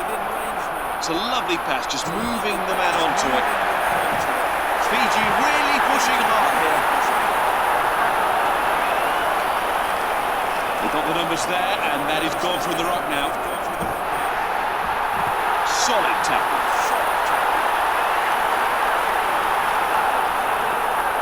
And there it is, out the ruck. Offloads. Hits him hard. Excellent service. Lovely hands. Nearly there, but held. Ball on the floor, it's a ruck. It's advantage Fiji. One of the forwards. And there's the try after a whole series of attacks. It simply had to be scored. Well, you have to say the forwards clubbed their way to the try line there. The defenders tackled manfully, but in the end, it was sheer weight and power told against them. That is a brutal try. There were worries about his goal kicking, but he has allayed all those doubts today. This has been some effort. Whistle goes for the restart.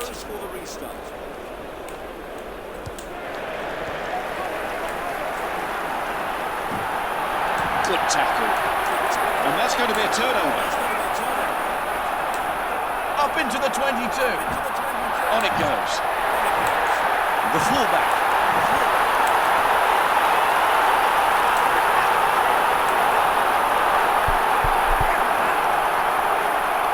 One of the forwards now. No way past that.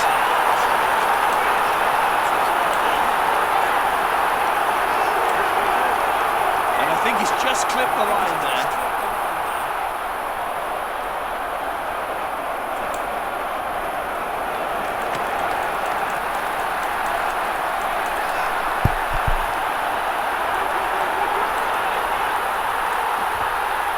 He's given that a real hoof into touch.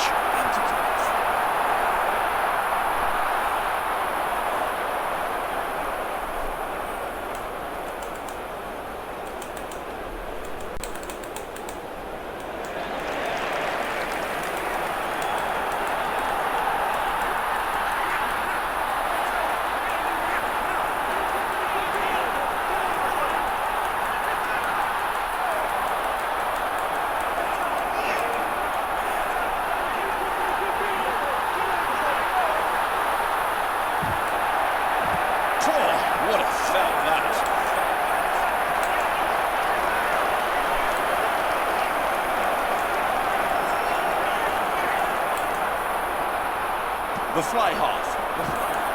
The centre. Ships the ball on. Look at the power.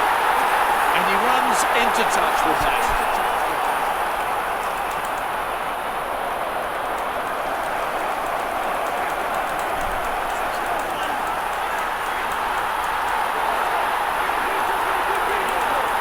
Has blown, in fact, for a scrum.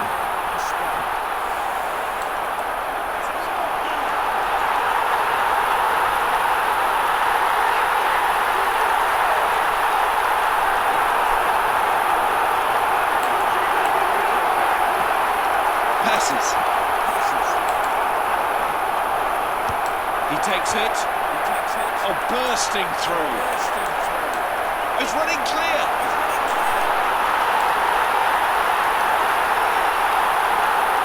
There comes a point when the cover defence just simply isn't there anymore. It's going to be a try. Well, sometimes he doesn't look that quick, but when he got that ball there with nearly half a pitch to cover, he just took off. That is exceptional.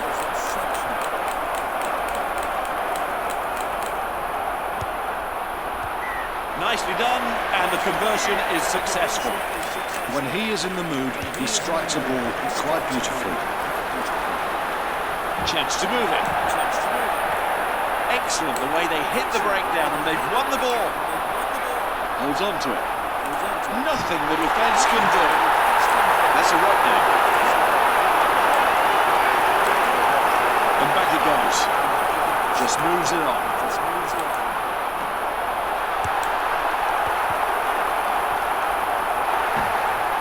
What a fine tackle that is. He touches down under pressure, but gets the 22-metre dropout. England try and get something going. He's starting out. Looking strong in the tackle. Well, that could be a really important turnover. If they can just get some quick ball. The prop. Or swift offload one. Moves it on. And he breaks. So direct, so purposeful, it has to be a scoreboard.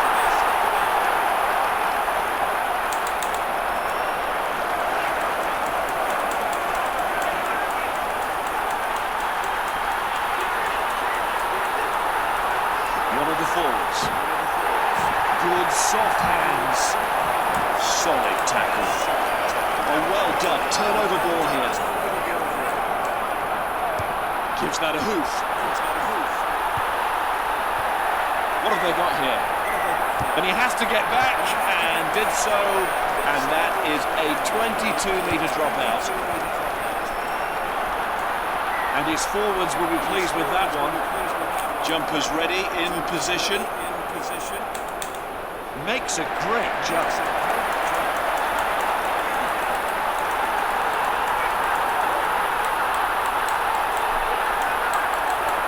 Scrum for England.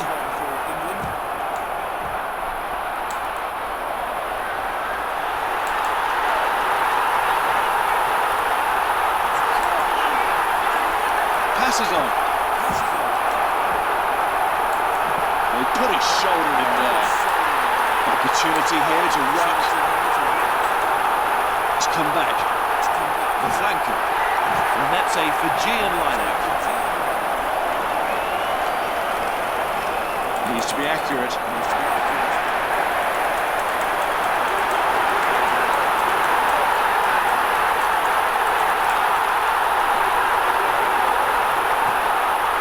That's his. Gets that pass away. Shipped on.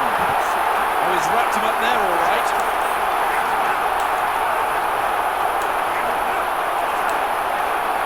Just couldn't keep himself in play.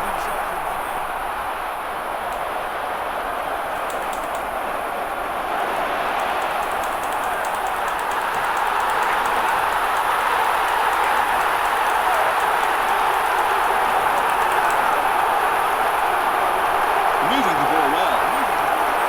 He chips. Just put a little bit too much on that, and it'll be a 22-metre dropout. Just wonder whether some changes will be made when you look around and you see how tight some of these players are now. Lovely hands. The scrum half. The fly half. The centre. What power he's got in his game. And the support simply wasn't there. No way through there.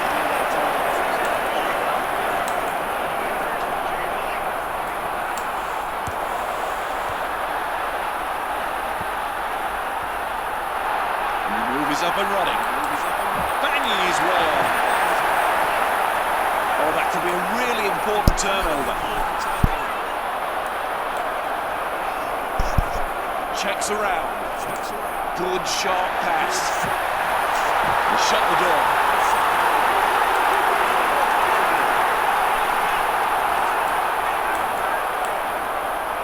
That's his. Lovely pass. One of the centres. Keeping the ball well here. Line out for Fiji.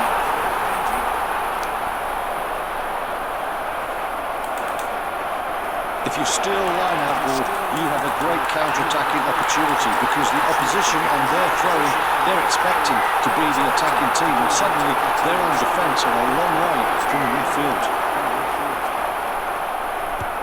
Quick tap and they're off again. Great work on the floor.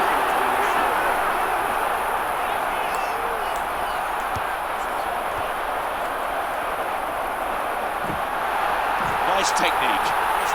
Chance to get in a rough half. He has it. He's setting himself for the drop. When you've had that amount of possession for that long, there is nothing wrong with settling for a three-point drop goal. Smart tactical play. Right into the breadbasket. Oh, hits him hard. Excellent work at the breakdown.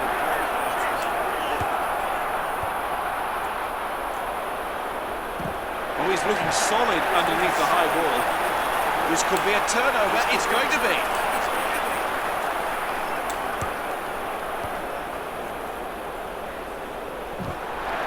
Oh, it powers in there. Knocks him to the floor.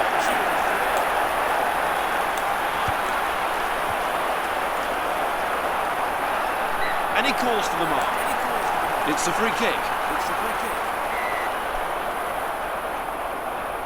Just needs to relieve the pressure here. Had to get it off, really. It's important to get this line out absolutely right.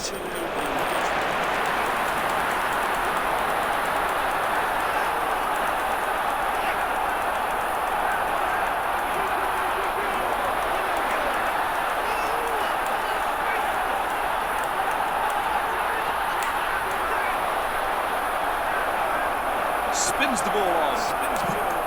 Oh, he's got that wrong. Possession clear. Smashes him down. The back row there in force. Turnover ball.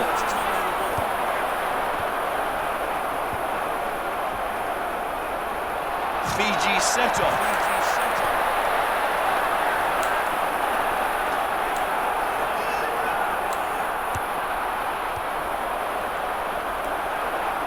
And the mark given. Free kick, the decision here.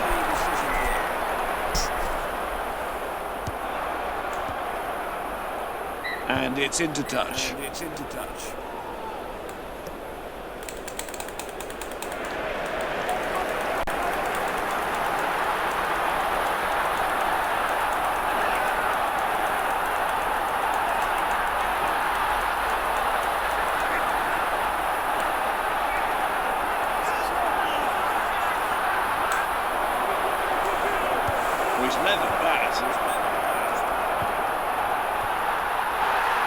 Decides for the kicking option. And that's cleanly taken. Good hand. We've seen what's on here. The fly half. The referee says advantage to Fiji. Into touch it goes.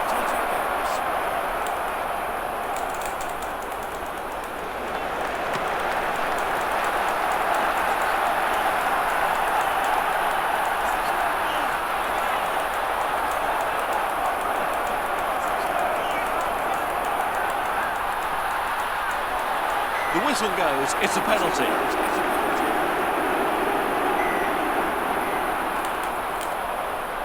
He takes the quick tap and we're away. Somehow they've managed to pilfer that ball. And he's kicking.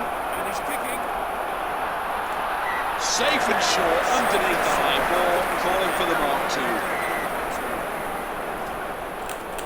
Puts boot to ball to get the thing away. No choice, just had to get it in the stand.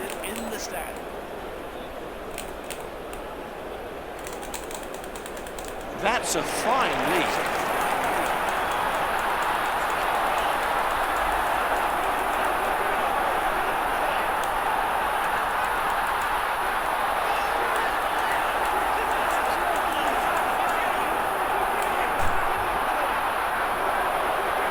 He gives the ball. Nice offload. He's free. He breaks.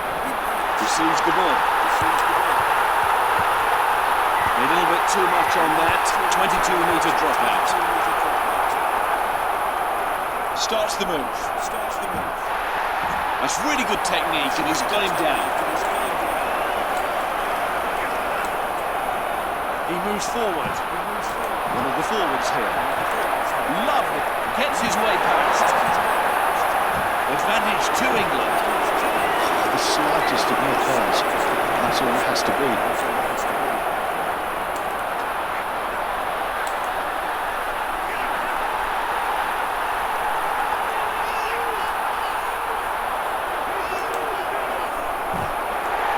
He completes the tackle.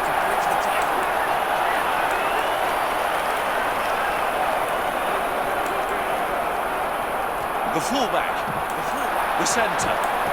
Oh, he's so strong. Flicks it off. Straight into the chest. No getting past him on that form.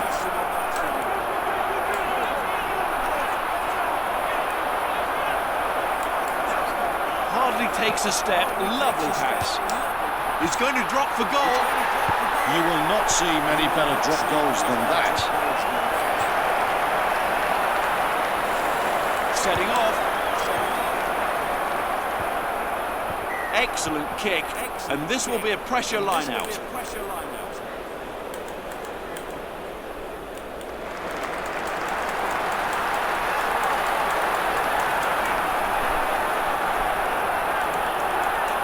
Just clears it off. With offload, gets away. Through the first line of defence, and it's really on.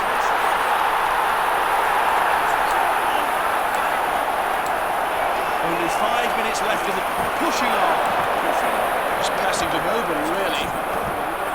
Nice pass. And he really made business with that one, didn't he? Safely taken. Passed on. And he's clear. The number 8 tackles and tackles hard. And that's a ruck now. Good pass, they're a good combination, these two. Look at the upper body strength there.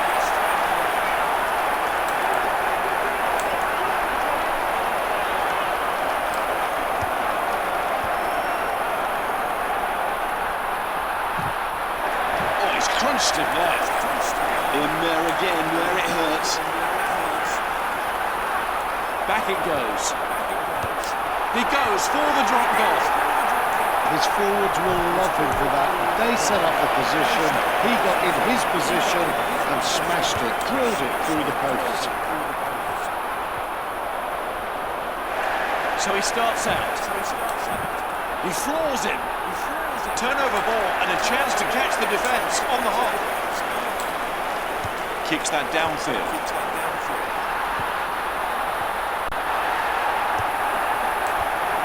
Bouncing off the would-be tacklers. And that's gone a long way and into touch.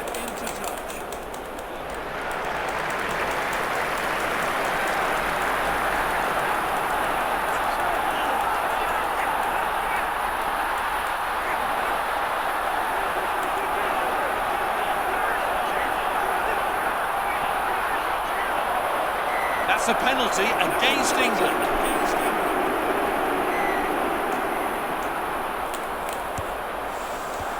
Oh, great accuracy there.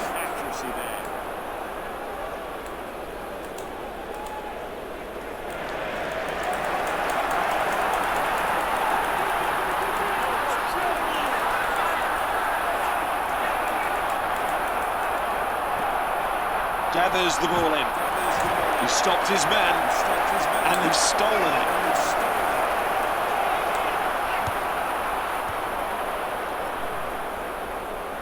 Taken, and in goes that tackle. They are working like dogs at the breakdown today, aren't they? And that's it, the final whistle goes, and there's no doubt they are moving in the right direction in this pool. Well, you sense there's plenty more needed from this team, but the good news is there's plenty left in the locker. It's time for the lights to go out on another memorable evening. We'll see you next time. Both teams took centre stage, though. It was a tremendous game of rugby.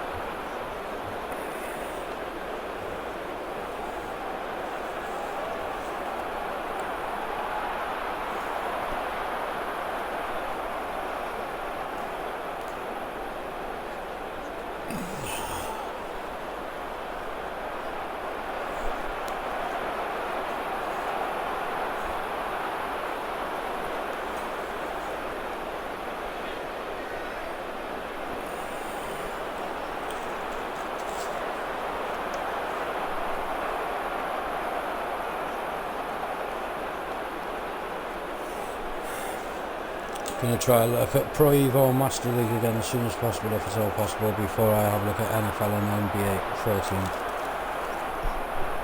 Hopefully.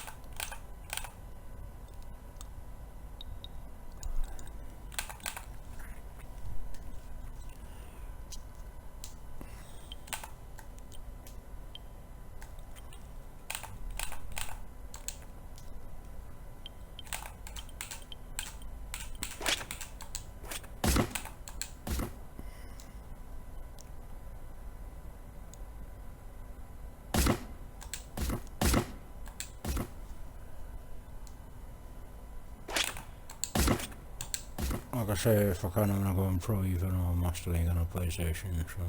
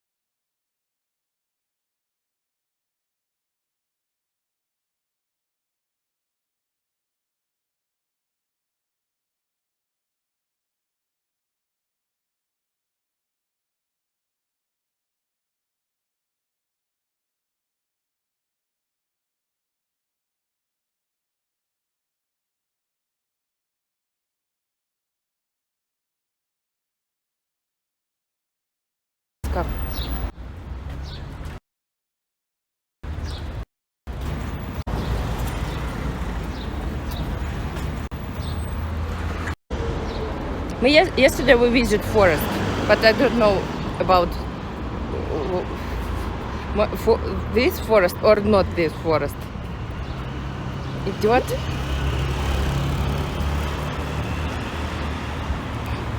Дедуган без мозгов, привет. С праздником тебя. Спасибо, Дмитрий. У меня вообще сегодня день рождения, понятно?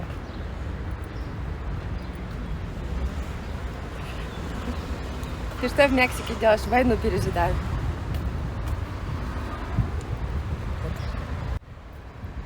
Очень красиво. Тебе ничего бояться в Мексике, пока ты... Капец, вот это комплимент, конечно. Ну как так-то? Как? Ну нормальная же шляпа была.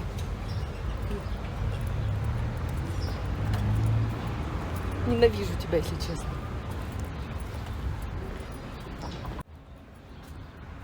Привет, Ром. Ой, еще одного ненавижу. Приперся. Сори, я вообще не тебе хотела сказать, так вырвалась. А я что-то вслух сказала? Донат миллион. Какой 1 000 000 рублей? Не слышу, не бачу. У меня вот донат. Нужно доесть, когда придем. Скоро. Я пропустила донат? Да как так? Почему опять не озвучился? Блин, а я его ненавижу, блин, сказала. Черт, вот как-то неудачненько получилось. У меня что, звук убавлен? Подождите. Звук есть, доната нету. Блин, а. Спасибо, Ром. А что написал? Ром, что написал? Ром.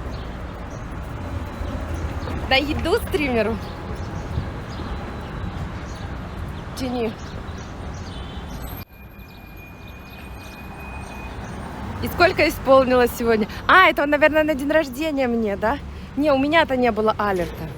Это он меня, наверное, с днем рождения поздравил, да? Что написал-то? Что конкретно болит в ноге? Мышца? Нет, мышцы болят. В голени мышцы болят. Как всегда говорил, настоящий красоту ничего не спорт. Спасибо. Пойду... Стоять, сказала!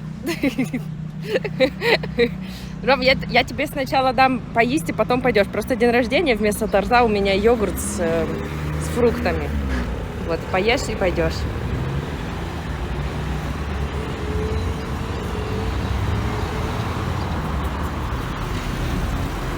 Может, тебе к врачу? Да мне нужно просто отдохнуть, и она отрегенится. Ой, у меня уже зеленый.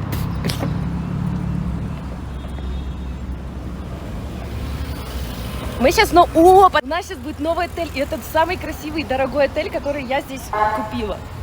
Поэтому вы все должны заценить, и потом пойдете спать. У нас вообще цель сегодня дойти до отеля. У меня, стрима сегодня, по идее, не должно быть. Я должна была как раз дать ноге отдохнуть. Вот, но так как нужно пешком, в смысле, так как я экономлю без заубера, у меня пешком. А скучно одно идти 2 километра. Вот. Поэтому вы сейчас зацените, он вообще такой, он самый дорогой из дешевых, вот, прикольный. Могу посоветовать хорошего врача, давай. Какого? Советуй.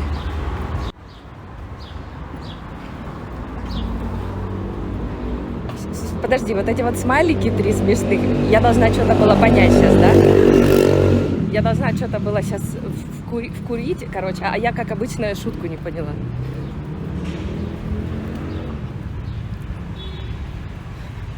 Подожди, надо подумать.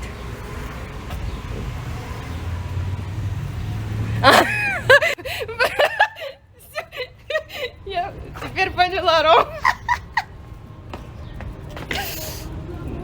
У тебя жестокий врач. Вот.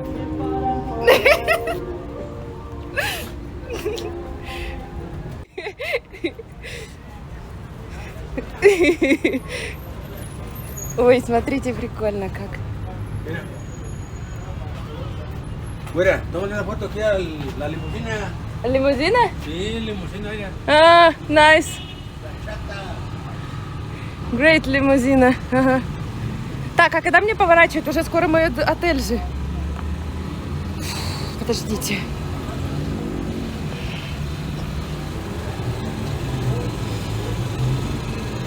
А где я? Вот, блин. О, уже чуть-чуть, смотрите. Это мне сейчас прямо... Блин, сейчас. Так, это вот сюда, да? Или нет? Или вот сюда? Блин, не пойму. Ой. А куда мне идти-то? Вот, кажется, туда. Блин. Да. Ну, на ту улицу, да, Нетвокер?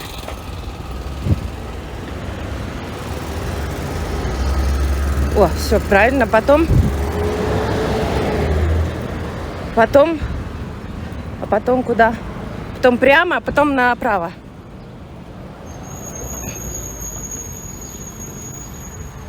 Where is tequila?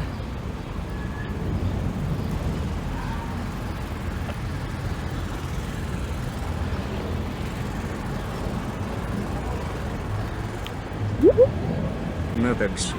Контент пропадет, если ты не сможешь ходить. Сейчас уже плечи начнут отваливаться вместе с ногой. Контент пропадет, если ты не сможешь ходить. Я вижу алерт. Я увидела, спасибо. Так они не такие дорогие, тут дешевое такси. Да мне уже дойти осталось 100 метров тут. Еще вкусняшки. Спасибо. Скажи, шляпа идет?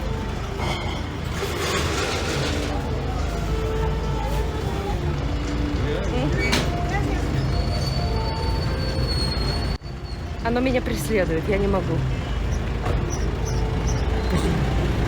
Мы вернемся сюда, мы вернемся за этим. Теперь на такси есть. Алися на такси не потратит, она всегда жрачку потратит. Тихо, тихо. Блять.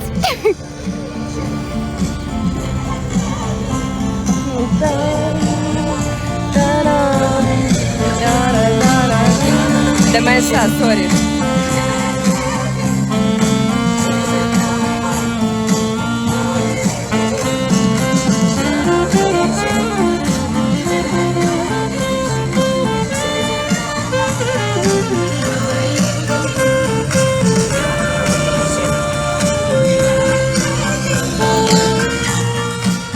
Прикольно поют.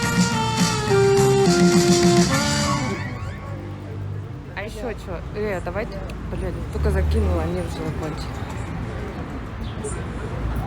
Ой, это Макдональдс, что ли? Ага, сейчас Макдональдс. Размечталась. О, сколько селфи-штучек! Блин!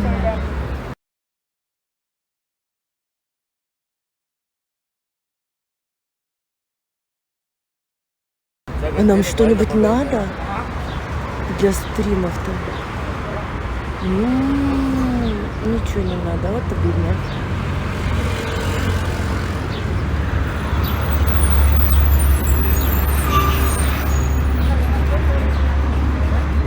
Скоро интернет, уже 2 часа прошло. Так, а переходничок, может тут есть мой русский переходничок? И ножик. Да, господи, нету. Черт потери. А может это вот? Нет. Так буду с одним зарядником.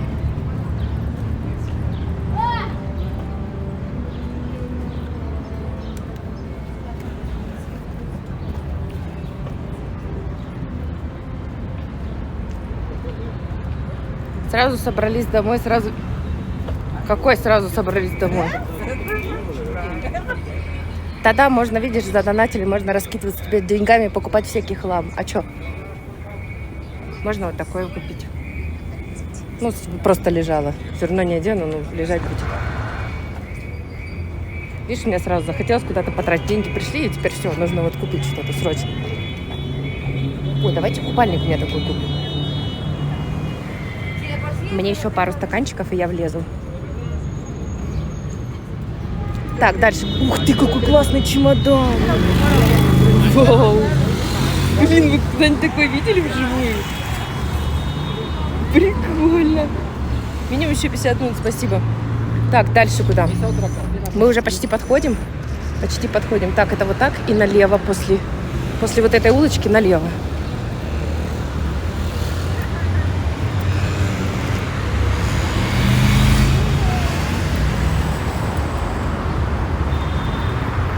Лежать и таскать, немного маловат тебе. Это наоборот надо не есть вот это. Так, в каком районе жить будем? Мы всего один. Я думаю, что я забронировала на 1 день, но потом думаю, если мне понравится, то я могу еще забронировать. У меня на 2 дня еще один отель забронирован. Вообще, наоборот, как раз самый-самый уебищный будет. Вот. И потом еще 1 день можно опять сюда вернуться. Если нам сегодня понравится, то я забронирую еще на 3 дня, короче, через 3 дня он будет.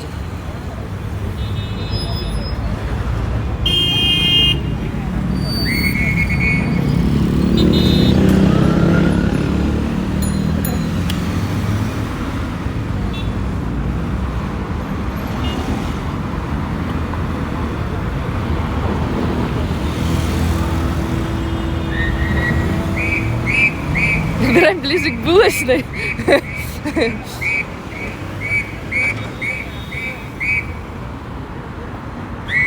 Ротам привет. Рома, что, не заценишь мой отель мажорский?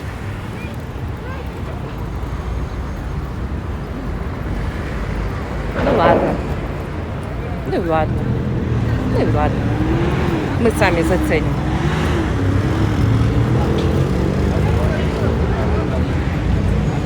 Он красивый так-то, правда. Ну, по фоткам, по крайней мере. Там балкон такой красивый. Ой, блин. Вот сюда же, правильно? Сейчас. Подождите, у нас заселение только через 25 минут. Все, облом. Если меня сейчас не пустят, это придется еще 25 минут ждать. У меня в 2 часа.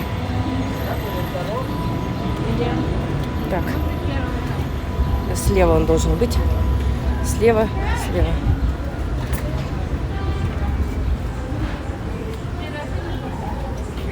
А когда вылет из Мехико? 30-го. О, сортируют мусор. А можно мне тоже поискать что-нибудь? Может, там велик есть? В отеле ты что есть будешь? Купила? Не, мы сейчас пойдем. Мы выгрузим рюкзак. Мы вот.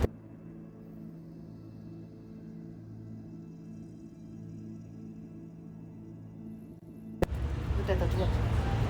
И это. Это что такое? Это прям возле моего отеля будет такое все подряд. Еда. Ух ты, вот это рай. Охренеть. Сколько еды. Вот же, блин. Ой, чуть дяденьки по голове не дала. Не, ну у него, походу, вернемся.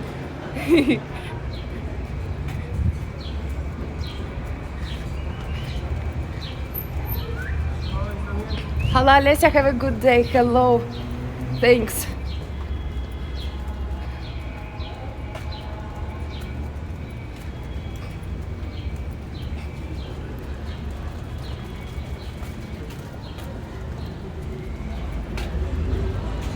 Блин, ну тут вообще обожраться, походу, можно. Смотрите, тут целый рынок еды.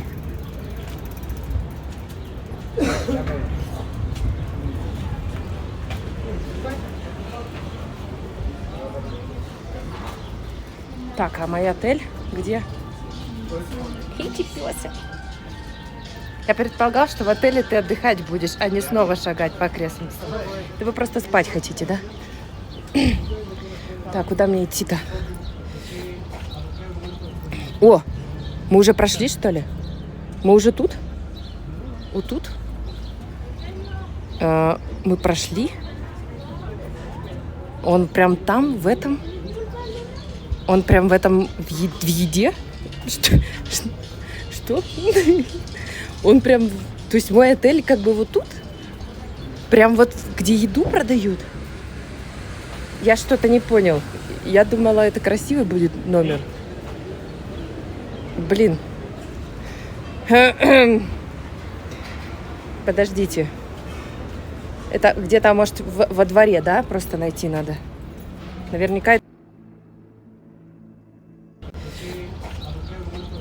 О, мы уже прошли.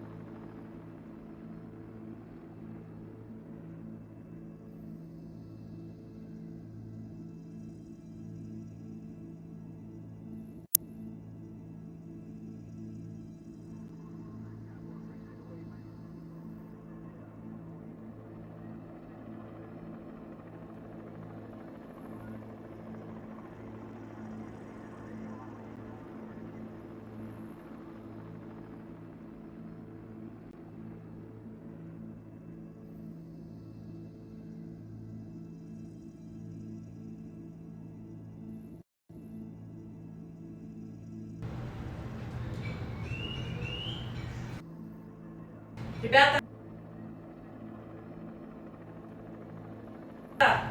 нужно срочно, чтобы кто-то тестовый донат сделал. Блин, а как это скопировать? Может кто-то сделать тестовый донат $1? Работает или не работает?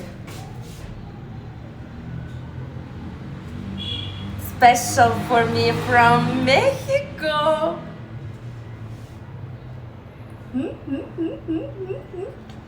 Go eat. Это за $1 всего. Кто задонатит, я дам кусочек.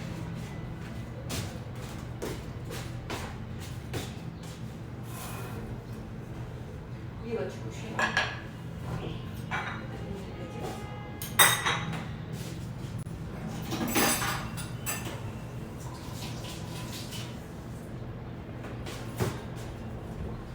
Если задонатили, скажите, что я проверила. Так, нужно вот сюда тогда, наверное, это манго и второй манго припереть.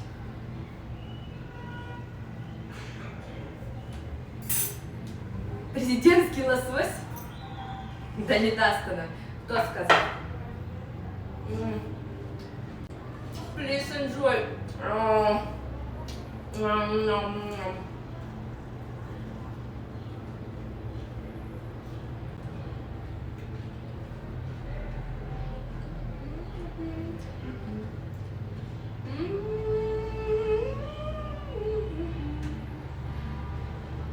Как это убрать? О, вот, открылся. Спасибо за всем, кто приятно читает.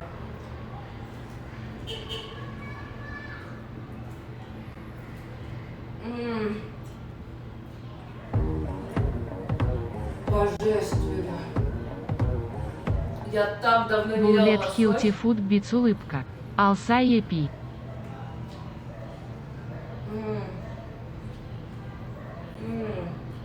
Бля, я только сейчас поняла, что на меня смотрит камера сверху. Richard, thanks. You need a bigger salad. You look a lot better than one over there. Thanks. I hope you're right. Будьте здоровы!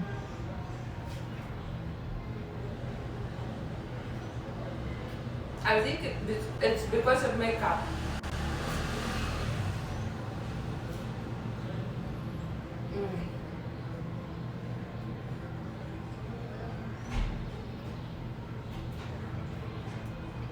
Я уложусь.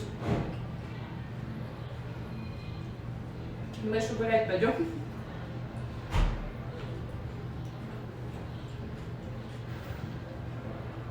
Всем спасибо за приятную аппетит. Спасибо, браво.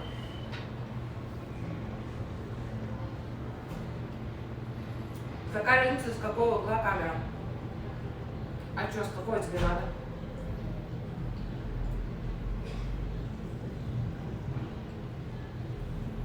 Просто вы там до розетки дотягиваетесь.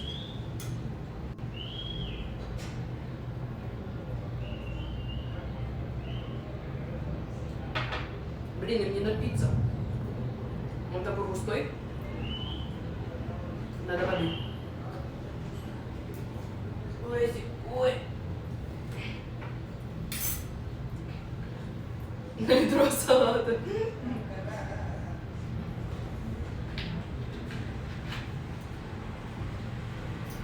This is made me hungry, so I just made grilled chicken chips and Spanish salad. Go eat together.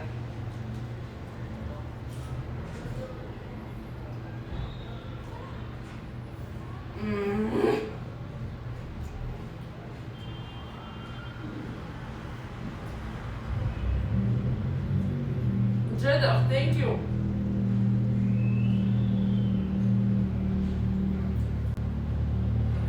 Ну, сейчас ты хочешь продлить интернет-счет? Да. Давайте писать. Ура, стрим! Продолжается.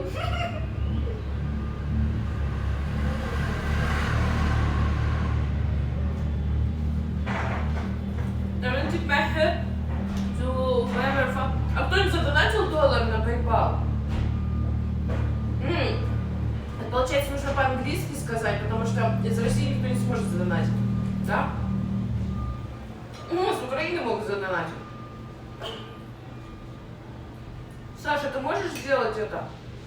Написать по-английски и ссылку не скинуть. Но мне нужно, правда, протестировать.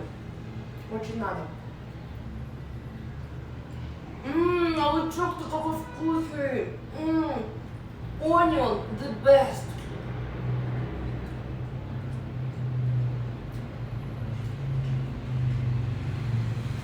Please, test me here on sushi. We must be good. О, Джек сейчас сделает, Джек! Спасибо, Джек. $1, не больше. Это просто пробный нужно. На какое время, не знаю, пока война не кончится.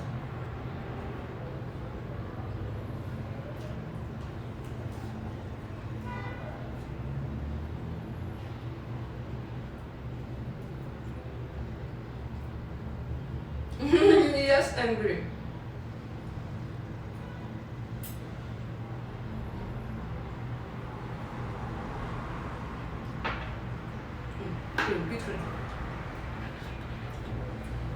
Я с водой разбавлю, сахар добавлю, потому что оно не пьется. Это смузи, его нужно уже кушать.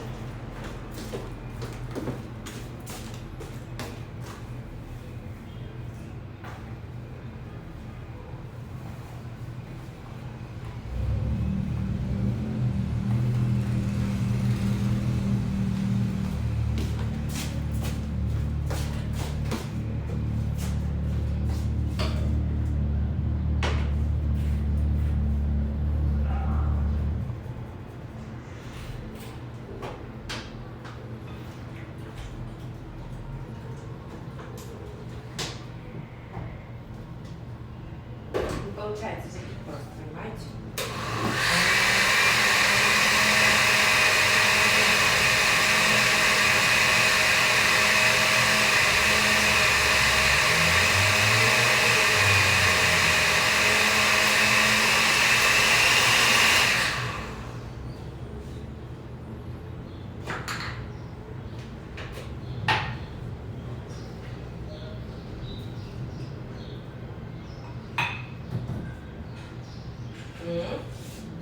Вот. Гляньте, какая получилась. Джек.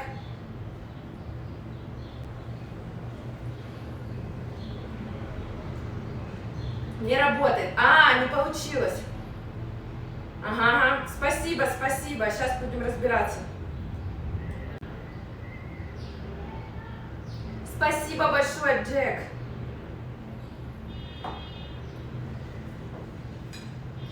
На тебе рыбку за это, на, Джек. Сейчас с лучком. Ты любишь онион?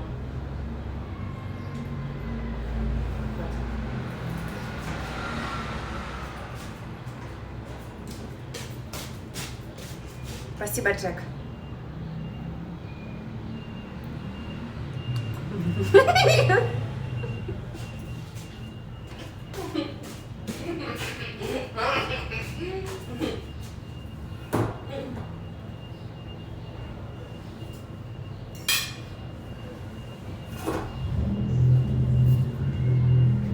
Ну, не знаю, Эмбри. I don't know.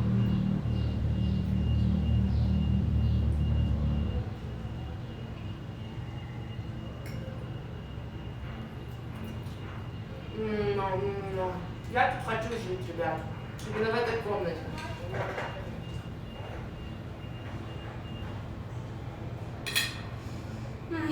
Обидно.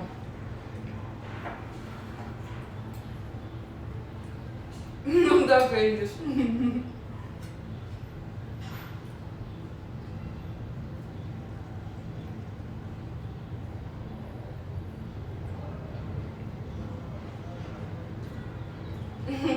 You're welcome to Jigs.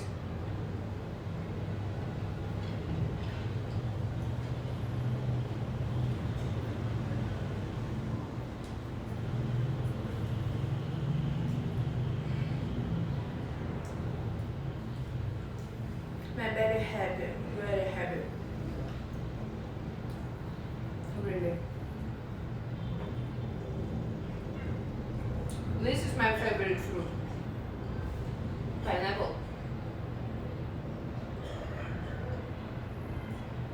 Mango too, but last time I like pineapple.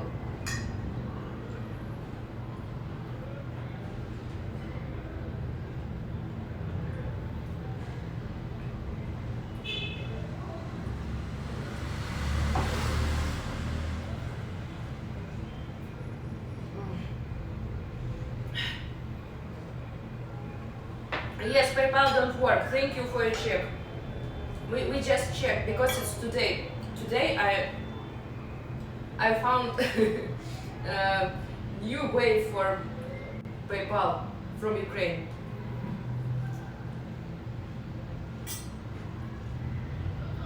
It's new in Ukraine PayPal account.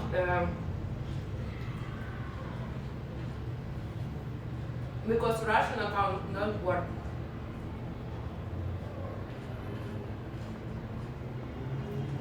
I like mango too, but pineapple better for me.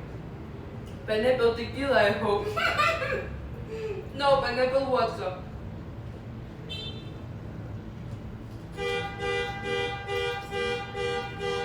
Вы представляете, я ничего не солила, ничего не добавляла. Но лосось просто офигенно вкусный.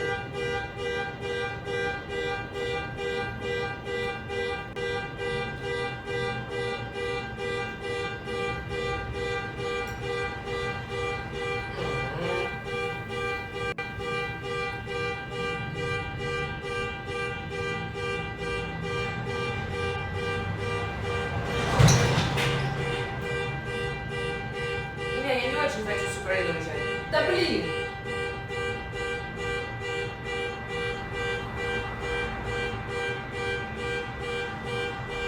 Мне кажется, что нужно камеру повыше сделать. Или мне кажется? Что за звук ты не закрыла? Не закрыла, все. Ой.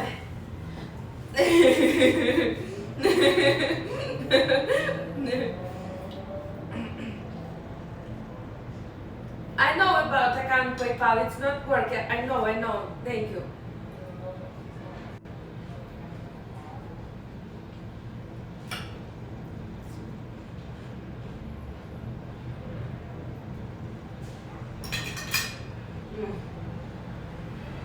Вкусно. Блин, честно, я бы хотела тут жить, правда. Меня даже не смущает, что я не знаю язык. Мне кажется, я мексиканский смогла бы выучить. Hola, bonita. Buenos días, buenas noches. Muchas gracias.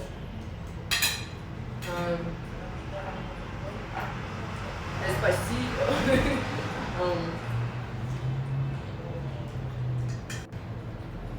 Путагана.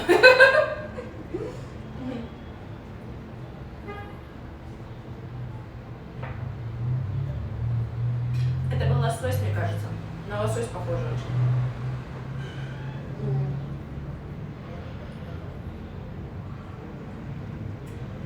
Тогда кажется, что надо делать? Креститься? Still Mexico City? The place is wonderful.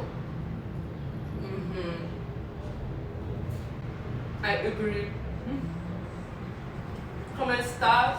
Estoy bien. Yeah. Хорошо, я не буду говорить. I will try again another time.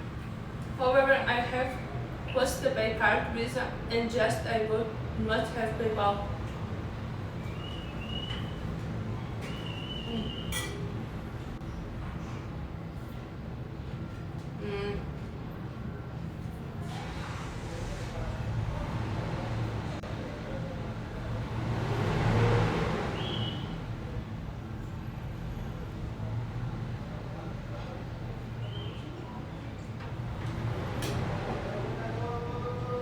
Buenas noches, пока. Пока, Сереж. Дальше совет. Да. Лосось от форели отличается белым прожилкой. У лосося тоже есть белая прожилка жирная? Alessia Mamadissima. Mamadissima? You rent an apartment? No, it's like hostel. It's for our people kitchen.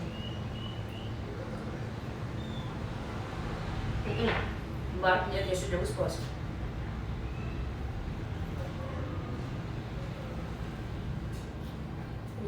Good night, sleep tight. Tight? Это что такое sleep tight?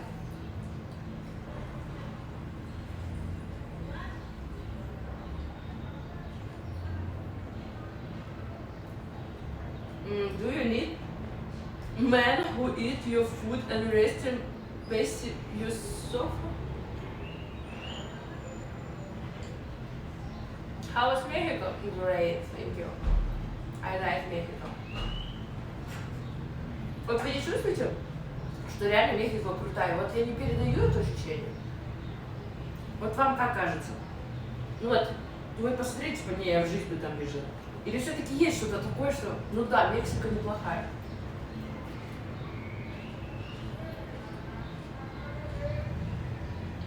I feel stronger. Estoy mamadísima.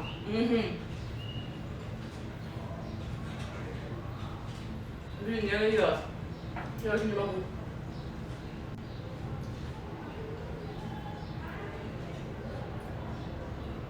Что? Ты станешь мамой, когда будешь вынашивать ребеночка, или сразу близнецов будешь коротать время, ведь танцы уже нельзя будет. Чьи-то танцы-то нельзя будет. Мне можно будет.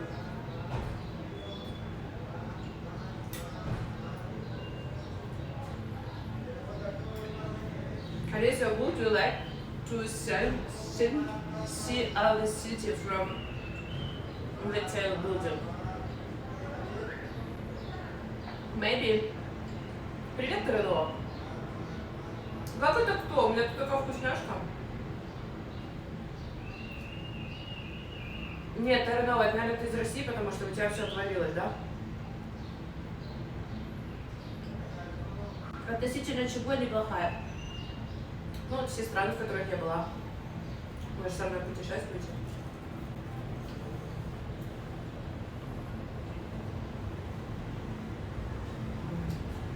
Как я это все выпью?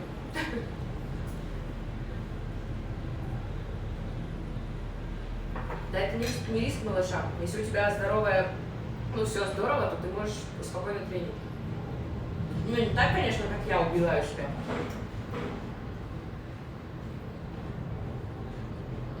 Beach close to you? No.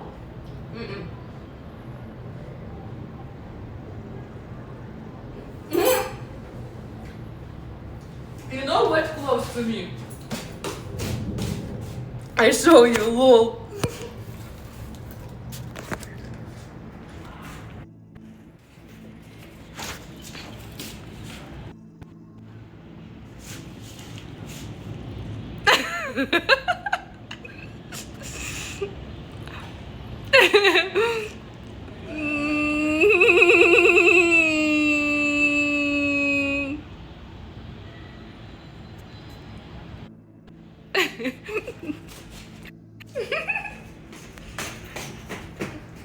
It's better than beach, yes? Так.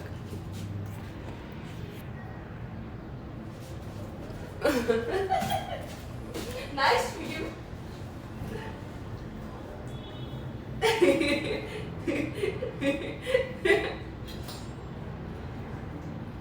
Так, все, я уже это не хочу, я сейчас выложу в маленькую тарелочку и уберу в холодильник. Вечером даем. It's for my night. Блин, нужно тарелочку, наверное, помыть. Что какая-то она грязная.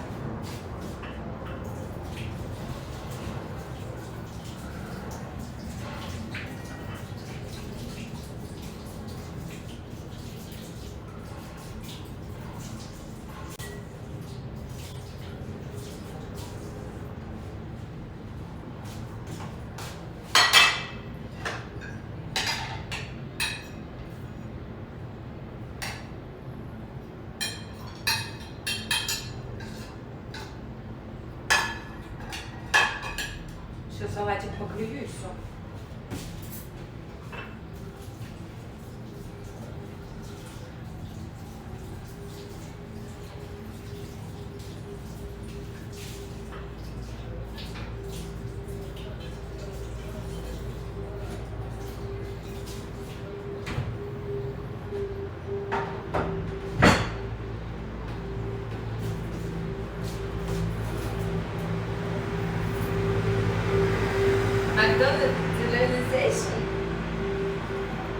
Wait.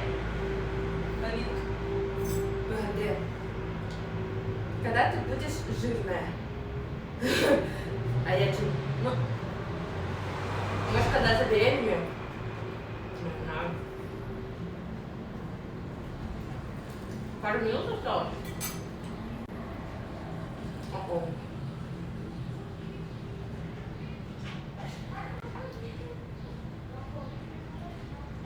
У меня телефон там, и там сообщение вылезет.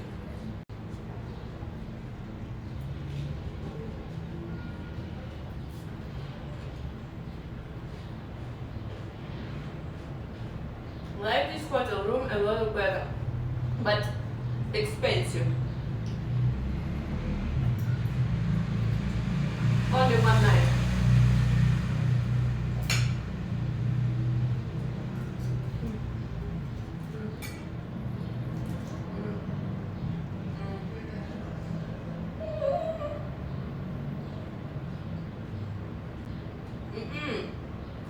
Ну, Макдональдс только на кофе идем.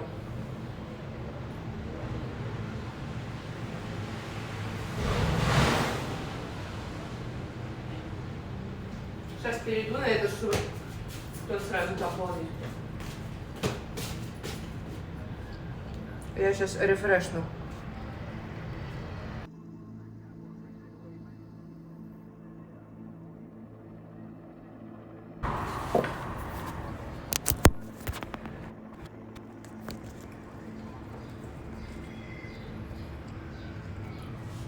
Еще около 15. А, блин, ну ладно.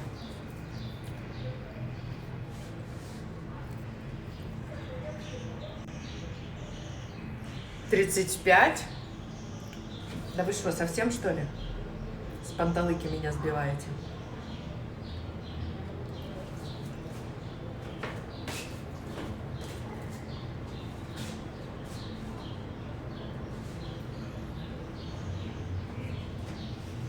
Не, ну точно, у меня же ровно 4 часа, ну то есть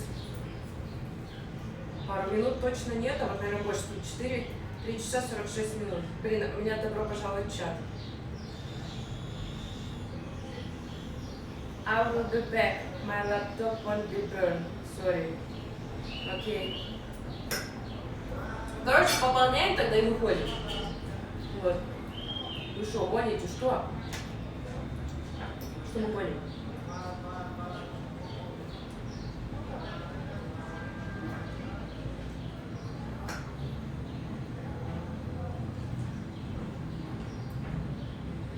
Я нашел 17 минут, еще чуток потом. Да, вот 17 это уже ближе.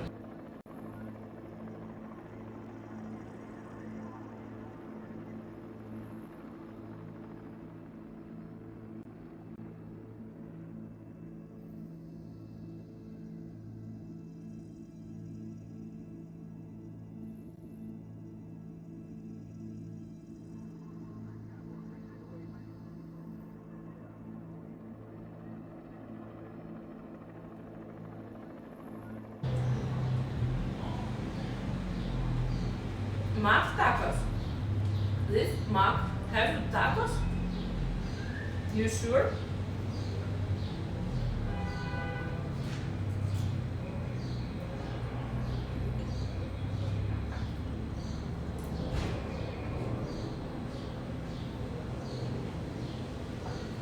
«20 минут.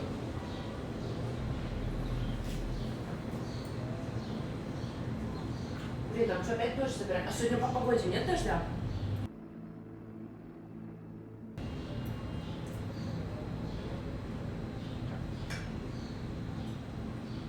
Да? Ой, блин, я опять, да, за своего?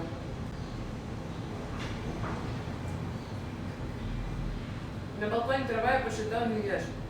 Хорошо. Она пополнила и запустила стрим. Mac burritos. Burritos maybe, but Mac tacos I never hear.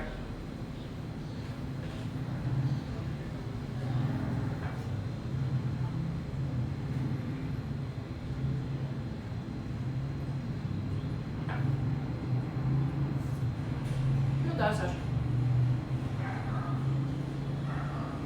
Тогда я должна приготовить сейчас. Мы сейчас гулять пойдем. Now we go walking.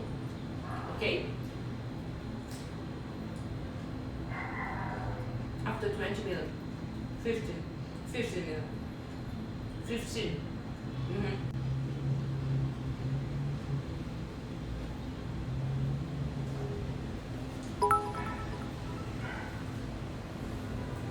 Hola, ¿cómo estás? Alsaie, alsaie, pi alsaie.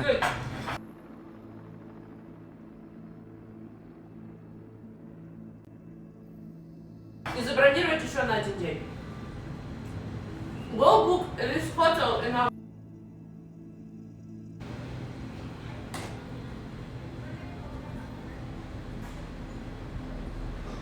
Yes, 26. No, 28. $26.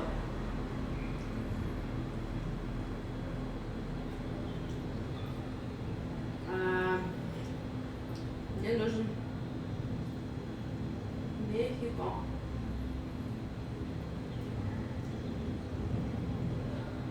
Значит, у нас там, по-моему, с 21 по 22 у меня будет. Сейчас с 18, потом с 21 по 22. Блин, надо уточнить сейчас бронирование. У меня забронирован номер, смотрите. To the turtle, hello. How did you feel yesterday after the spicy soup? Good, really.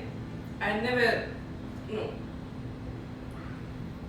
My stomach good after. My tongue good. Ой, to the turtle, thank you for your pizza.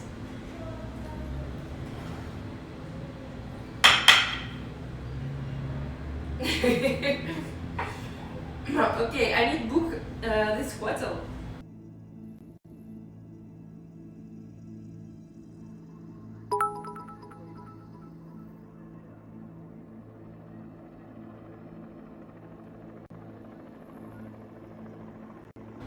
For another day.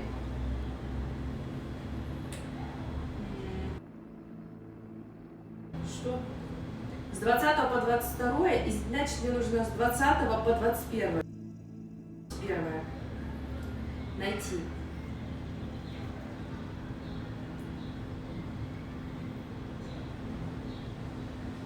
Вот.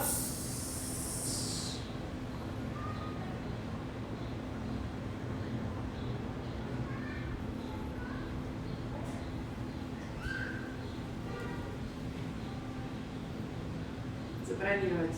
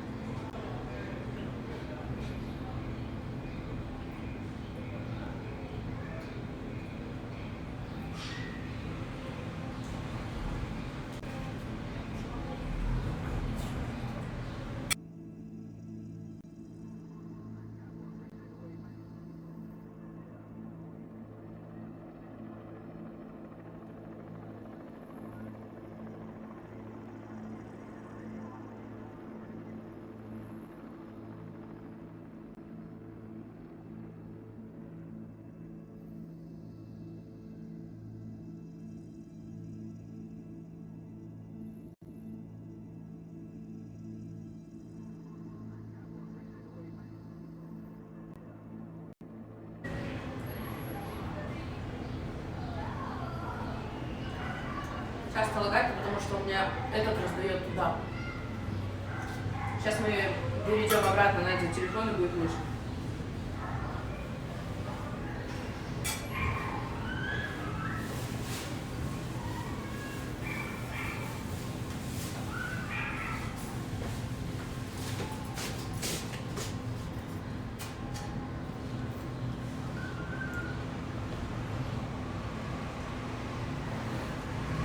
Сейчас лагаем.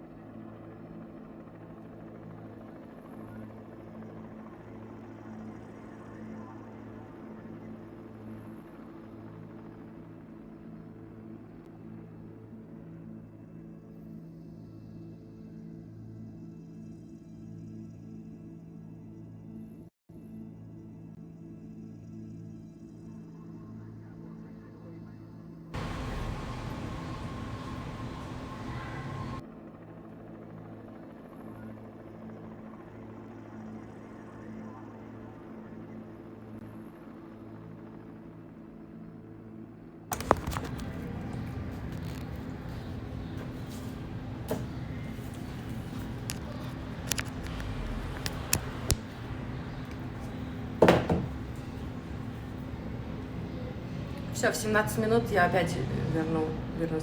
Я посмотрела, у меня ровно в 17 минут я подключила. Это через 5 минут еще. Все, я пойду одеваться тогда. Вы со мной? Нужно убрать все.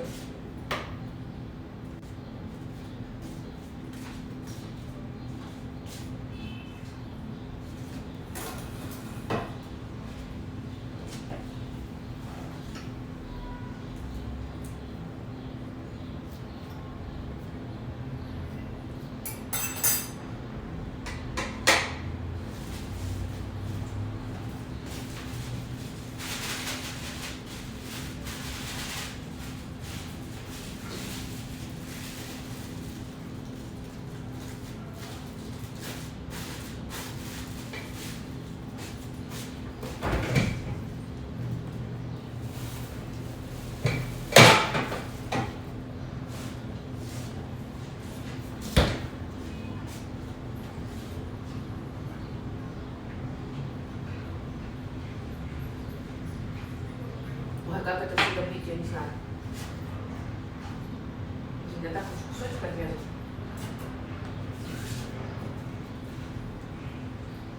Короче, много сделала этого.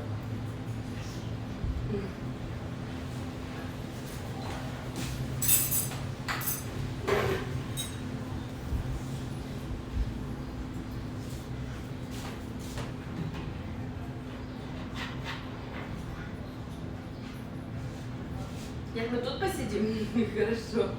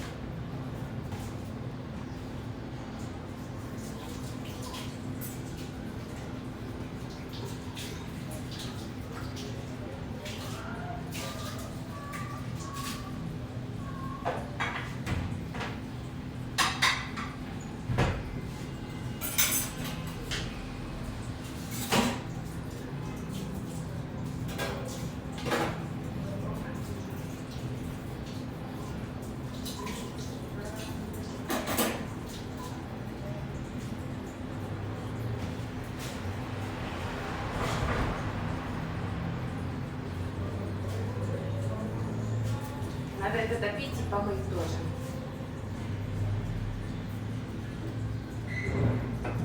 Кто поможет допить?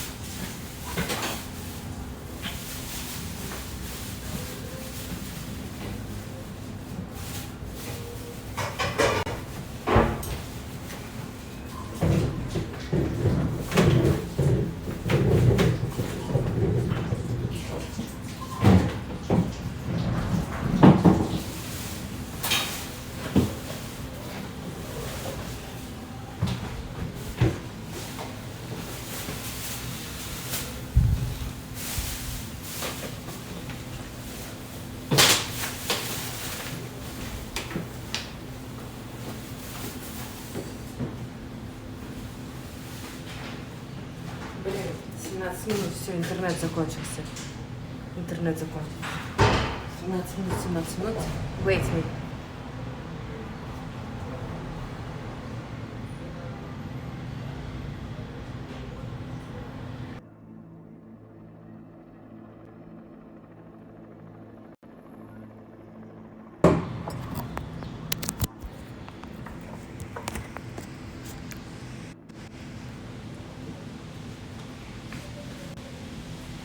Так, ждите. Сейчас пополнять будем.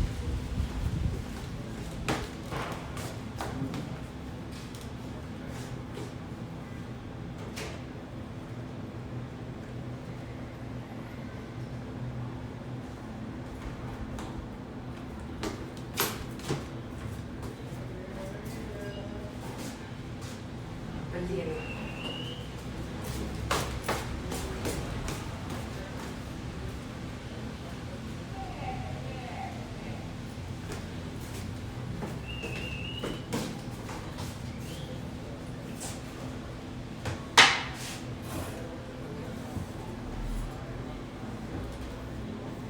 Five minutes.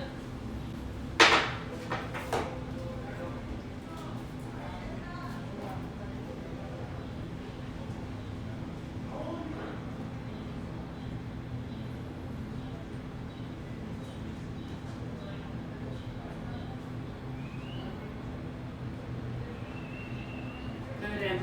5, 3.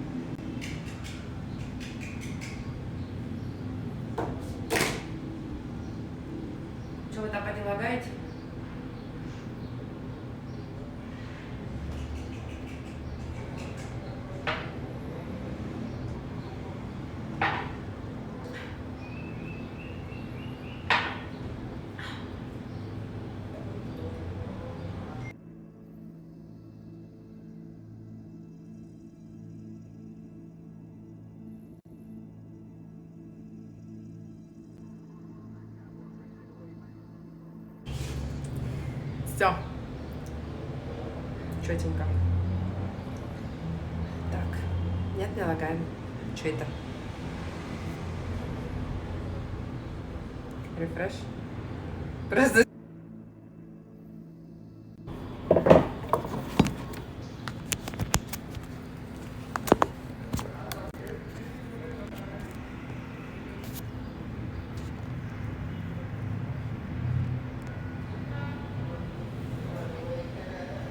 Не буду, люблю, когда много воды в смузи и мало фруктов. Ты любишь вот такой, да?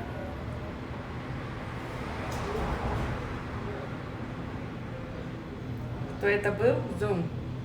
Став. А то у меня, не знаю. Так, все получается. Go walking. Я обоссусь, наверное, пока пойду. Я это... Ну, капец, короче.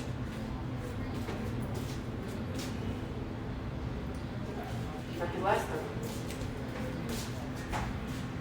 Нужно немножко полежать, да? Близко не подходи, почему?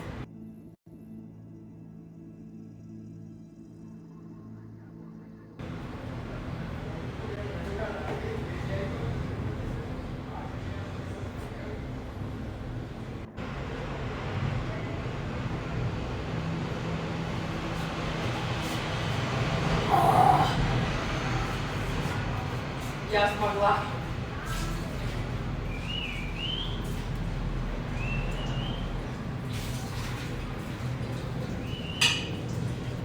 Мне нужно было допить, чтобы помыть просто.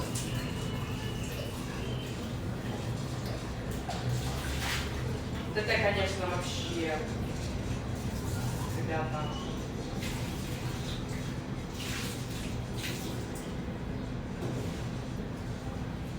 Так, это в холодильник, это я потом допью на вечер.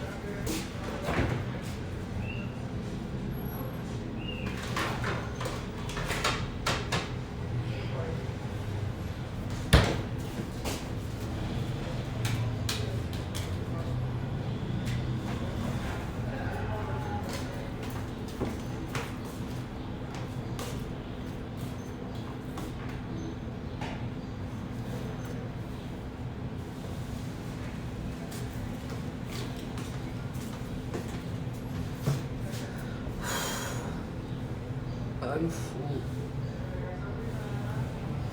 Жесть, конечно. Сейчас перезагружу, еще алерты, а то у меня не работают.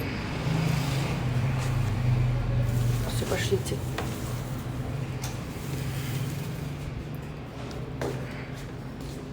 Relax little bit. Relax.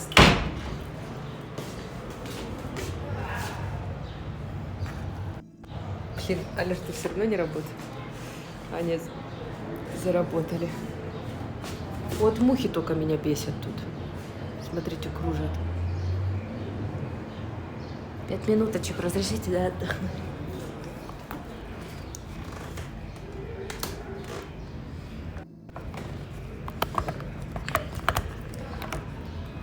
Блин, я вчера палец порезала.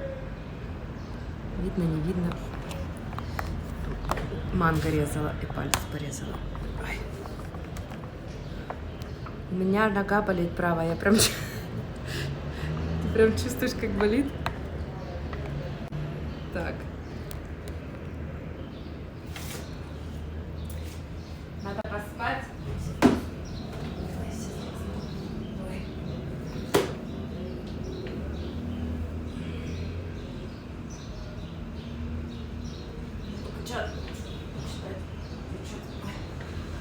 О, Прыгнут Олеся.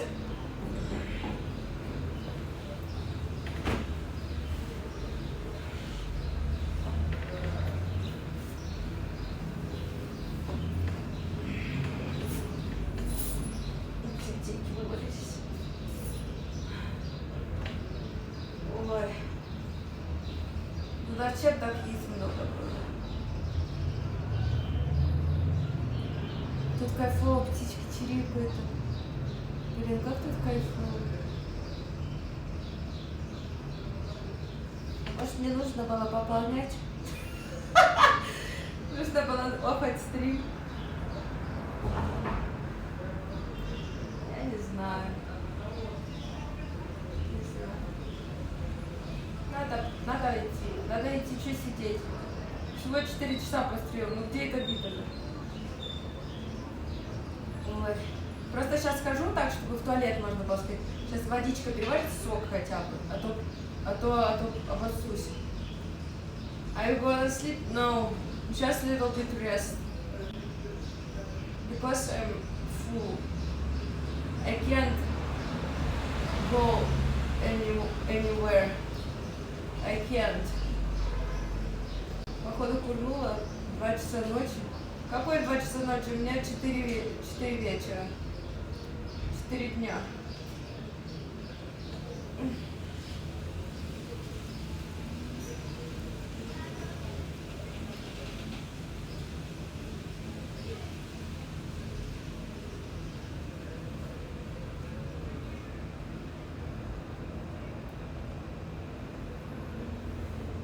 Нет, нельзя спать.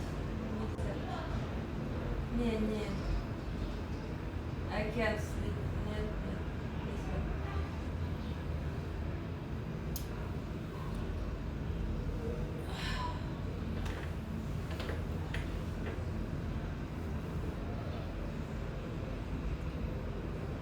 Классный жирный пресс.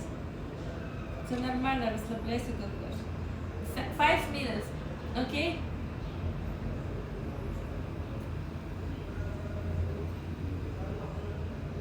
Thank you guys.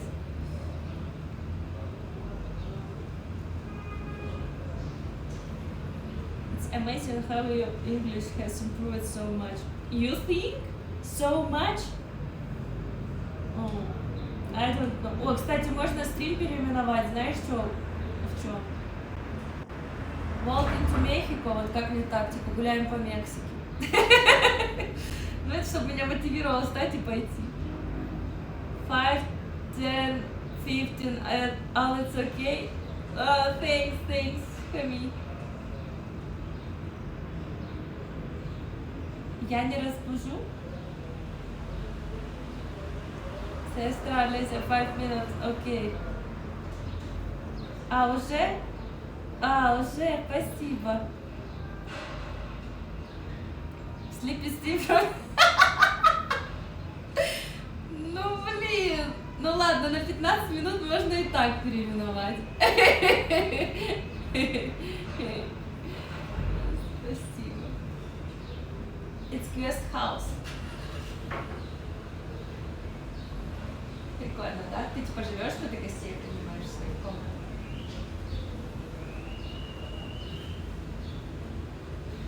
Прикольный домик, да? Come on, 20 minutes. Oh, you're so kind. Блин, I show you something beautiful.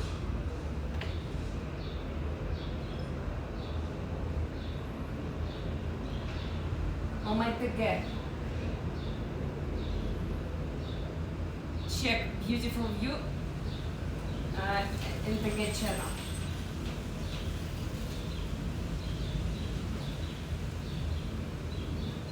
Yes, man, take an hours, sister, and come back to stream later.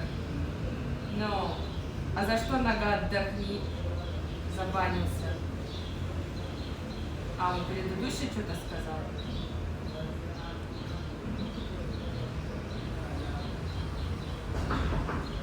А, вот, жопа. Блин, я думаю, нога отдохни, читай, и он сразу в бан отлетел. Думаю, может, что не так поняла? No, CGX. Ой. Классный beautiful view. В Телеграме. Короче, куда идем? Сейчас посмотрим достопримечательности вокруг.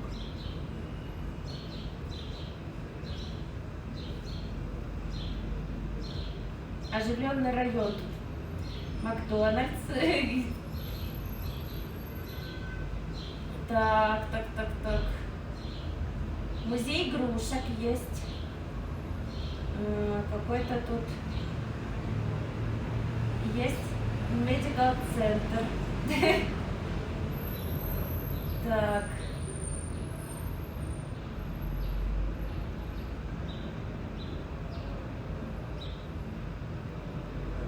Так. Так, городской музей Мехико. Вот, наверное, можем до городской музей Мехико сгонять. Полчаса. Блин, временно закрыто. А тут же возле него есть кафедра и собор в Мехико. Вот, мы можем до кафедры собора сходить. А мы тут были или не были? Вау, какой он красивый. Короче, идем до кафедры собора.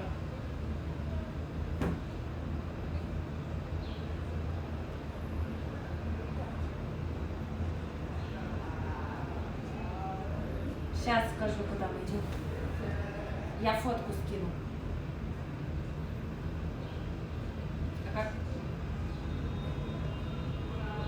Блин, а тут внутри пускают, тут внутри очень красиво. Кафедры. Соборный.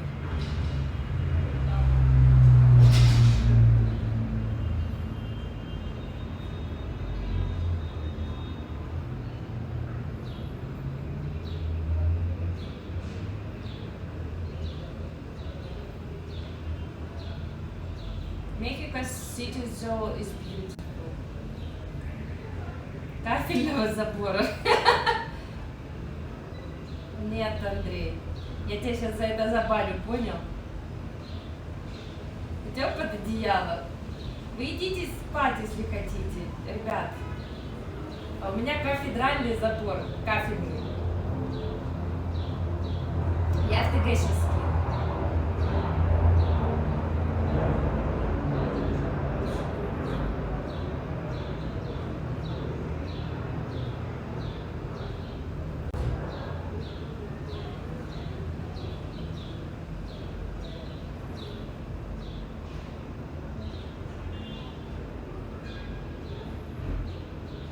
Да блин, как название скопировать?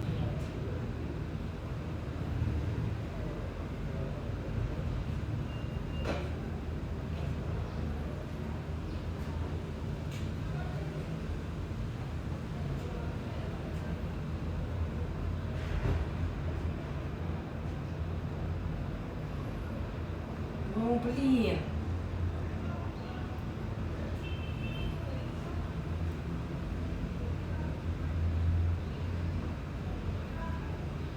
Чек ТГ.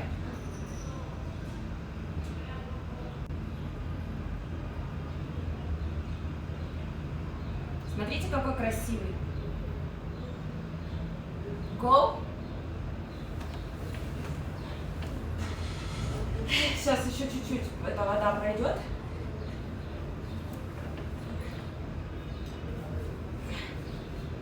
Нога. Массаж.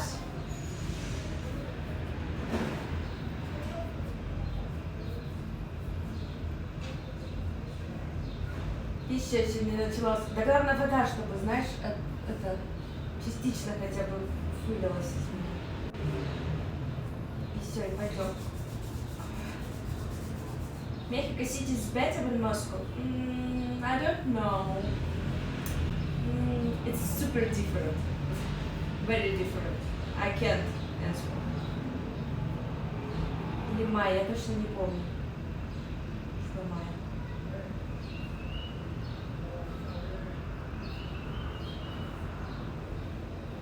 Where is messenger woman?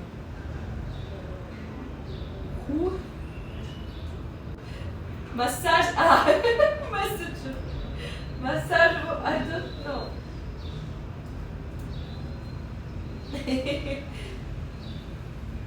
Мозг выйти битинг. Это что? Не понимать. Блин, у меня прям воспаленная мышца. Сука, да? Скажите, что сука. What is the next country? Austria. О, Нидерланды. Нидерланды. Да, это я уже поняла, Саша. Собор закрыт, походу, до 20 20:00 вроде открыто. Но написано в гугле, я не знаю, как реально.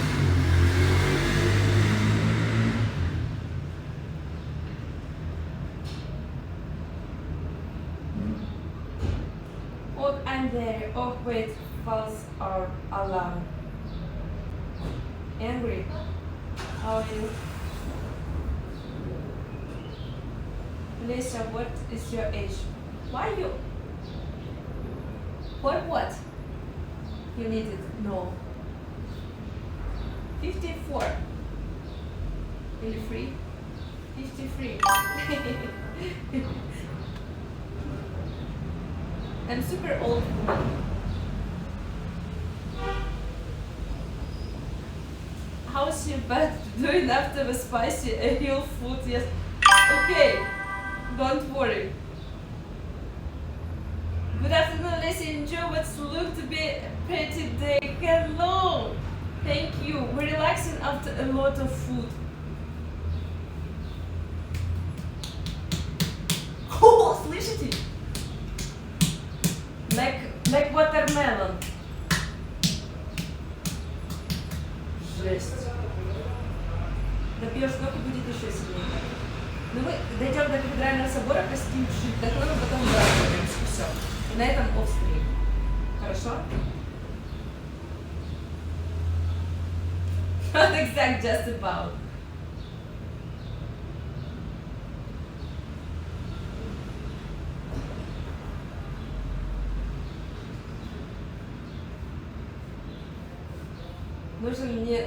Нам не нужен барабан, мы на пузе поиграем.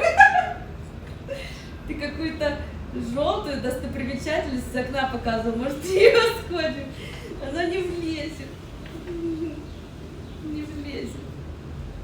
What age you think chat are? And how many kids? 2 kids. Буся and Mopsia. Worry more for a toilet when Alessia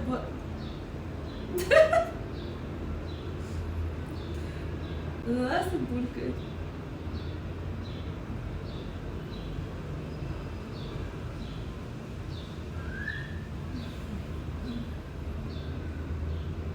Two minutes.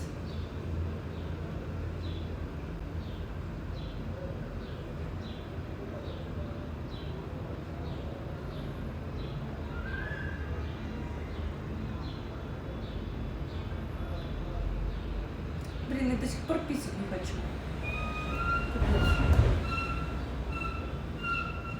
No kids but 1 dog and 1 cat. So many muscles. Every little point has muscles.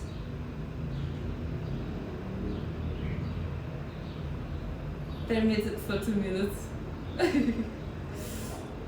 Сиди тихо, тихо, может и съем. Ай, блин! Саша!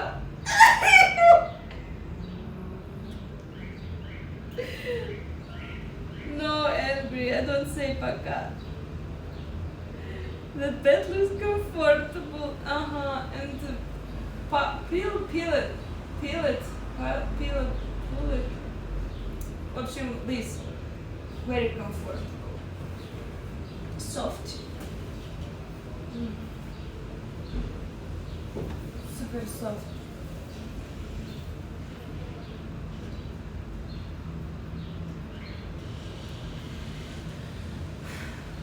Две минуты прошли, да, уже?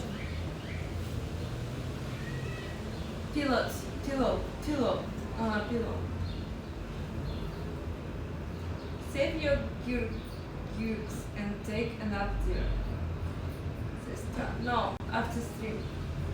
I take a nap after stream. А ты, может, чего я не пишу? Я вот думала, уснёт Арнольд. Не уснул. Сейчас посмотрим, что в чате ответили. Говор ли? Это будет однажды, это нет. Это нет.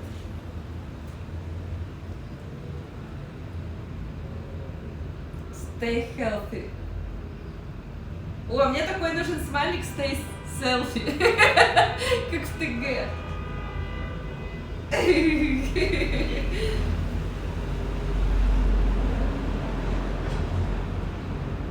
Важно, разве он открыт? Блин, он что, правда закрыт? I love you loud. You sure? You like crazy love?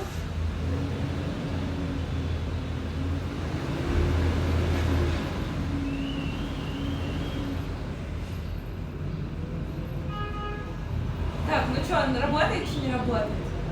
Так, только сверху посмотрим. I travel alone with chat. Можешь спать и пересмотрю время для тебя назад в будущее, мой старый трюк. Мега спать, ты что, опять банкаешь? Кстати, мы были у входа этого собора в первый день. Но если были, я туда не пойду. Что, серьезно, вы там были? Это на площади он? Так это мы вон там? Ой, а чё же вы мне не... Мы тогда туда не пойдем. Чё, серьезно? Это этот Мажорский район?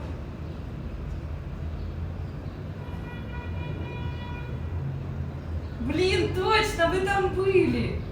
Не, мы тогда туда не пойдем. А куда мы пойдем? Никуда? Спать?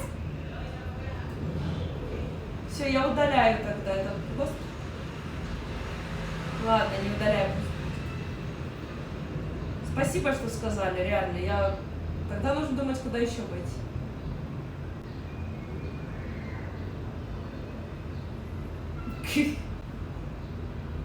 Go sleep, Camille. Don't be sorry, Amy.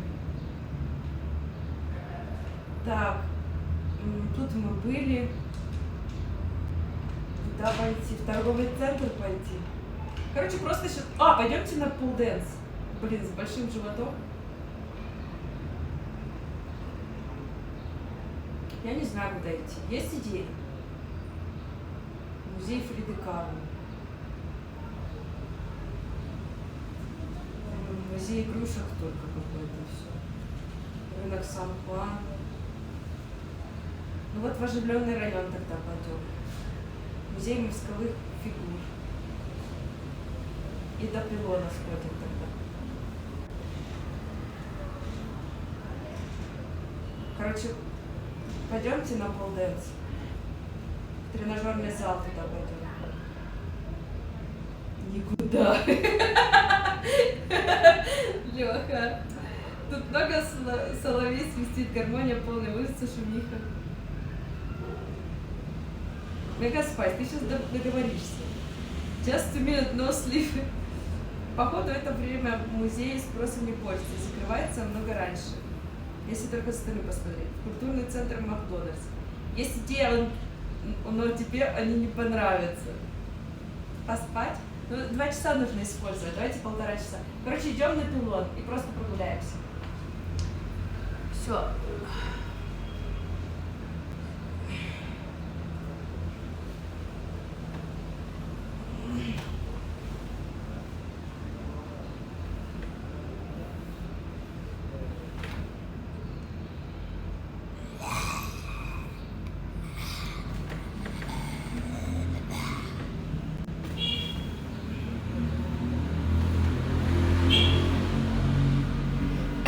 Кто-то написал: ух, принцесса.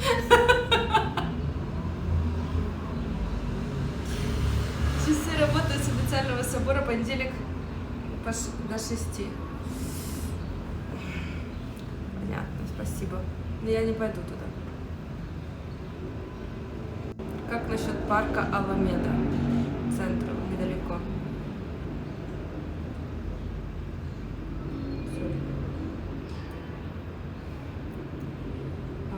Аламеда парк.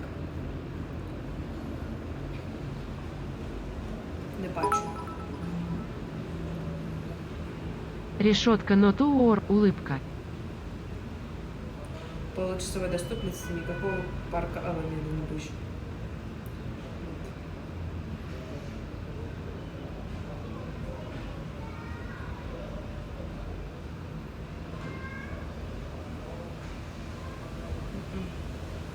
Не знаю. Короче, пойдемте просто гулять по улочкам. На север от отеля примерно. Я не пойду туда. Jack, thank you for your beats. Ну, пойду пробовать на туалете посидеть и вернусь. Хорошо? Ну, в смысле, писать, вы ничего не подумаете.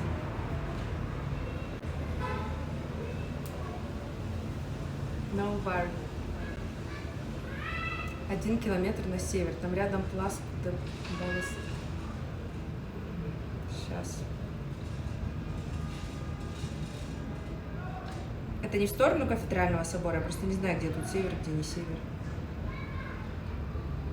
У меня тут рынок Рома слева, а вот центр кафедральный это справа. А где этот вот? А, вот Аламеда вижу, это вверх надо. Угу. Так, сейчас чекну. Ну, какой-то маленький. А, ну, в принципе, симпотный, да, давай. Давай туда. 40 минут? А почему так долго идти?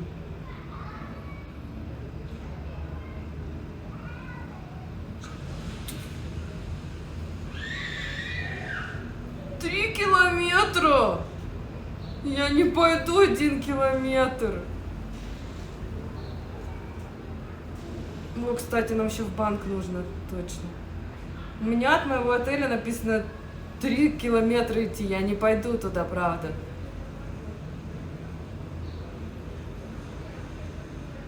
Go to place.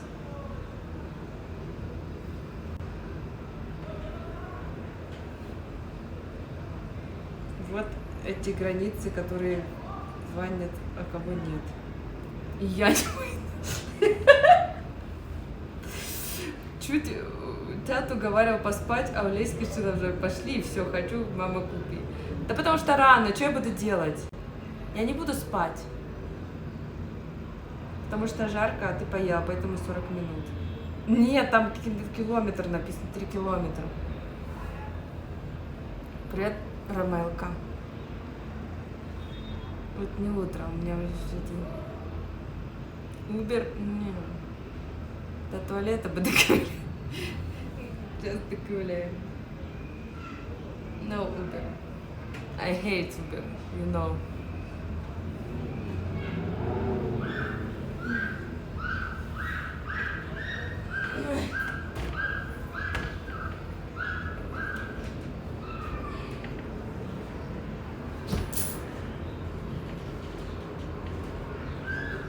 Носочек. Второй носочек.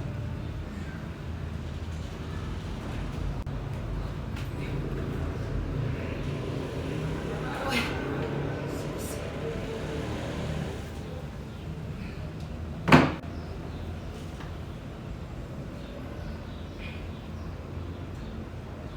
У меня 16:50. Без приложения нетворкер из дома ни шагу. Да нетворкер спит уже.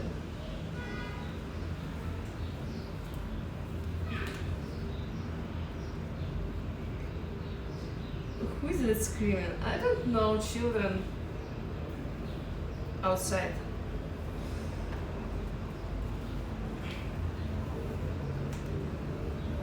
Это ножка болит или уже салатик в животике мешает? Все. А пилон недалеко. Куда ни пойди, везде шагать нужно.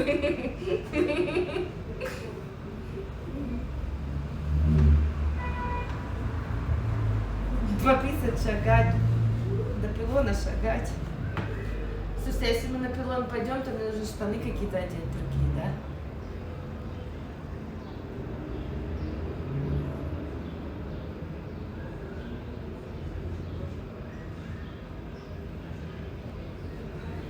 Фиг с ними со штанами.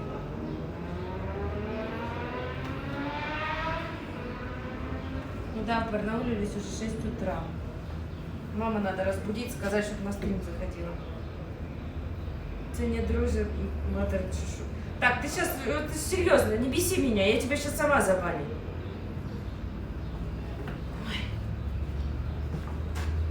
Так, wait me.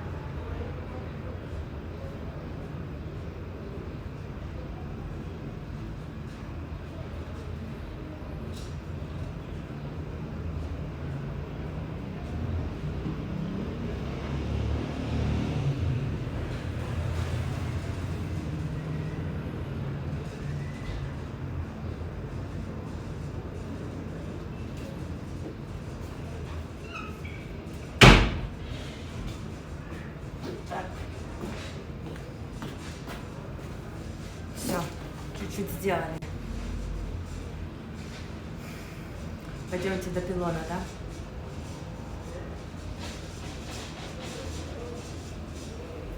Я хочу переодеть еще эту топ.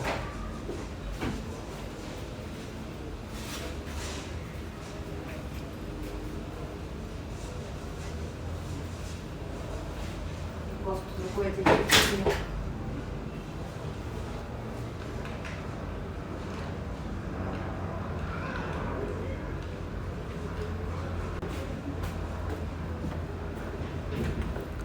Сейчас переоденусь. Отвернитесь.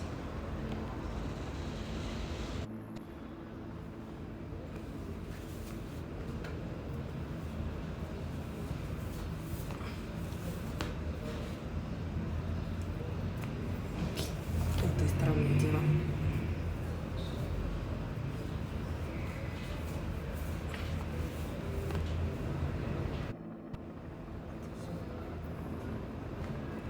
И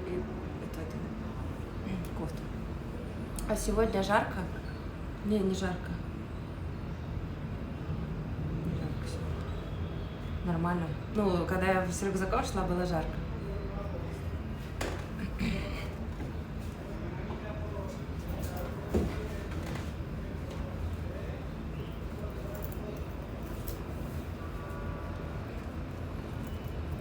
Клянусь, я жду, я даже не моргаю.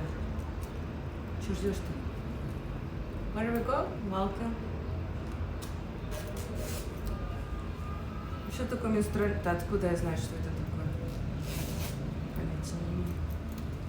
Нашел у кого спросить.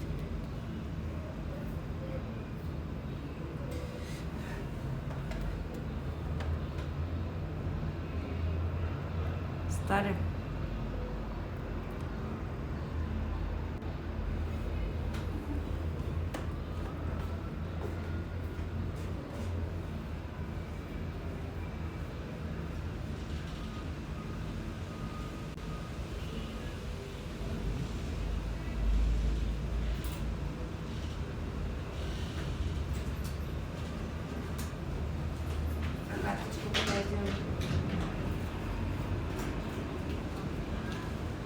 И нужно бы еще банк найти, ребята. Деньги поменять.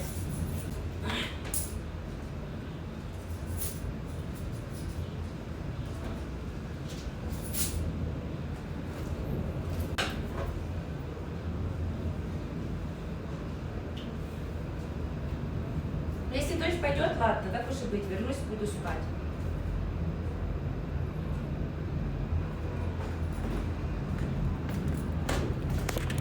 Хорошо? Ой. Если дождь пойдет.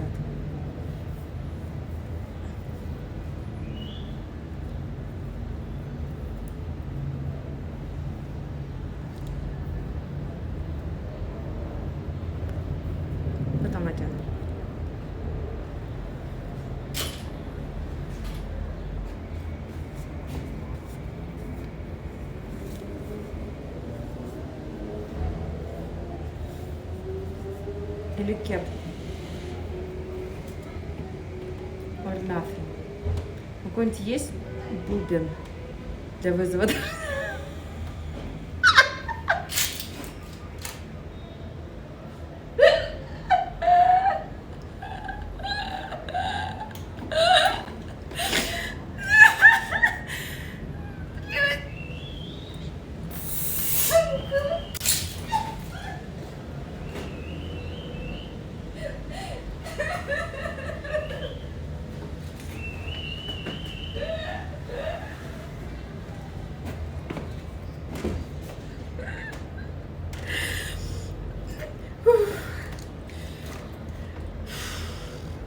Ой, блядь.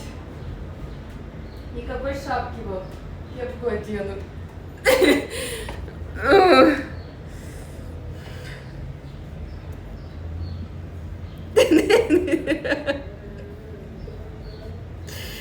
Ждите все, что вам нужно. Пойдем. Go.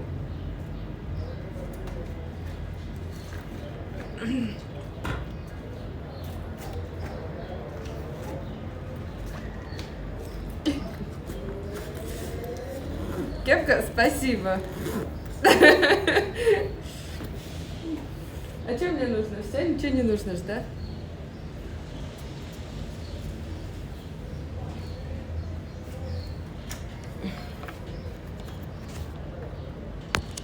Мне читать штаны розовые, говорю, совсем прозрачные стали не для города. Но у меня, получается, нет других штанов. У меня только лосины, а лосины тоже прозрачные.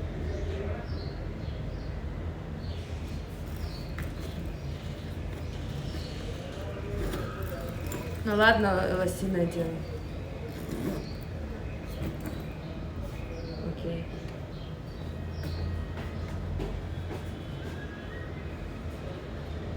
Я могу вообще шорты одеть.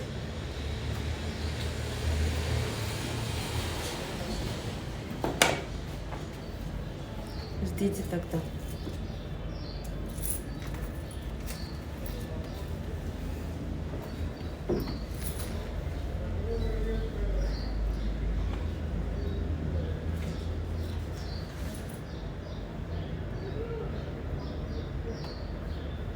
Рыбалка, я выспалась сегодня. Может быть, ты не выспался? У тебя что-то там? В 6 утра просыпаться так.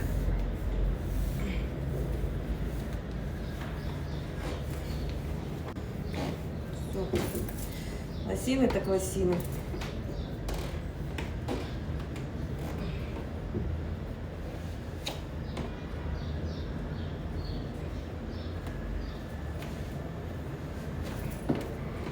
Собираемся только полчаса вообще. Все, I'm ready.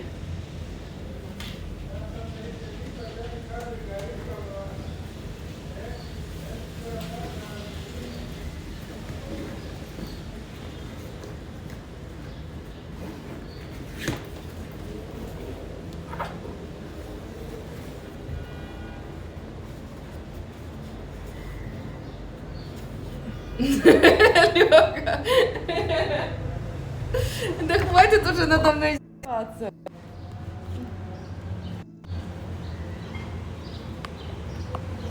Оставим открыто, да?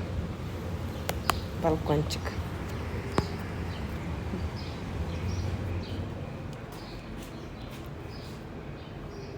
Все, в лосинах буду.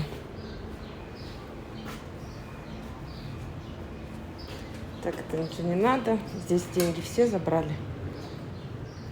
Масочка.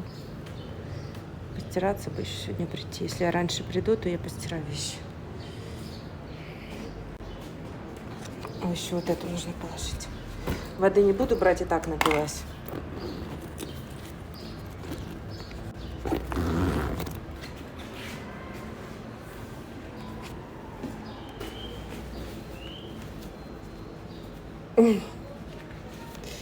Да, не буду.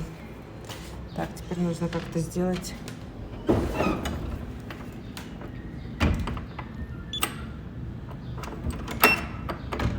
Все.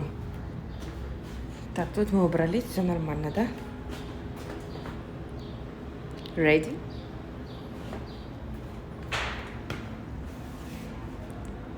Ready?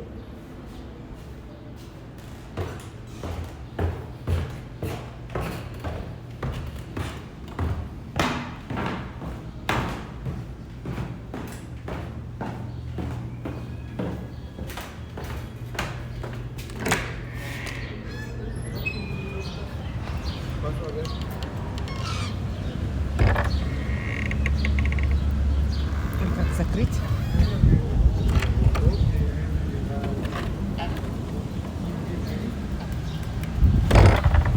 Не знаю, как закрыть. О, закрылся.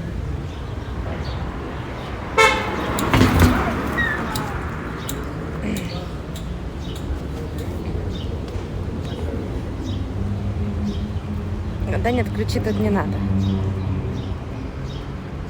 Я ничего ценного не оставляю, если что. Я поела, но туда так и манит. What is the passport? 0000. Balcony is open. It's okay, I mean.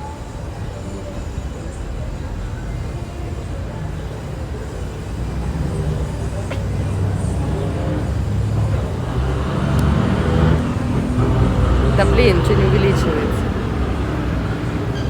Да, помню код замка. Но только не от входной двери, а вот от своего. Блин, это, конечно, тут высокие вообще эти. Зачем такие высокие делать? Люди-то маленькие.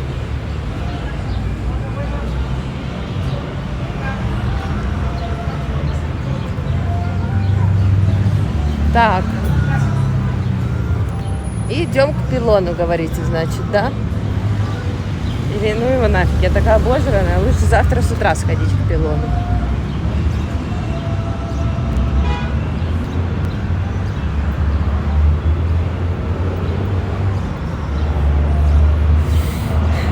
Так, куда пойти?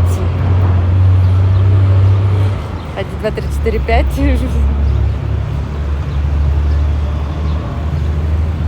Где контент?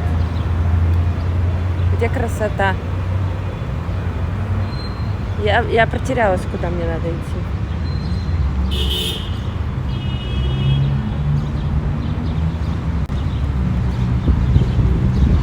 Как Гулливер? Не, вряд ли.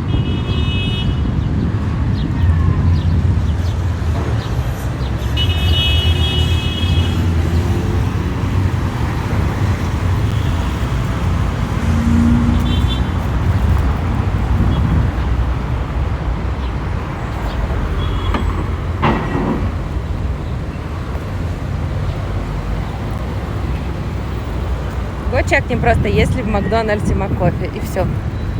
Просто посмотреть. А еще думаю сходить на ту улочку, где мы были, ну, типа, там народу было много.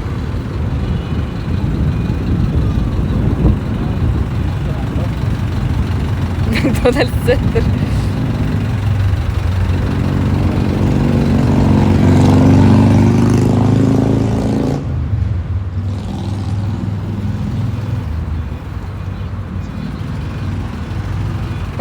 Просто посмотреть.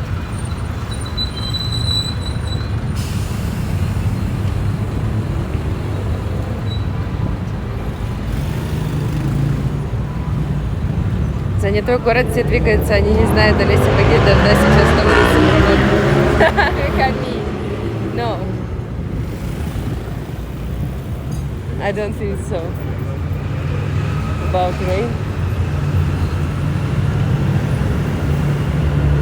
Ой, здесь деньги можно поменять?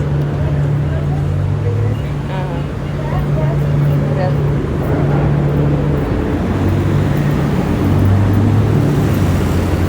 А самый контент сегодня головой в подушку поговаривают, что именно в такое время самый... Да я не буду спать, ну вот блин, ну пап, ну серьезно. Я стримлю, потому что если я сейчас выключусь, ну что мне делать до 8 вечера? Ну я максимум в 8 засну. Карамельца, yes.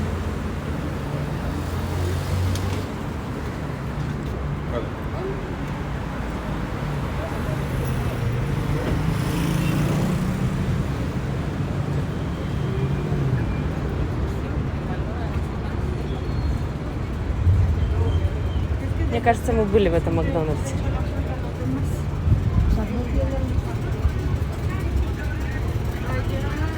Very smart cafe. No Mac cafe.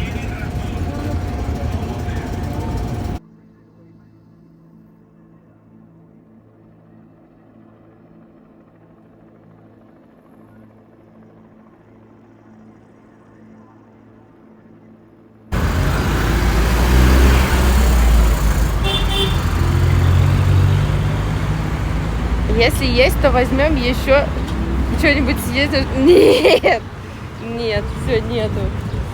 И не возьмем, и не взяли бы. Я хочу ту оживленную улочку, где мы были. Как ее найти теперь?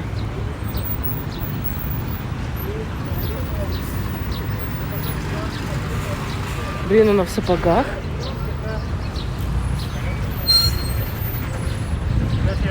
Да, пошлите искать обменник лучше.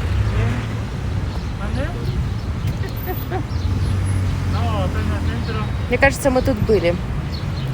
Блин, придется сейчас сесть и чекнуть, где мы есть, чтобы понять, куда идти.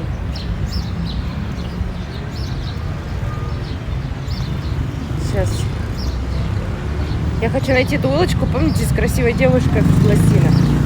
Мне кажется, мы шли по этой улочке, а значит, мы шли оттуда, значит, нам нужно в ту сторону.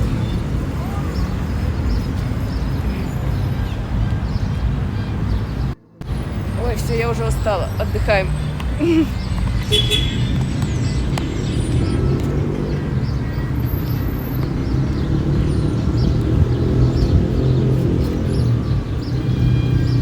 Ой, еще нужно жвачку съесть. Давайте жвачку. Будете?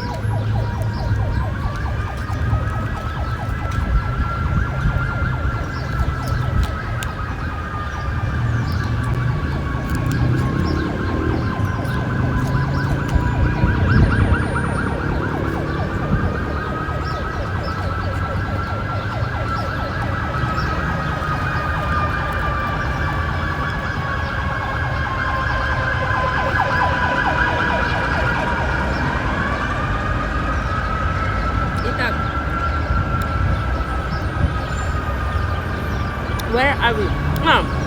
Мы хотели вон туда сходить, в бар. 4 километра я перехотела. Сейчас пломба отвалится. Значит, какая должна быть? Жвачки какой-то вкусный какой-то. Салатки. Я не знаю. На арбуз похоже.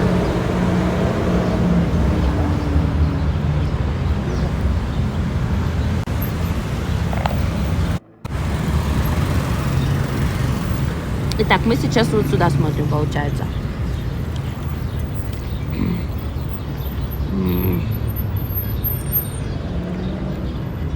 Вы не помните, где тренажерный зал? Вот тут? Нет, не тут. А где?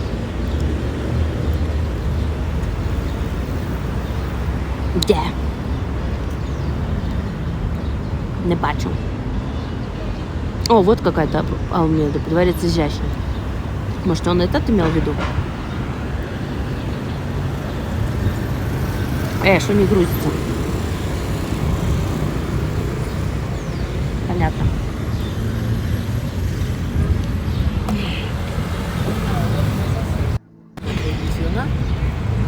Нужно Олесю найти просто.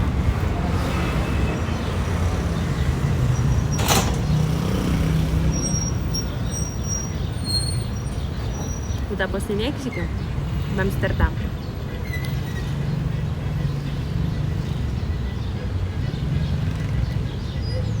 Находясь в Мексике, надо каждый день съедать 3 супер спайси тако. Ага. Спасибо. Блин, нет, 2,3 километра. Не пойдем.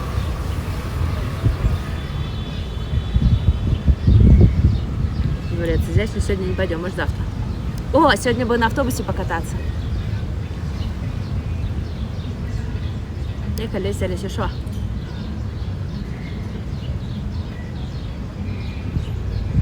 Угу. Так.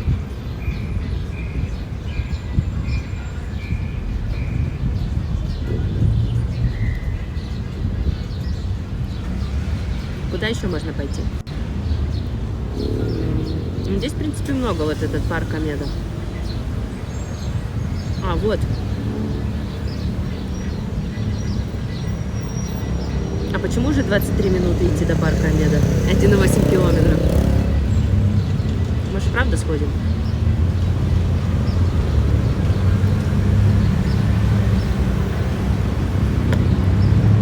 Национальный музей. Ну ладно, пошлите туда. Все, я выбрала, куда идем. Очень большая задержка. Короче, смотрите. Мы сейчас вот разворачиваемся и идем вот сюда.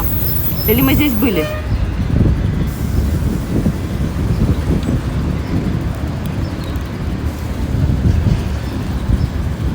Не были же?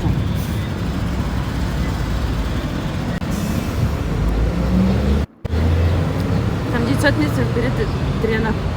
Трена хорошая. Куда?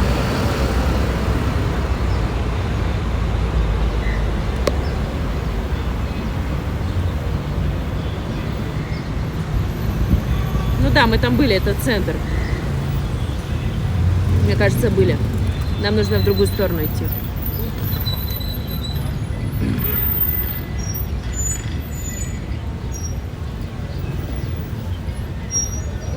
Блин, вообще не знаю, куда идти. Нет, это центр, там написано центр, а мы центр, мы гуляли. Мы гуляли там как раз этот дворец рядом. Вот.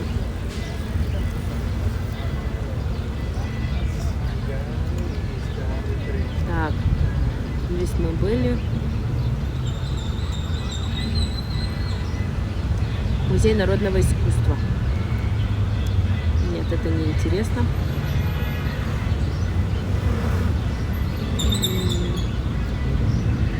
Я, знаете, что думаю? Ну, кажется, вот так пойти. Туда.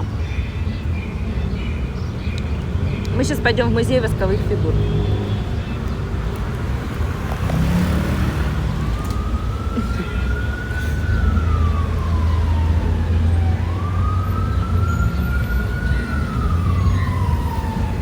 Короче, пойдем в оживленный район какой-то.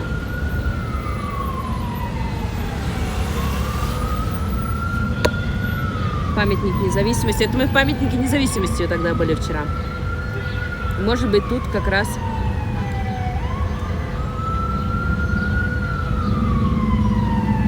Все.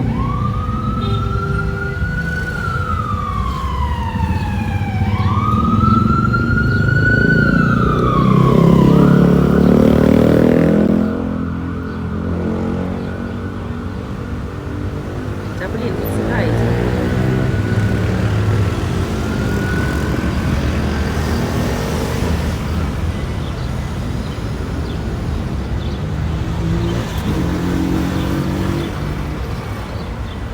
Так, это долго.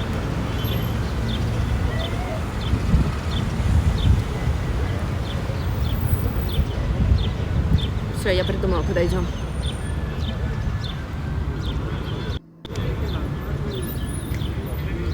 Вот сюда.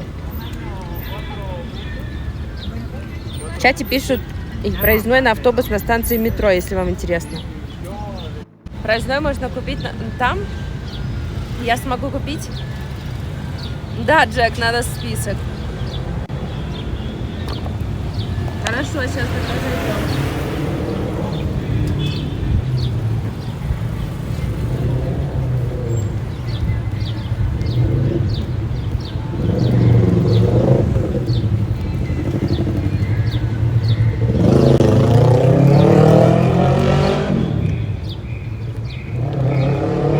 У нас пока пеший маршрут.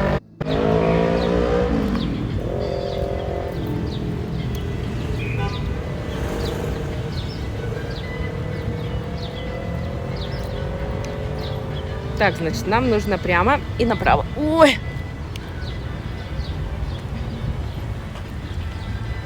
Кажется, я писать скоро захочу. Как настроение? Хорошо. В Мексике 2 weeks in Mexico.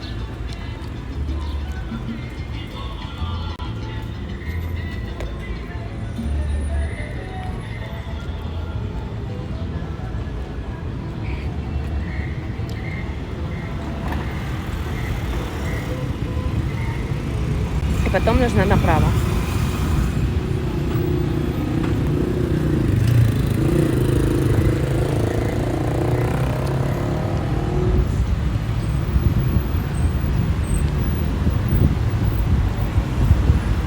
Направо и прямо.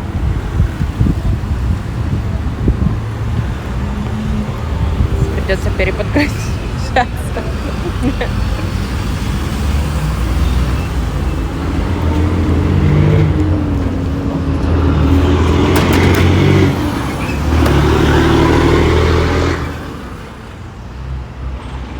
Да, направо.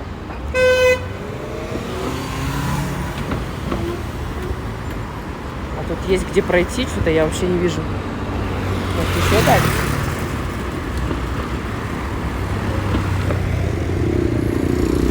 Как-то очень странно. Тут направо.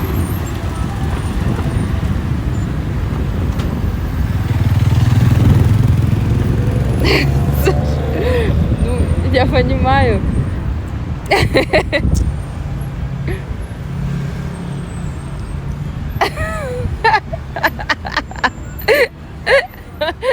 Это Саша. Вон, видели? Блин.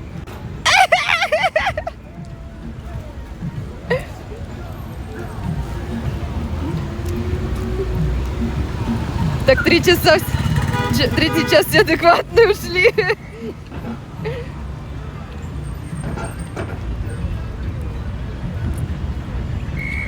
Пушкин сад.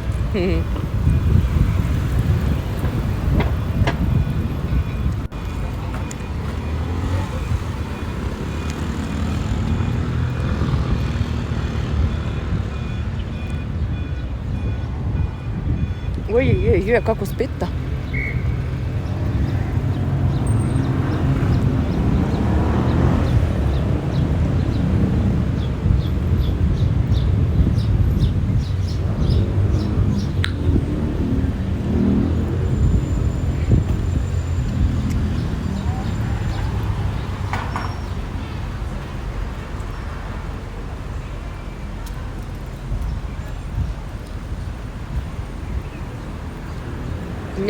Мягко много трафика, поэтому я не поехал. Типа жить тут или вообще гостить? Ух ты, какой красивый дом. Блин, а где писать, если что?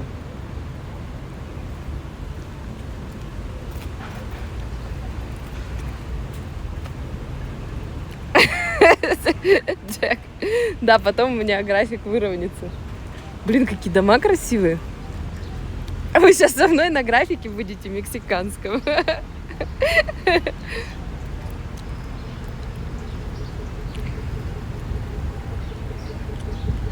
Вау, какие красивые улочки. Сейчас пойдемте дома смотреть. Ой, собака. И привет!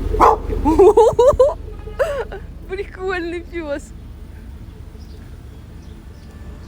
Вот дом красивый.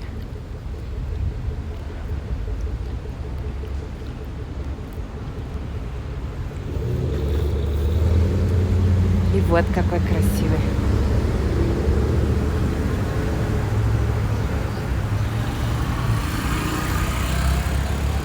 Прикольный, да.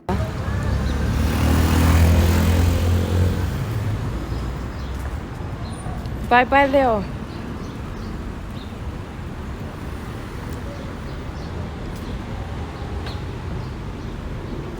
Ух ты, какая-то лаборатория духов. Прикольная собака была, да? Урну. Собака, которая элегантна. Чё?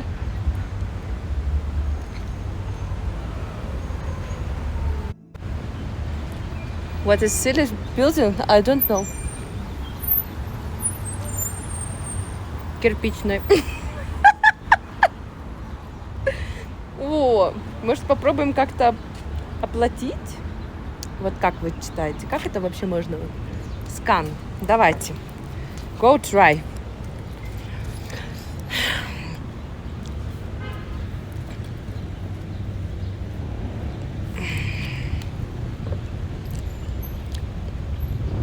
что такое ХТТП? Что мне дальше с этим делать? Небезопасно, говорит.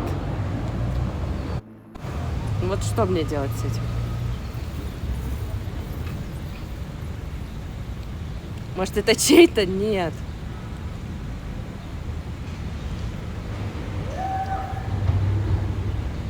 Байк ап.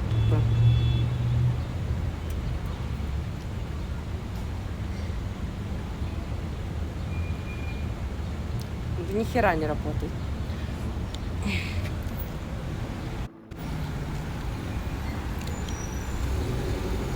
Ну я тыкаю, оно не устанавливается вот на этот АПП. Видишь, ни хера не робит.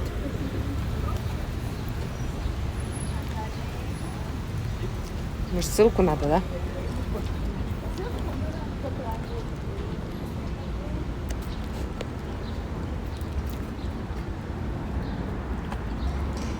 Ух ты, это дом на колесах и такие. Это лучше, чем байк, конечно же. Не надо на это тратиться.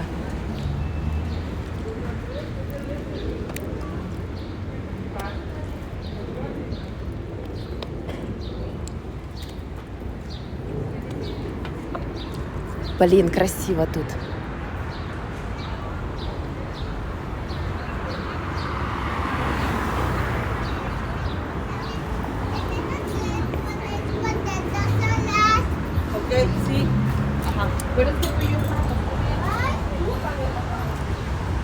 Здесь, наверное, красивые прически могут сделать.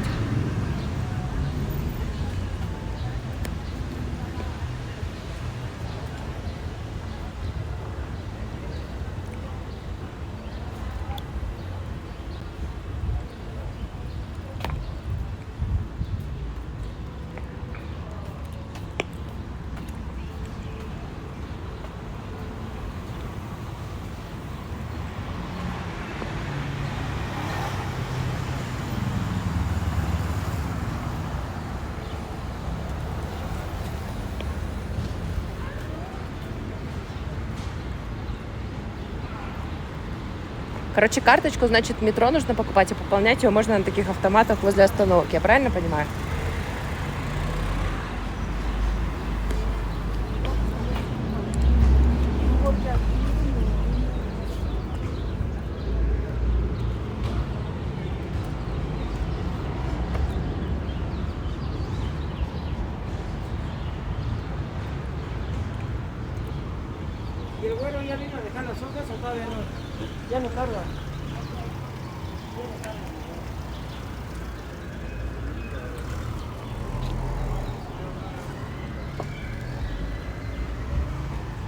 Красиво тут. Слушайте, а мне кажется, мы тут ходили, нет? Вот эту заправку я помню. Ух ты, какой дом! Смотрите, какие панорамные окна на балконе. И там все в зелени. Вау! Сейчас поближе пойдем покажу.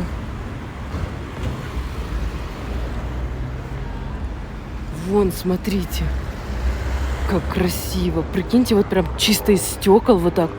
Это так классно смотрится.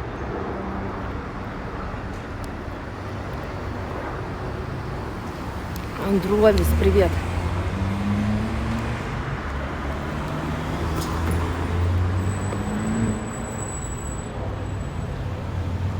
Сообщение? Нет, я его читала.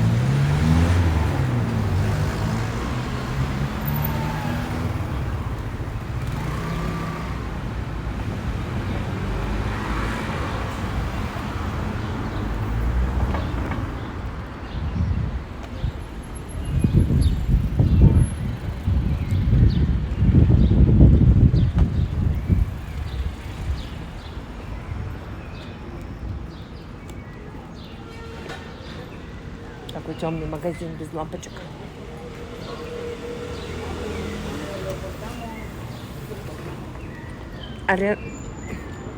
Мне вот, я вот думаю, знаете что? Нужно, знаете, что найти? Вот есть же аренда машин, аренда мотоциклов. а должна быть аренда скутеров, но не такая, чтобы почасово, поминутно, а чтобы, ну, арендовал сразу на неделю. Вот. Вообще, я думала, нужно было бы как раз людьми, которые с Мексики, там парни, может, у них бы там свистнуть скутер, заплатить им на неделю, да, и кататься на нем. Потому что на велике неудобно, я буду все время, камера будет трястись. То есть на велике очень неудобно. Вот, а на скутере красиво было бы стримы, ну, получились бы, и нога не болела бы. Вот. Ой, какой дом зеленый.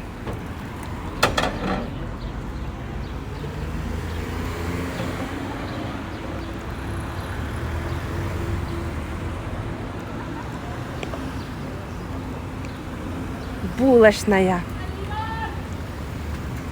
Тортикованная. Давайте просто посмотрим.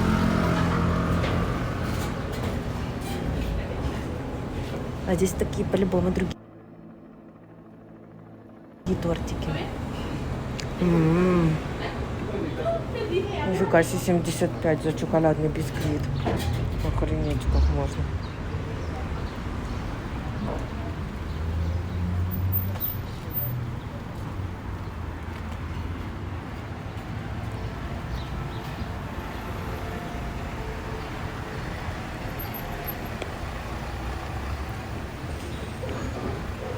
Ты там уходишь, ничего не боишься? Нет. А что бояться? Ну вот вы со мной ходите.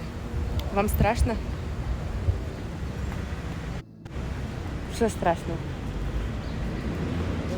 Алла. Вы смотрите, какие они милые.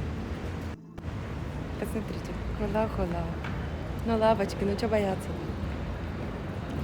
Very good for food for you belly. Right now. Especially. Ну, там был туалет. Ну, ладно, сейчас еще походим чуть-чуть. Будем искать уже туалет. Я знаю, там одна девочка танцует промышленный танц, 16 лет переписывался. Промышленный? Что такое промышленный? Мы зайдем выпить кофе и пописаем, да? Ух ты, какое, смотрите.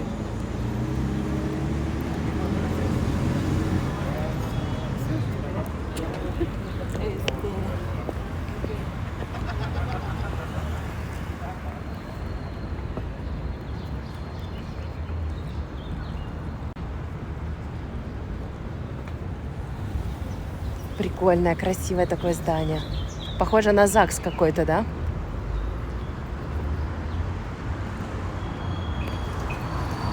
За токарным станком.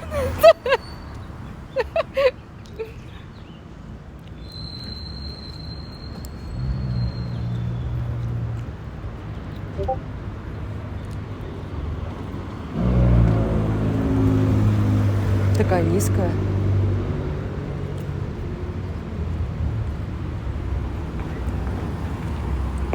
Ой, ты боже, ты какой. Да ты ж лапочка.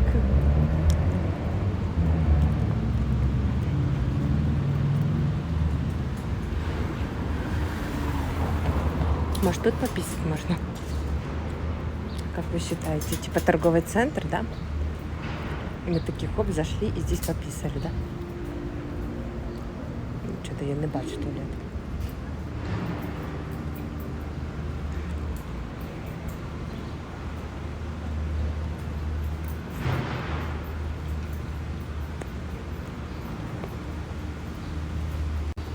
Текила.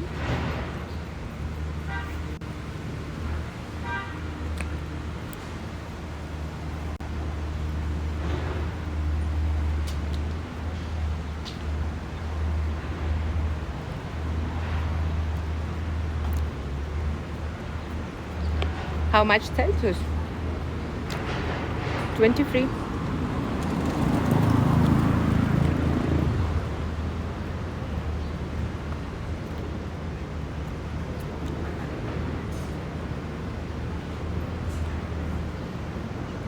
Так, а куда дальше? Ух ты, какое большое красное здание.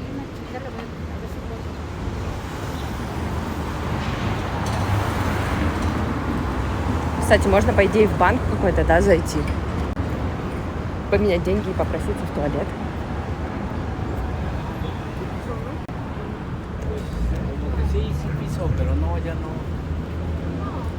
Так, куда дальше? Ух ты, мы куда-то пришли в какое-то прикольное место. Так, сейчас нам нужно как-то вот так. Сюда, что ли? И обогнуть это все, не пойму.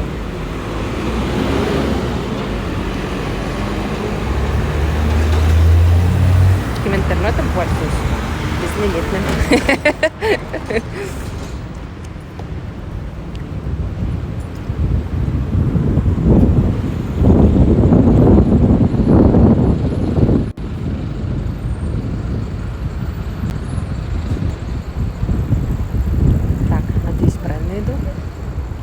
Потом туда, потом направо. Ух ты, какое красивое место тут. О, это я, смотрите.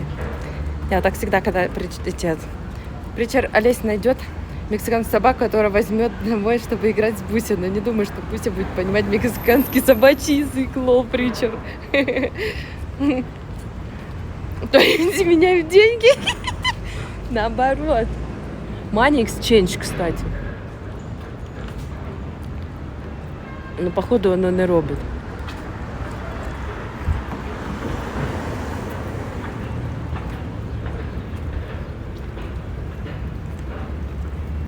Ого, еще здание строят. Ух ты, какая белая штука красивая.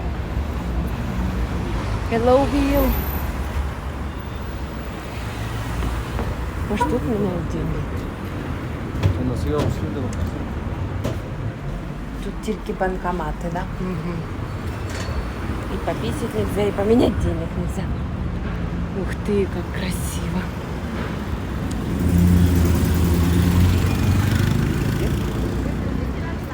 Блин, классный район. Я тут прям довольна, что мы сюда зашли.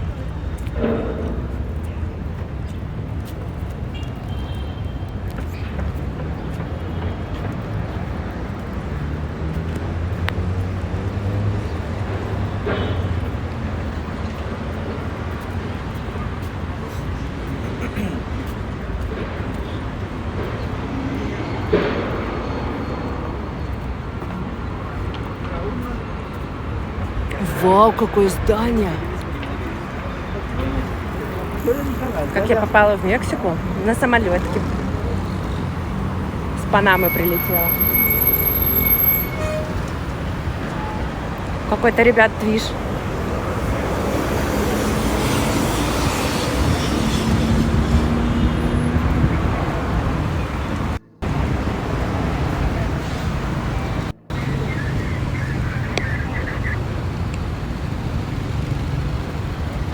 Hotel Imperial.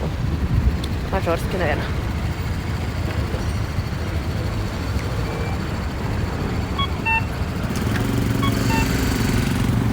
Я думаю, нужно здесь запомнить момент.